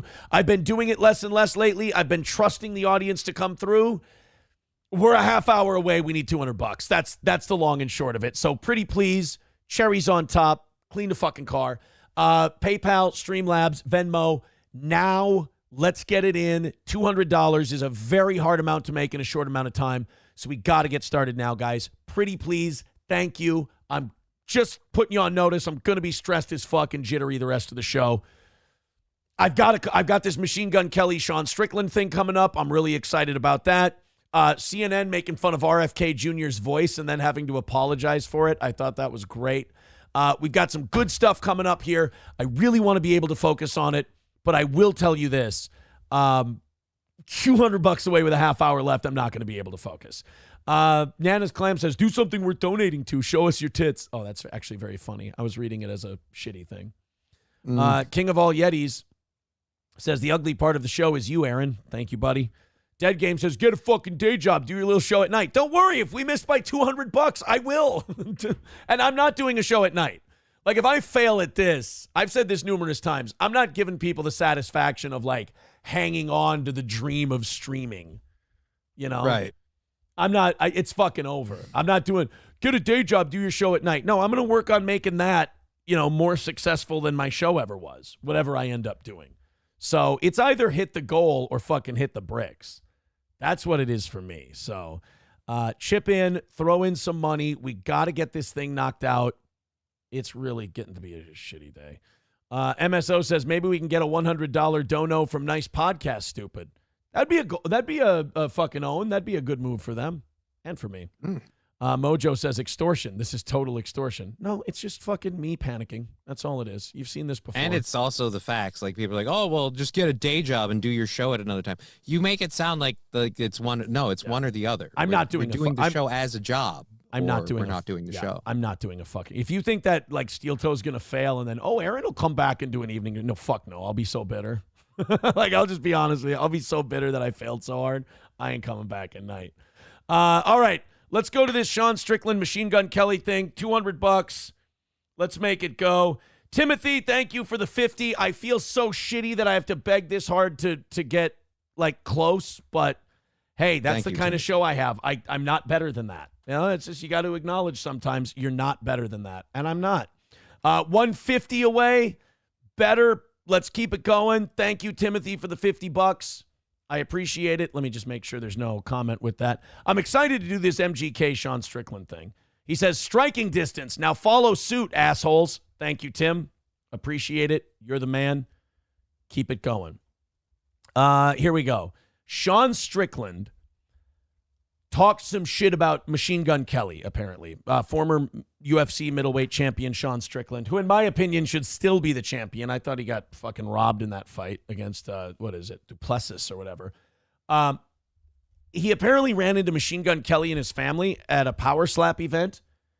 And I like Sean Strickland. I think he's fucking hilarious and he has no filter and he's very opinionated. I think he's great. And I also think Machine Gun Kelly is a fucking bitch. Like, if mental illness had a walking billboard, it would be Machine Gun Kelly. I mean, he's just a fucking retard. And congratulations on the Megan Fox thing, but he kind of turned her into a fucking retard too, because now she's nuts. Yeah, but then they're not together anymore, I thought. Well, then they said they weren't, and now they are, and everything else. You know, a normal white trash relationship. Oh, great. So they're both fucking nuts. Not that Megan Fox's first guy was any better, that Brian Austin Green. He's a fucking weirdo, too. But Sean Strickland, when a guy like Sean Strickland alphas a guy like Machine Gun Kelly can't come back at him. It looks fucking silly. So let's play. What's he going to do? Write a diss track? Right. Let's play this Sean Strickland thing. Then we'll play the Machine Gun Kelly thing afterwards. First, Lab Glass with $20 says no Post Malone means I donate today. Yes. Thank you. That's another thing. No Post Malone today. So thank you very much. 135 away from today's goal. A McBuster says Machine Gun Kelly and Post Malone are the same gay F word shit. No, absolutely not. Post Malone's country. I give credit. I give safe harbor to country artists, you understand.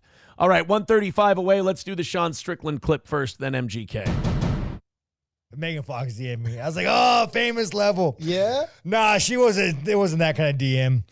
She was, and bro, I'm a fan of Megan. How many times Who's not a fan of Megan? Megan, how many times have I jerked off to you in Transformers when I was a kid? I was all Okay.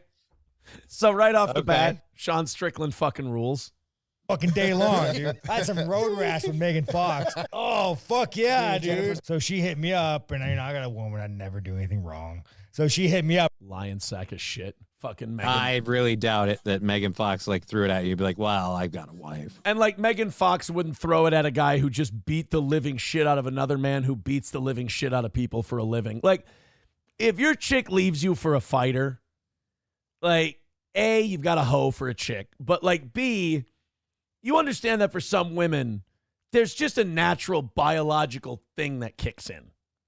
When the Like, dude's just they see a guy beating the fuck out of someone and they're like, oh my God. They can't help it. It's not even a choice. Like, their ovaries take over and make them love him. yeah, like, this is a tawdry story, but like, Kayla would always come and watch boxing on Thursdays. And we would always go back to my house together. Like, her and I would ride back to my house after boxing, and Nick and April would ride back to our house after boxing. Like, Kayla would come and watch boxing every week. And it was always something like, a girl watches guy. And this is back when I had more sparring partners and I could fucking go after it. Me and Jeb, who was one of my favorite sparring partners ever, we'd sit there and just trade. I mean, it would just be the Aaron and Jeb show was what they call a sellout at ringside for sparring. Those were always fun rounds. And we'd go home and women find fighting exciting. Athletics in particular, exciting. It's not even like you can be an ugly fuck. You've seen ugly fucks who get beautiful women. If you're an ugly no fuck. offense, this guy's kind of an ugly fuck between the cauliflower ears and the busted up nose. Right. So he's an ugly fuck, but he beats the shit out of people. And there are women out there who that's exciting to them. And it's understandable. And I was like, fame level reach. And the message was actually really kind of fucked up. It was kind of fucked up. It was more of like, hey, you know what? My kids get bullied and like I get bullied online because you said they're and like they're not. Did he say their kids were shit? What the fuck, dude? Trans, like they want to dress like rock stars. And I'm just like, sorry, Megan, I'll shut the fuck up about it, dude. I'm like, but you still drink blood and shit. Like, do you still do a lot? I love this. So I guess he said they're like, he saw them at a power slap event and said their kids are like fucking trans or whatever. And it turns out that MGK, who's kind of gay, and Megan Fox just dressed their kids up all gay and shit. Yeah, they just dress their kids up freaky. They dress up freaky. Right. Like, again, and the part that bothers me with this is you guys are the ones that are doing the weird stuff, like, compared to society. And you're somehow weirded out that the rest of us aren't taking this as normal behavior. Right, exactly. Wow, you mean Machine Gun Kelly isn't raising the most masculine kids? I can't believe it. A lot of weird shit, Megan. You don't want I kids shouldn't to make be- fun of your fucking yeah, kids, dude. sure. I get it. But it was more MGK, bro. This motherfucker, dude. We're at these fights, and you gotta know these slap fights, dude, they're all just influencer jerk offs. Right. Like, and he introduced me to this guy, dude. He's wearing like a fucking vampire trench coat. Has a I've been waiting for someone to talk about Machine Gun Kelly like this forever. And it's a guy who could knock his fucking head off with a jab. Oh, this is great. He's wearing a fucking vampire trench coat. Fucking And he's saying that so confidently while he's just wearing fucking flip-flop sandals. Like, just... Well, he's dressed like a man. He's dressed like a dude. Yeah. But he's also so comfortable in who he is that he has no problem calling out this person who, no offense, I kind of feel like a lot of Machine Gun Kelly is an image that is put together to attract attention. I feel like Machine Gun Kelly is a guy who doesn't know who he is, who makes music for people who don't know who they are. Like, I think that, because he does, he seems like a put on, you know? I kind of have always felt that way about Marilyn Manson, too. Like, Marilyn Manson only knows, like, Brian, whatever his name is, he only knows how to be that character. That's not a real person. dude, he's wearing like a fucking vampire trench coat, has a fucking purse, painted nails. Why would you do this? Why would you set me up? Like, my brain is so, like, I'm trying to process. I'm looking into the void. And I just think I just said, like, what the fuck? Like, are you a fucking gay vampire? Every time Sean Strickland opens his fucking mouth, I like him more. Are you a fucking gay vampire? I mean, dude, you paint your nails, you carry a purse, you wear a vampire trench coat. I'm not into new agey, like, dudes can do that shit. I'm sorry. That's always going to be gay. I'm on Sean Strickland's side. Dudes don't do that shit. And Yeah, I dudes don't believe do we that shit. live in a better society when dudes believe that dudes don't do that shit. Dude, he looked at me with such fucking disgust that I was like, there's a little voice in my head said, we're fighting. Yeah. And then my girl got involved and broke us up. We're fighting. I like that. Sean Strickland's like, he has no shame. He's like, I'll beat the fuck out of a guy that I clearly could kill. Like, I called him out on something, and he got an attitude with me, and the little voice inside my head said, oh, I'm going to have to set him straight. That's how you know that he's just that guy. Like, he was born to be a fighter. Right. He sees a little pussy in fucking vampire clothes, and he goes, I'll kick the shit out of him. It's like, that's just a switch and an impulse that he has. He can't turn it off. Just wait till y'all see MGK's bell-bottom capri pants, says King of All Yetis. Death Beholden says they pay MGK. Oh, he put it in the three parentheses. Death Beholden is always on to that shit. They pay MGK to promote this nonsense. You know what happens to celebs when they stop? Yeah, MGK might be like a psyop to fucking weaken men. You know? Like you put that shit on Machine Gun Kelly and then lost dudes be like, oh, that's cool.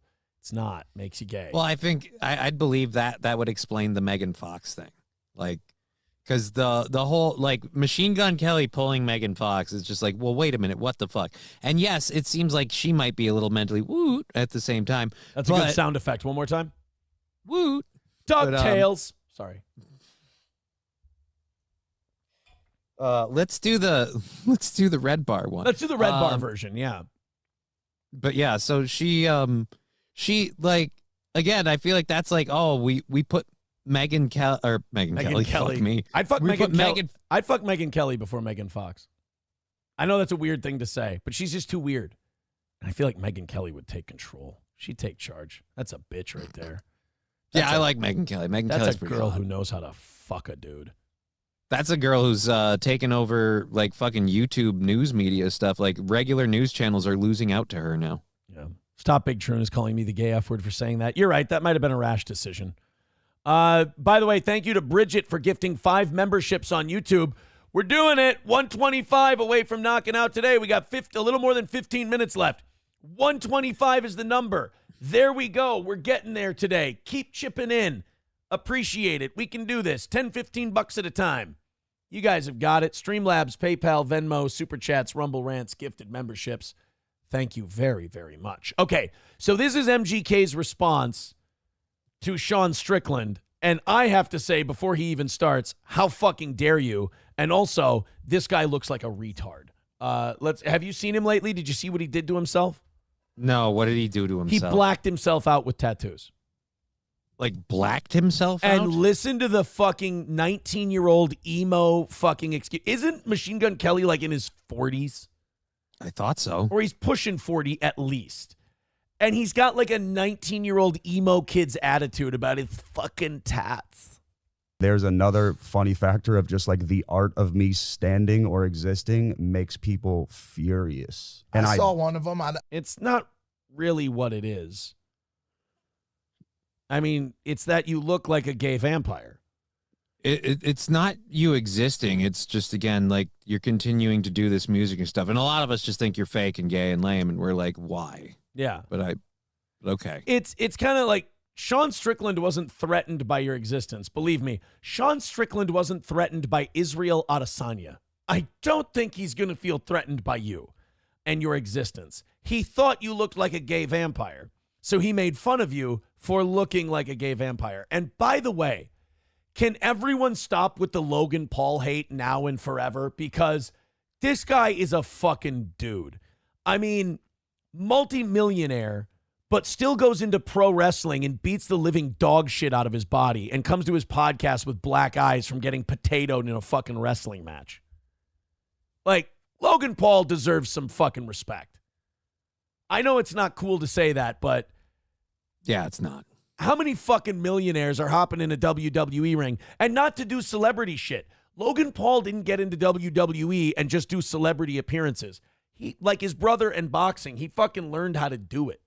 And he's taking bumps, like, hard. I don't know. Which one? And you know that these guys kicked the shit out of him on purpose.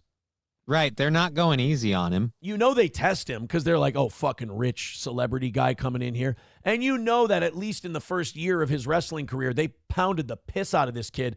And I'm sure he's grabbed their respect. Because these guys. If he hasn't, then he's still getting the piss pounded out of him, and he's still doing it. And he's still taking it, yeah. Which one? The Strickland one. I don't know this guy from a crumb of bread, right? I didn't know who he was when I met him. I got hip afterward that he's like insanely racist and homophobic. Oh, you sound like a bitch, dude. Oh, God. What a You sound douche. like a bitch. This guy called me a gay vampire. This guy made fun of me. He made me look ridiculous. So now I'm going to call him homophobic and racist. Suck a dick, you pussy. Listen to when he describes his blackout tattoos. Honestly, it's the most cringe thing I've ever seen. And I mean, you're the one who's doing black body. So why is he the racist one? You fucking slave bigot. Type of guy, so I would have never even wanted to shake hands with him in the first place. He doesn't want to shake hands with you either. He wants to kick the shit out of you.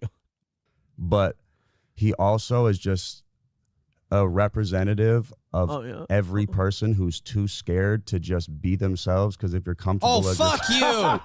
Fuck you, you fake from top to bottom piece of shit with your Fred Durst copy wannabe hat and your fucking blackout tattoos and your stupid necklace and your jewelry bullshit. You change your look and your identity every 5 minutes because your fucking billboards start dropping. I mean, you want to talk about someone who's real from head to toe. That ass fuck had no problem going on a show, calling you a gay vampire while wearing a fucking pair of flip-flop sandals because he's comfortable in who he is. Yeah. Oh. Every time you start feeling a little insecure, Kelly Colson, you fucking get another blackout tattoo or you get another piercing or something like that. Let's not talk about who's comfortable being who they are. Sean Strickland stands in front of people who fucking hate him and just says whatever the fuck he wants. Self, you don't care who anybody else is and how they are. Agreed. I met him that night too, and I can't say anything bad because my experience was vastly different because I'm not you, and because you don't look like a fucking. I love that Mike. You're a dude. Mike is actually making Sean Strickland's point. He's like, my experience with him was totally different because I'm not a gay fucking vampire and I don't look like a try-hard little bitch. I don't dress up like some sort of weird fucking character at a LARP and then show up at a public event expecting everyone to think I'm super cool. And by the way, he dresses like that to get people to talk about him. So you can't say like, I'm comfortable in myself. No, you're not. You're doing that so people notice you. That's called a notice me outfit. You queer. He didn't have a visceral reaction. We shook hands. It was very cordial. We talked for like 5 minutes and I walked away. But I know of everything that he exists as on Twitter, and he fits very nicely into that community of exactly what you just said, which is kind of intolerance and just desire to spew hatred. You guys sound like bitches, no offense. You really should have watched his interview. He wasn't spewing hatred at all. He was spewing confusion at a lot of what he was seeing with Machine Gun Kelly. And then later, when Machine Gun Kelly seemed to take an affront to him, then he spewed a willingness to fight. That was about it. Yeah, he just doesn't like gay vampires. Gay vampires do sound dangerous. And he didn't have a problem with the gay vampire until the gay vampire started throwing eye shade at him. And he's like, oh, I guess it's on. Well, let's fucking go, dude. So dumb that I'm going to tell him right now, you should not keep saying stuff because it just makes me look better, but you're going to keep saying stuff. So I know that you'll react and say more things, but you just shouldn't. See, like that, you want to use the word cope. That's a cope because like you want to deal with people who hate you. You go, fucking what else you got? Go ahead. You don't sit there and try to mind fuck them and go, actually, when you talk, it makes yourself look worse and it makes me look better. And then let him. Then let him do it, dude. Don't you sound bothered by what Sean Strickland is saying. You're going a long way out of your way to stop someone from helping you. Yeah, you fucking gay vampire. Person. Dude, I hope gay vampire sticks for Machine Gun Kelly. I think Machine Gun Kelly needs to be known as gay vampire. Yeah, he's gay vampire now. Who's just giving you big bro advice. Learn this. Shut the fuck up and don't speak on me anymore. And you understand this man, like Sean Strickland is not a normal guy, gay vampire. He will, the next time he sees you, punch you in the fucking head. Right. Shut the fuck up. take your own advice. Yeah. As he's miles and miles away from anywhere Sean Strickland's going to be right now, he's like, yeah, let me give you some advice. Shut the fuck up. It's like, all right, when you and Sean say that to his face. When you and Sean Strickland are at the slap fights again, you go ahead and take that opportunity, Mr. Man, Mr. Not Gay Vampire. You take that opportunity to educate Mr. Strickland. And live your life, but you won't. And I'm going to continue laughing at you because you're a fucking idiot. I just felt bad for Dingo. Dingo's an idiot. Dingo, and I love him, but Dingo he's an introduced idiot. Dingo. I don't know what that means. I think Dingo was the person interviewing Sean Strickland. Oh, no, Dingo's awesome. That guy seemed great. Yeah, again, like, I love him, but he's an idiot. Like, dude, you do realize, like, you were a big, bad, don't fuck with me rapper, and then Eminem chased you into, now I do pop music. Yeah, Chevy fan says, imagine having Jelly Roll on a song with you and it still sucks balls. Did MGK, did they do a song together? Kelly's real name is Clarence, and Clarence's parents have a real good marriage, says Rusty Grammer. He's a feminine bitch. MGK needs to be machine gunned down. Jesus Christ. Exactly, or a hand job does really well at taking down your opponent too. Really trains the stamina. King of All Yetis says also stabbing people in the face doesn't kill them, but it makes them stop attacking you instantly and causes lifelong trauma. What the fuck? What? Where are we? Why are we talking about face stabbings? This is Lander says MGK looks like he would cry if you sneezed in his general direction. He has to be gay vampire now, though. Yeah, dude, he's super emo. And we didn't get to the blackout tattoos thing. That was a different. I must have saw a different clip yesterday. Damn. He was on with the Barstool guys or something, and he was like, yeah, my blackout tats show that, like, I'm moving on to a new version of me, but I left windows in to the old me. And it's like, and you're saying you're stupid. And you're saying that you're not a put on? You're saying that Sean Strickland is a put on? You're not. You're the authentic guy. You don't even know who the fuck you are. You have to write on your body to tell yourself who you are. You doodled on yourself head to toe and then decided you didn't like the doodles, so you inked over them. Right. Thank you to Beef Turkey with $4.99. He says the comedy shaman is a gay man who lives in a double-wide trailer with his parents, and that man thinks he's better than you two. Well, he needs to. I mean, you just described his life. If he didn't think he was better than people, how the fuck would he get through a day? Exactly. Have you tried dressing like a vampire? That might help. Have you smoked some crack? Crack, might smoke some crack. Might help a little bit. All right, guys, here's where we're at for the final, the stretch run here. 120 away. It's been a tough day for Steel Toe monetarily. I'm not going to sit here and lie and pretend it hasn't been. It's been a fucking struggle today, and we need to get that 120 knocked out and make it a successful day. Let's go to the texts real quick. If Machine Gun is a gay vampire, then you are Count Chocula. Fair enough. Another person, Sean Strickland is just a shit talker, and he likes being a shit talker. Agreed. All right, guys, here we go. 5.5 minutes away, $120. Let's hammer this one out and do some overtime. We've got CNN, Mr. Fair and Balanced CNN, talking shit about RFK's voice. RFK's voice and then having to apologize. I think that's great. 120 away from today. Let's do it. Click one of those links. Streamlabs, PayPal, Venmo, Super Chats. We need it. Let's get that win. Let's keep this thing fucking going. Let's do overtime today. Everybody chip in 5 or 10 right now. If you got 50, throw in 50. That's fucking great. But everybody get in on this, and let's make this happen. We've also got a Texas football coach that's been arrested after calling the police on a prostitute after she robbed him. We've got San Francisco having problems with the homeless still. We've got USC planning a Kamala Harris roast and people trying to get it canceled. Cheryl Hines finally responds to the people shitting on her for her husband endorsing Donald Trump. Chevy fan with $1 says trash. All right, we might check that out later. It's the MGK Jelly Roll song. I don't feel like I don't feel like getting today's show taken down. Thank you. It's been happening too much lately, but thank you for the $1. 120 away. Can't distract from what we really need right now, which is listener contributions and a way to keep this show going pretty please. Nana's Clams, if you don't like it, you are free to go. We've got a bunch of shit for overtime. I can just cut you loose, too, if you're going to be shitty like that. One Man's Army Swamp Party with $5 says, Aaron Kunta Kinte of the Steel Blow, why you ducking me? I thought you wanted a boxing match, LOL. Who are you? Contact me. I'm always, you know me. I always like getting in the ring and moving around a little bit. One Man's Army. I just, forgive me, don't know who the fuck you are. All right, guys. 115 is the number. Make it happen. Make it happen. Let's not take the L today. 3.5 minutes to go. Neil with $20 over on PayPal. Thank you very much, Neil. All right, guys, 95 away.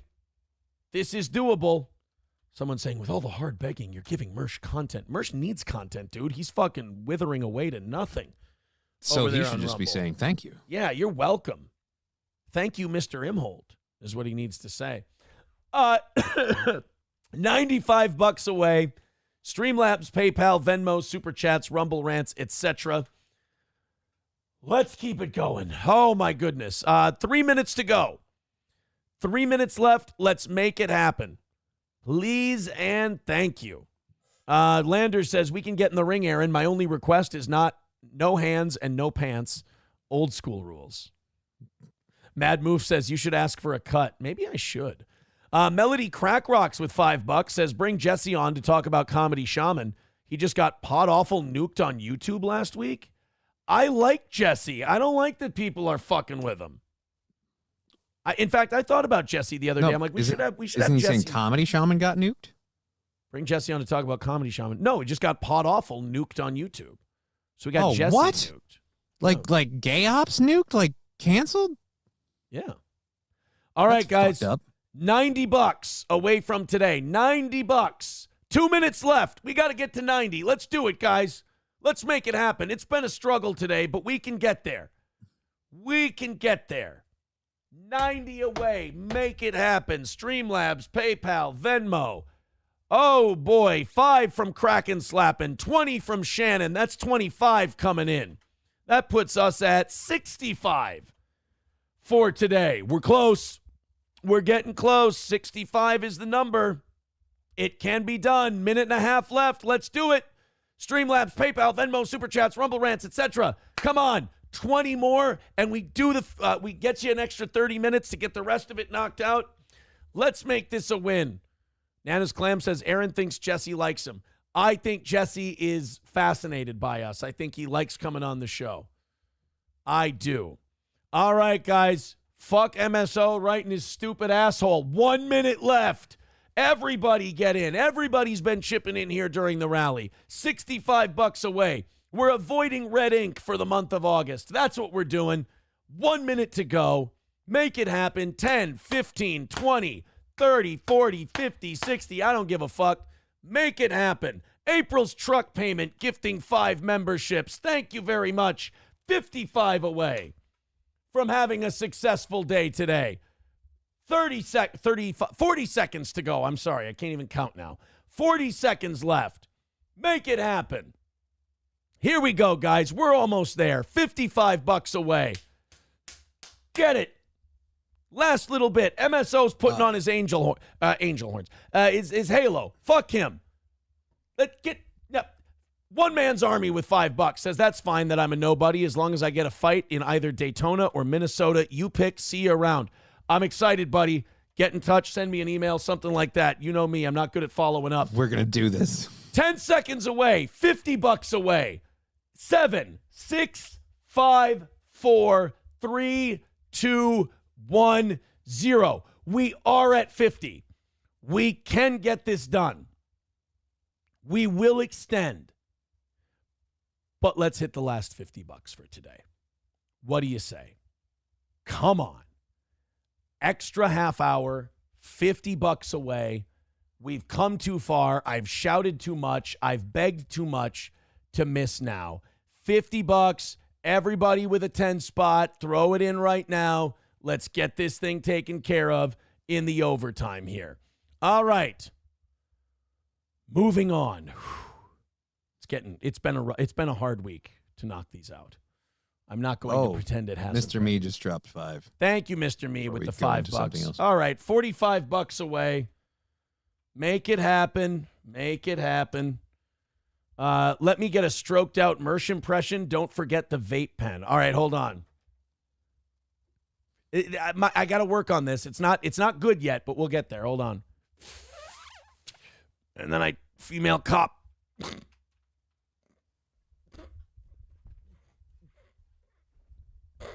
Cop. Female cop.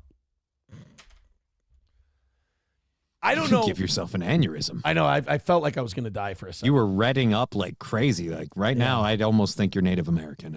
Jesus, man. Well, here, throw a soda bottle on the side of the road, and if a tear drops down my face, then we know. Then you'll know. Then we know. Thank you, Thermodyne Diesel, for the 10 gifted memberships. That's a big one. $25 away for today. Thank you. $25 away from another win for the toe. Klopo Graham says Matt needs to go to save the evening show. New co-host needed. Well, you get your way. You get your way on Wednesdays when I do it by myself. How's that? That's a good. Oh man, I'm actually like my heart hurts a little from doing that. That was difficult. The stroked out impersonation. The stroked out I gave all for a $5 donation. I'm a fucking dude.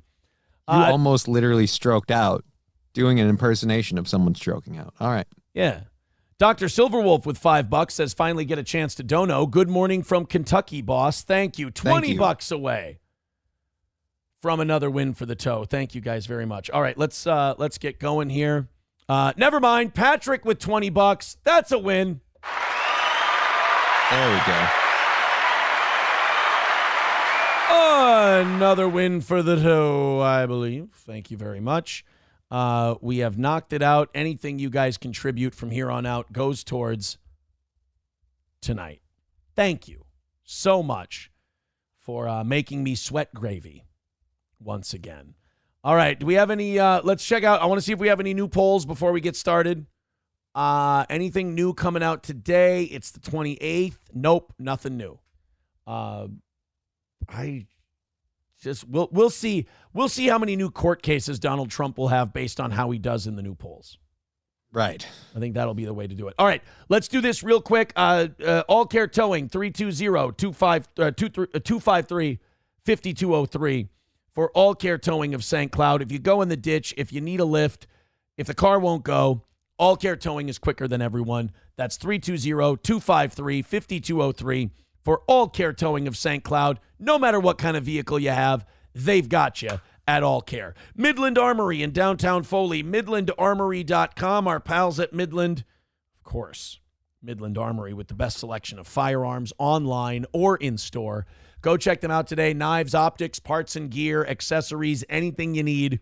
Midland Armory, midlandarmory.com. And then Stoney's Bar in downtown Rockville. Tomorrow night is bike night. Be sure to check it out. Get some time in on the patio as soon as you can. They've got the best patio around. Stoney's Garage, the indoor-outdoor patio bar. You're going to love it. Live music every single weekend.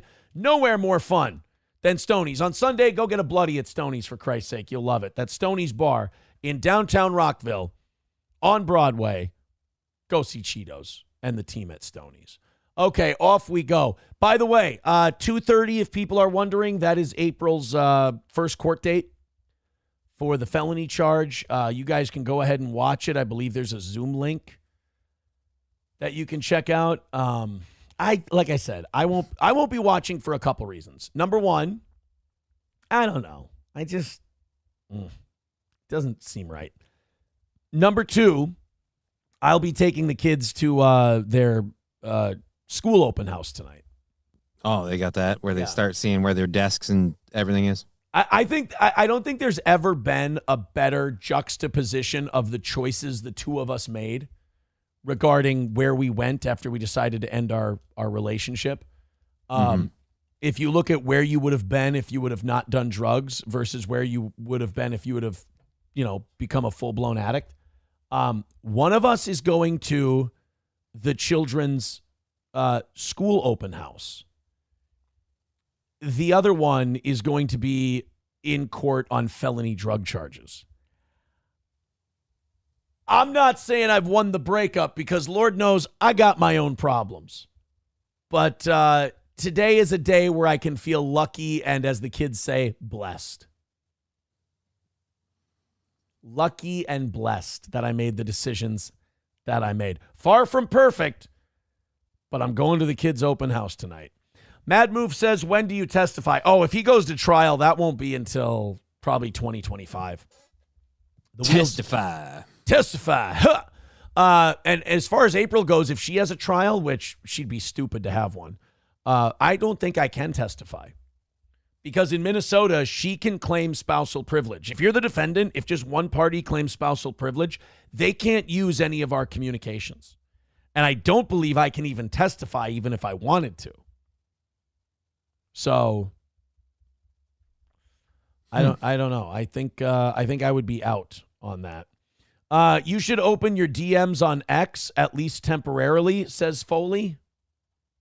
No. Why the fuck would I do that? No opening DMs, you fucking psychopath. But thank you for the suggestion, and thank you for the $1.99. All right, here we go. There's a Never Walls booth at the Minnesota State Fair. Fuck yes. Kamala Harris supporters purchase website domain. Amid a Never Walls booth popping up at the Minnesota State Fair, supporters of Vice President Kamala Harris and her running mate Tim Walz have purchased the domain of neverwalls.com to redirect to Harris's campaign site. This is fun. We've got like an internet troll contest going on. Nice. The booth is run by the nonprofit Action for Liberty Minnesota. The group has been promoting the booth on its Facebook page, which says the booth has Never Walls fans and merchandise. Action for Liberty MN is a conservative nonprofit led by former state representative Eric Mortensen. But the nonprofit group never purchased the domain for neverwalls.com. Now Harris and Walz supporters have purchased the domain, and it redirects to the Harris campaign website. That's kind of fun. I mean, it could just redirect, or not even redirect. It could just open up a donation tab, because that's all the Harris campaign website is. I went to her website to see what her policy positions were, and her policy positions are: if you want to help, donate here. Which tier would you like to be? Well, I will say that, I don't think anybody who hates Tim Walz is going to get redirected to Kamala Harris's website and go, oh yeah, I totally like them now. Yeah, I'm gonna be in on this. Yeah. By the way, King of All Yeti says, you're not married anymore, retard. Oh, I'm sorry. I didn't explain the law well enough. So in Minnesota, any of your communications you had during your marriage can be spousal privileged. So even though we're not married anymore, we haven't texted or communicated at all since we were divorced. I told my last text to her is, I can't handle this gaslighting and this bullshit. Let's communicate through my lawyer. And that was it. I knew that she was kind of being controlled by Nick in the whole divorce thing when she asked me to sign an NDA. I was like, what the fuck are you talking about, an NDA? We're getting divorced. We're not breaking a contract for, the Blaze. Who, you fucking Crowder? What the fuck? Yeah, exactly. She tried to Crowder me. And I was like, oh, that's Nick. This was before they got arrested, obviously.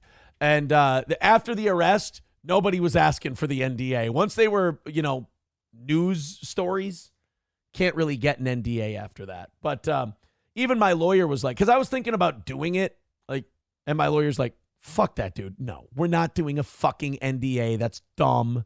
That's stupid. There's no reason to. He goes, I've done divorces for people with way more money and way more fame. And I'm like, well, easy.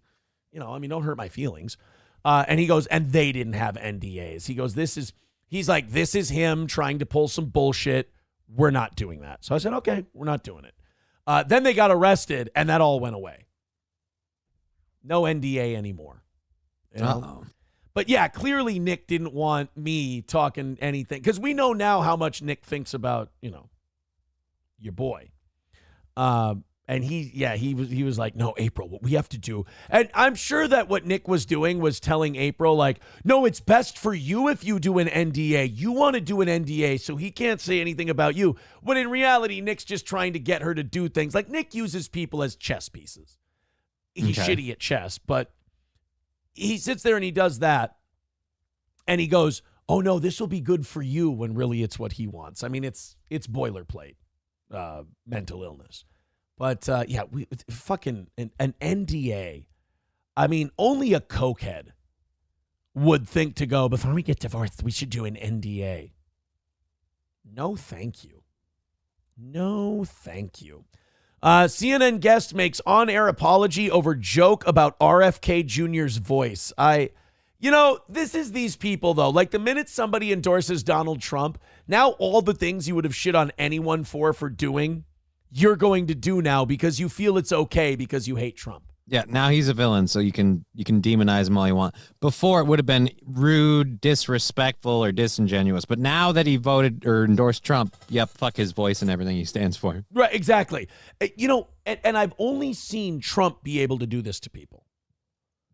Like, this didn't happen with Obama or Bush, where, like, just by associating with that person, you changed all of the rules of everything. Now it's just, if you endorse Trump, the thing that we said yesterday was out of bounds and terrible. Not only are we okay with it, but we're going to personally, leaning in. Yeah, we're going to do it. Let's go ahead and watch this. And, like, personally, I've always thought it was funny to make fun of RFK Jr.'s voice. Yeah, dude, we've been doing it this whole time. Yeah, it's a shaky, raspy voice.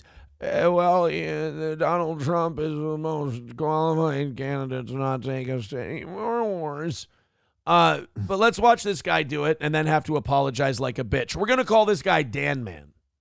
Okay. I think. Or Gay Vampire. One of the two. Let's bring in our panel. The director of the Center for Politics at the University of Virginia, our old friend Larry Sabato, and I bet you that isn't the guy who did it. I bet you it was this guy who did it. Okay. The other guy doesn't look like a guy who does that stuff. Republican strategist Doug High. Guys, thanks to both of you. Doug, you're here in the studio. Let me go to you first. I mean, this debate over the debate, it just sounds kind of hokey as a thing to say, coming out of my mouth. I mean, this debate is going to happen, right? Well, let me say first, since you talked about RFK, last week I was on this network and I made a joke about the way he speaks, which is totally out of bounds, and I just want to acknowledge that and apologize for it. Okay. Nope, fuck this. This time it's a Republican, you stupid bitch. So this Republican made fun of RFK Jr.'s voice, and now so this is working in the flip side of what we talked about. I apologize. Oh, shit. So now because RFK Jr. endorsed Trump, so this door swings both ways, to be fair to, Citizen M and all those people. These cunts are so up Trump's asshole on the other side that as soon as someone endorses him, then he's awesome. That was disrespectful, and I'm sorry. Would you have said you're sorry if he was still running as a third party? Fuck no, you wouldn't. No. Fuck no, you wouldn't. That's like, J.D. Vance shit all over Donald Trump back in the day. Yeah. And then J.D. Vance gets to be the vice president. And now all the MAGA people think he's awesome. They think he's great. But this guy... RFK Jr. endorsed Trump. I'm just really sorry. I made fun of his voice, and you fucking pussy. Just own it and be like, I'm glad he endorsed Trump, but he's still a helium-voiced freak, and I don't want him in charge. Yeah, I thought it was really cool when RFK Jr. endorsed Donald Trump. I'm still going to do the voice with the thing.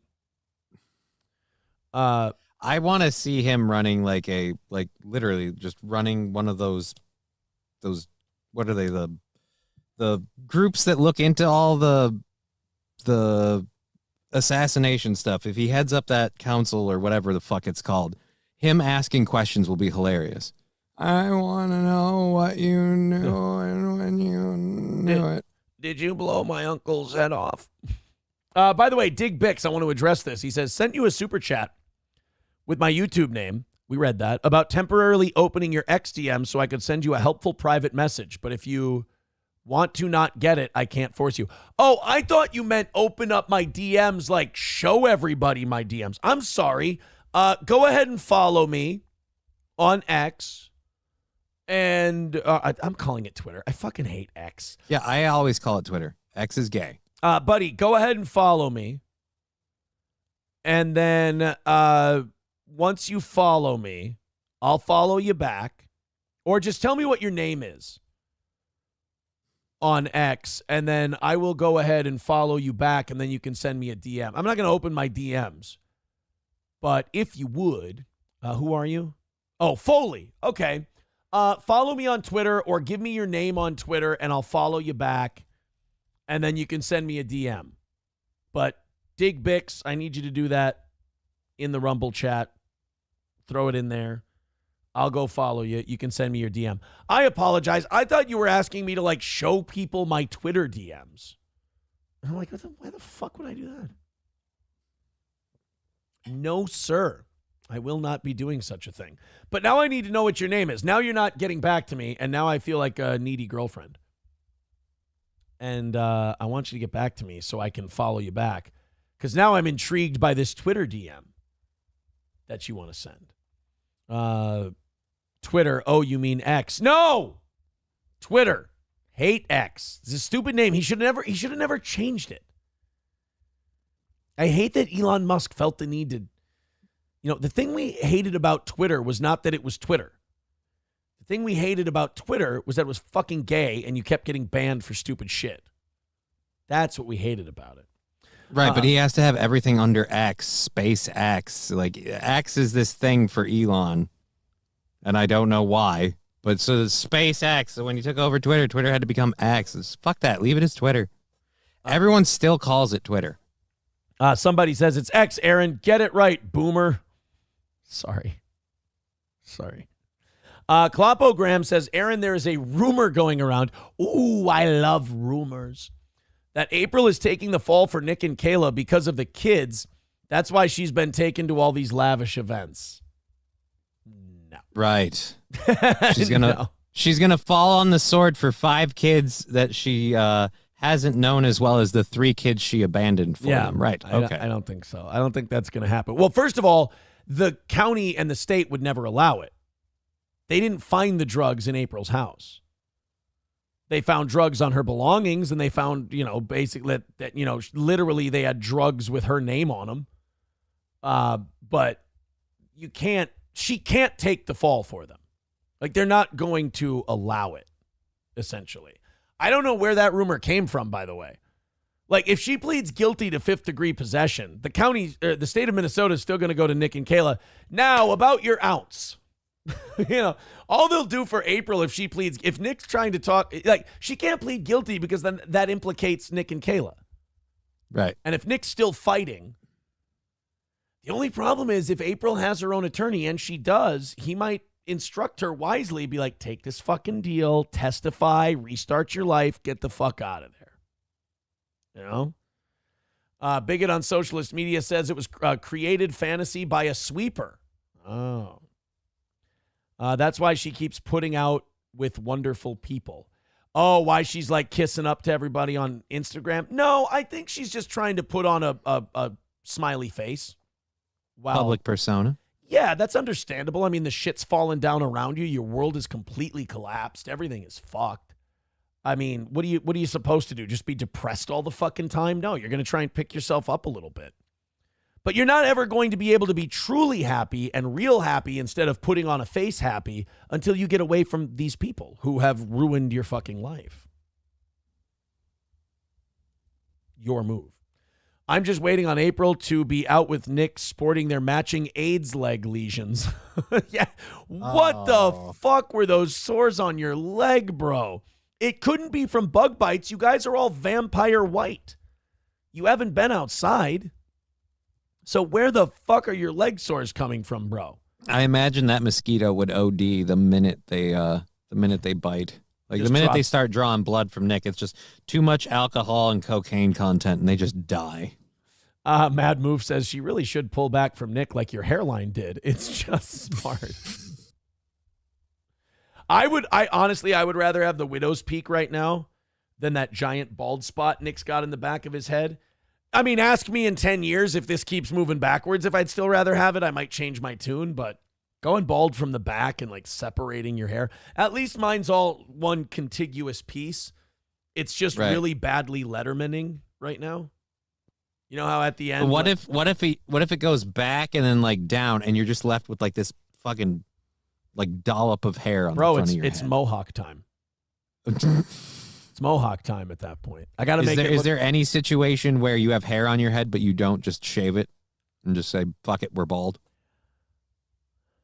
Honestly, these power alleys get any deeper, it might be time. I don't know. I don't know. If the power alleys move back a little more, I might.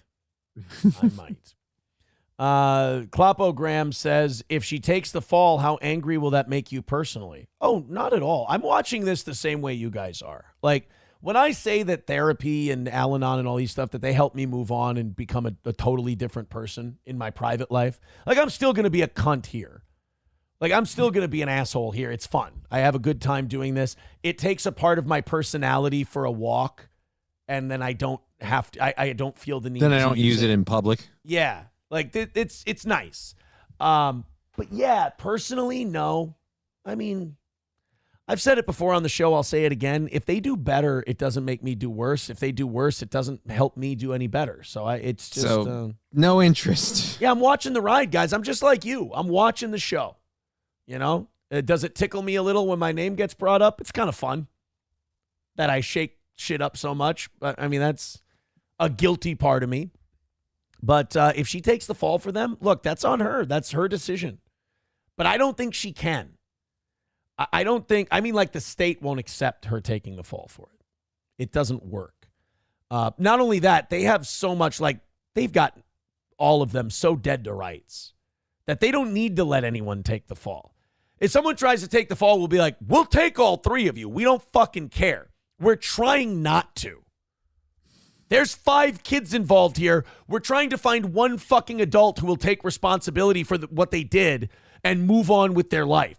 We're trying to give you fuckers your kids back. You got to remember, CPS is not a shitty organization, but like the main complaint about CPS, the main complaint people have around the country is that they're too lenient and they give people their children back too soon. Yep. And that's probably the case here as well. But what the state is trying to do is trying to go, look, we caught you guys. Everything's above board. The warrant is a solid warrant. Everything is good here. Take responsibility. Let's move on. And nobody will do it yet.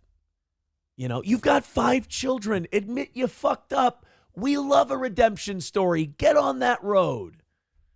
Nobody wants to. So let us move on. What was the thing we were discussing a moment ago?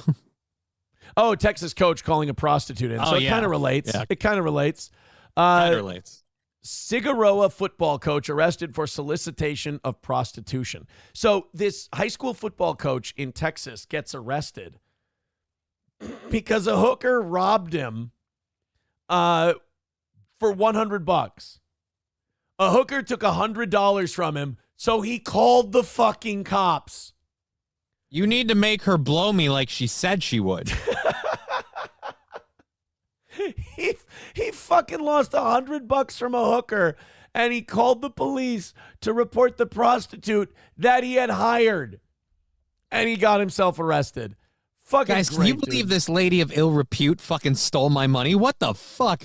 This is too beautiful. It's perfect.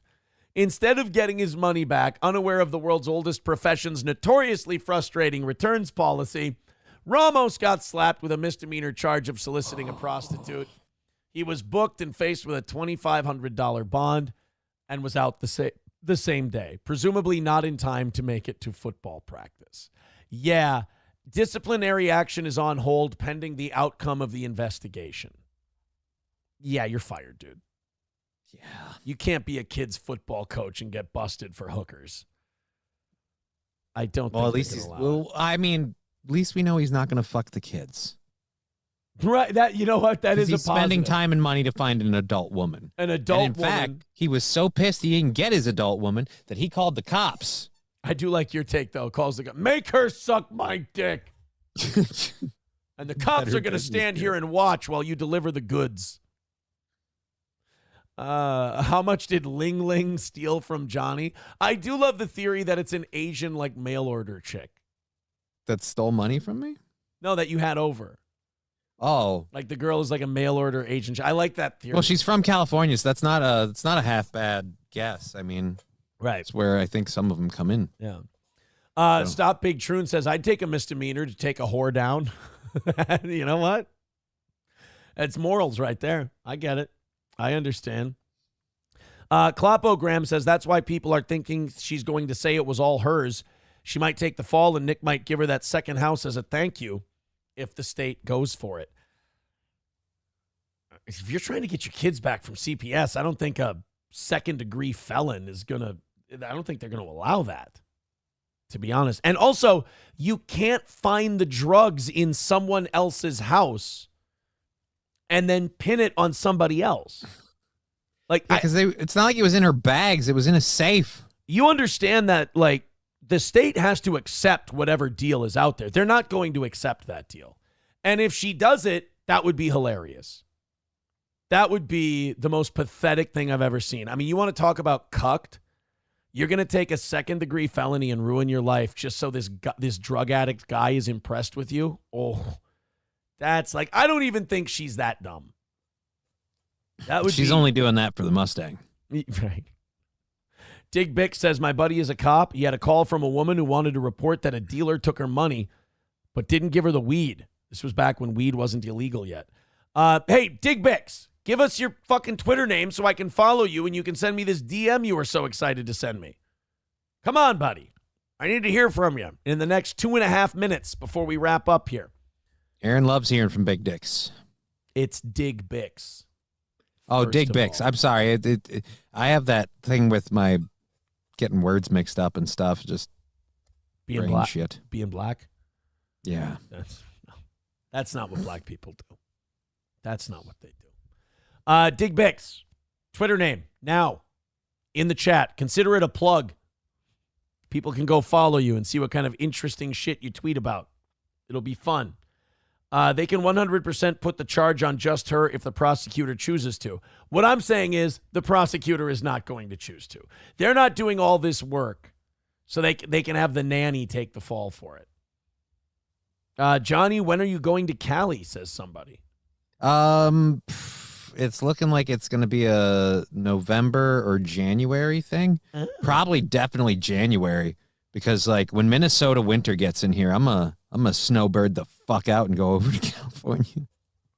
I need your fucking Twitter name, dude. I have my notifications set so that not everybody who tags me, it goes to my notifications. Otherwise, I get way too many notifications. So Dig Bicks, give me your fucking Twitter name so I can know where to go, so I can see what you needed to send, so on and so forth. Yeah. It's just going to be something going, you're gay. I only take notifications from like people I follow and who follow me back. Because otherwise it's just too many notifications and a lot of it's stupid shit that barely has anything to do with me. Right. And so I was like, okay, I'll just. Or it's people ripping on you. You're like, I don't need your shit. Yeah. I don't want to deal with it. Fuck you. Go do your thing and leave me alone. Carlos Cameo with $2 says now CBS would make the kids watch 10 hours of Big Bang Theory. That might be worse than Coke. It might actually be. Perhaps. All right, Dig Bicks, I want to stick around until you get me this information, but I am willing to walk. It is time to go. I guess we'll find out what happened at the hearing today or at the court appearance. I don't think it's going to be very much. I think it's just going to be, didn't do it, Your Honor. How about my motion to dismiss? And then if they dismiss, or if they don't dismiss, they'll give her another court date, I think. So that's it for today. Johnny's got a show coming up at 2 o'clock. Just Kidding LLC on YouTube, Rumble, and Twitch. That's the other one. Check it out at 2 o'clock today. Small Town Farm with $4.99 says, why is Bone Cold Please Austin still a mod? He is not subscribed and does not support the channel and is not subscribed. He should lose his mod wrench. Wow, they don't want Bone Cold Fleas Austin to have a wrench anymore. Jesus. Bone Cold is over on Rumble all the time, though. What are you talking about? Clopogram says, what time is court? I think it's 2:30. You can go on. I'm sure the farms will have it for you. All right, guys, take it easy. Have a great rest of your day. Thank you so much for your support. Johnny, we will see you on Monday. Yes, sir. On this show, and then 2 o'clock on yours. On mine. Take it easy, everybody. Have a great rest of your day.